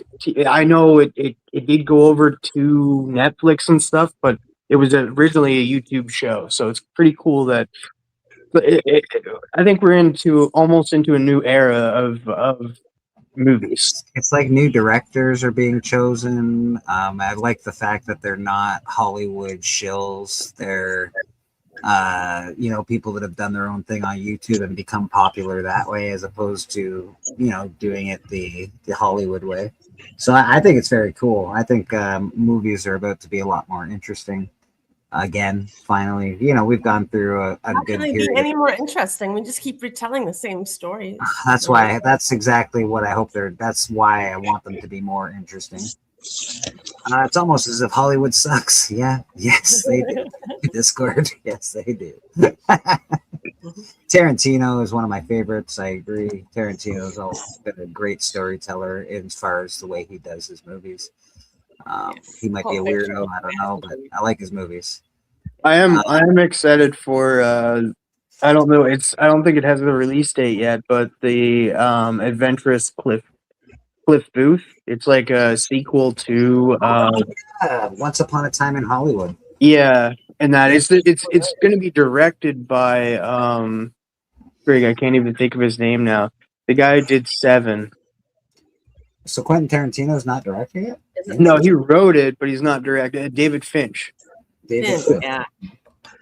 He's always done good movies. David Finch. Yeah, he's going to be directing it, so could be good. That is cool, man. Is everybody up on the X-Men 97 trailer? That looks amazing. Yeah, I'm ready for my spec list next week too. I've already had it. I had it like done the day of the day that we did the Hot Five. It was like I already had my list done for next week.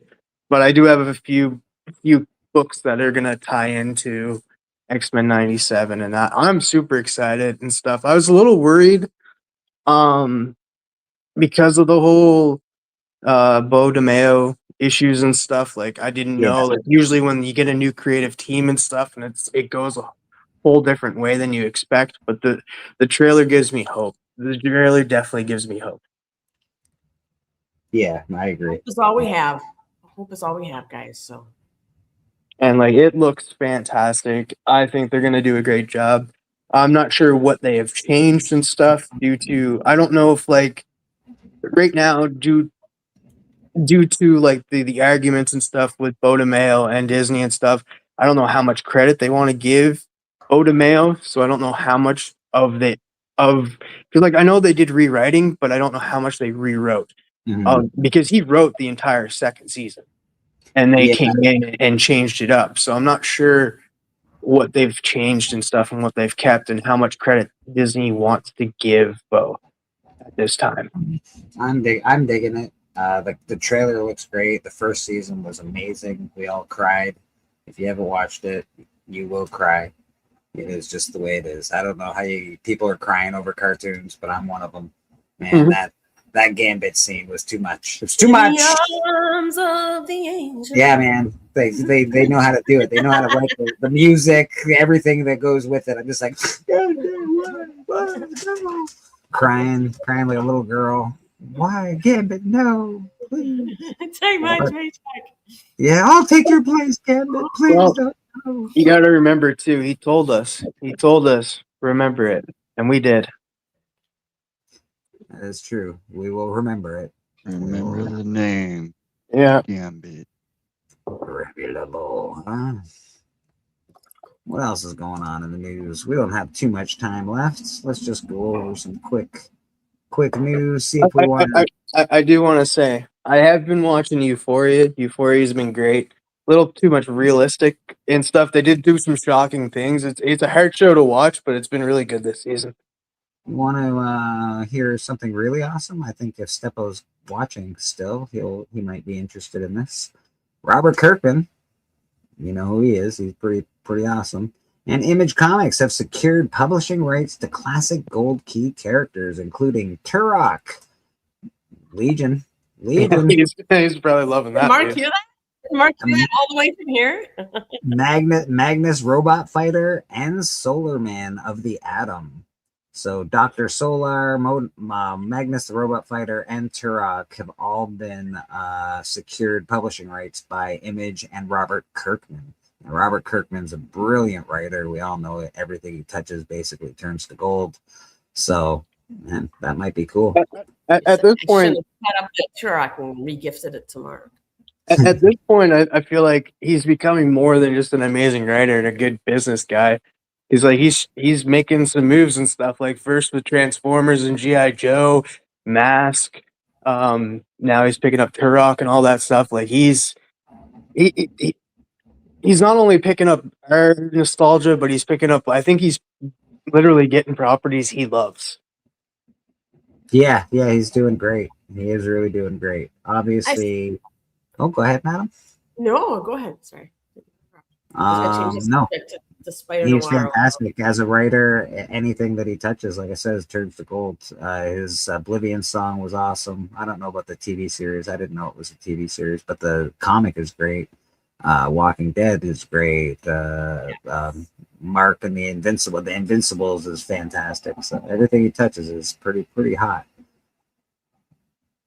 Update: King Conan, Arnold Schwarzenegger's Conan sequel, King Conan, will begin shooting in 2027. How old is Arnold now? He's old, bro. I'm worried about like we're pushing this back. Like, what's going on? Yeah, I'm actually gonna check on his age. He's gonna make it. They should film his scenes first, right? just Arnold. We're just gonna do them all you first because you're the 78. He's 78. And they're gonna film it in 2027. God dang, they're pushing their luck, bro. How old is he now? 78. 78. He was born in 1947, just after the war. But think of how many steroids he must have done. You know what I mean? Like. Yeah, but he did horse steroids.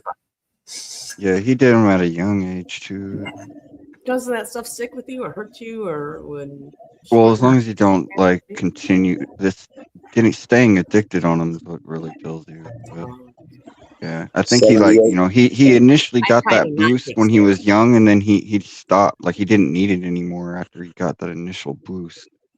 Yeah, yeah, I don't know. It hurts. I think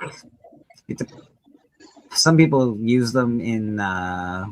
They're on good teams like Lance Armstrong. I don't think will ever be worried about his drug use because he had a very smart doctor that would do all that stuff for him. He wasn't just, just going to town.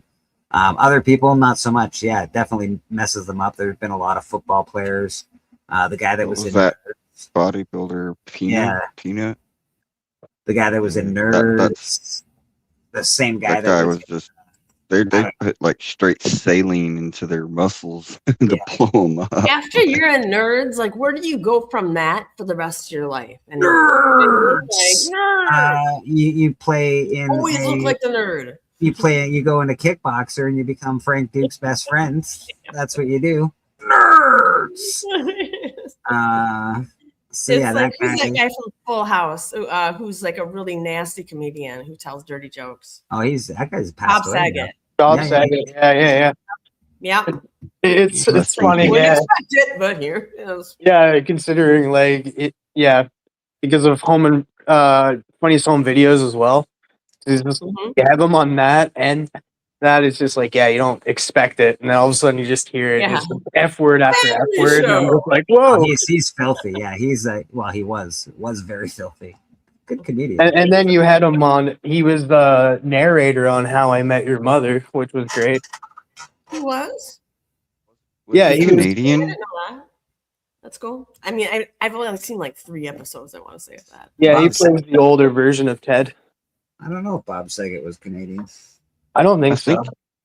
I think. Oh, it now might you're have trying to been. claim him as Canadian? No, I don't want to claim Bob Saget. No, Maybe not. I think the guy, the other guy that was on there, the cut that out guy from the show is Canadian. John Stamos? No, the blonde The other kid. guy, Jeff Yeah. something. No, Jeff Goldblum. Bob Saget. No, not the Fly. what was his name? I think his name was Dave, wasn't it? Bob Saget was born in Philadelphia. Philadelphia, Pennsylvania, in fact. Yeah, I think it was the other guy. The other guy that was on the show, the blonde one, is That'd Canadian. be great if Philadelphia made a statue Uncle of Joe. Bob Saget, and you could go up to it, and as soon as you'd approach, he'd tell like a really dirty joke, Dave Coulier. Yeah, that's Dave Coulier. Didn't they finally get rid of their Rocky statue? I don't think they have a Rocky statue anymore, which is They really should. weird. That's awful. Why would you not have a rock? I thought Dave Coulier was Canadian. He's not. Oh yeah, that's probably why. He did date Alanis Morissette, and that's probably why I thought he was Canadian. You ought to know. You got to remember though, Alanis Morissette is God in Dogma. No, I disagree with that. She is God. I think she was every lesbian's God. That's what I think. It's very, very plausible. Very plausible. I can see that being the case. Have you ever watched Dogma? Yep. Yeah, I have. Yeah, she was God in that. I love this. I love Dogma. I think it's time to get out of here. We've talked these people's ears off enough. Rad, what you got going on with yourself? Oh, interesting. Oh, great. That's awesome. Excellent. I love Oh to man, hear I it. didn't know you were doing that. That's great. Thanks. So that's Rad. He's got a lot of stuff going on. He's drawing. He does art. He does Drawing commissions. something really awesome because He's drawing something awesome right now. In fact, he's got 3 commissions he's working on at the moment. So he Always is working hard. Always working hard. Yeah, man. There it is. Yeah, man. But if you want some art, you want a nice piece drawn, Rad is well priced and he is efficient. So you'll get your piece. You won't be waiting a year and a half for nothing. So he's pretty good. You can watch me draw live right here. Yeah. But most importantly, he's very talented. Yes. So you're And getting you can quality watch work. you can watch him draw live every Sunday here on Comic Book Church, man. That's awesome. We appreciate you, Rad. Mr. TM Nerdy, what you got going on? I'll eventually drop my 3 videos. eventually. Just subscribe and they'll eventually come. Hot 5 Commandments every Thursday. And then I'll be actually on a show, making a special appearance on Guess That Key on July 1st, Canada Day. Very cool. On, that's Sector 2815 channel. Mr. Bobby. Bobby, what you got going on with your life, sir?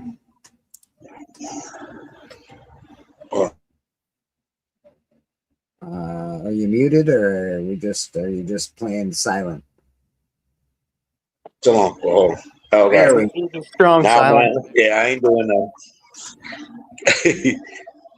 It's a Just strong out here, man, fighting for justice. Yeah, man. Love you guys. Love you too, Bobby. Love you too. Madam, what do you got going on with your life? Can these people find you anywhere else? Where are you these days? No, I am in a small hole, like over in Iraq. The same hole maybe Saddam Hussein was hiding in. It could be that one. I'll be there all week. So. Good enough. You will not be able to find Madam. She's in a hole somewhere in Iraq. I expect everybody to now take a screenshot of her and that place her, Photoshop her into an area and put the military men in there and say we got her. And it's also Biggie Shaq's birthday. Say Biggie Shaq, happy birthday, bud. That's awesome. Say happy birthday to Biggie. Biggie. Send him some love. He deserves it. Yeah, you can find me here at Comic Book Church every Sunday. We always open up the panel if people want on. All they got to do is ask. We got a special guest coming on next week, a new person. So that'll be fun. And other than that, I think it's the Easter Bunny. It's the Easter Bunny. It's definitely the Easter Bunny. Yeah, I think we're gonna get out of here. Bye, guys.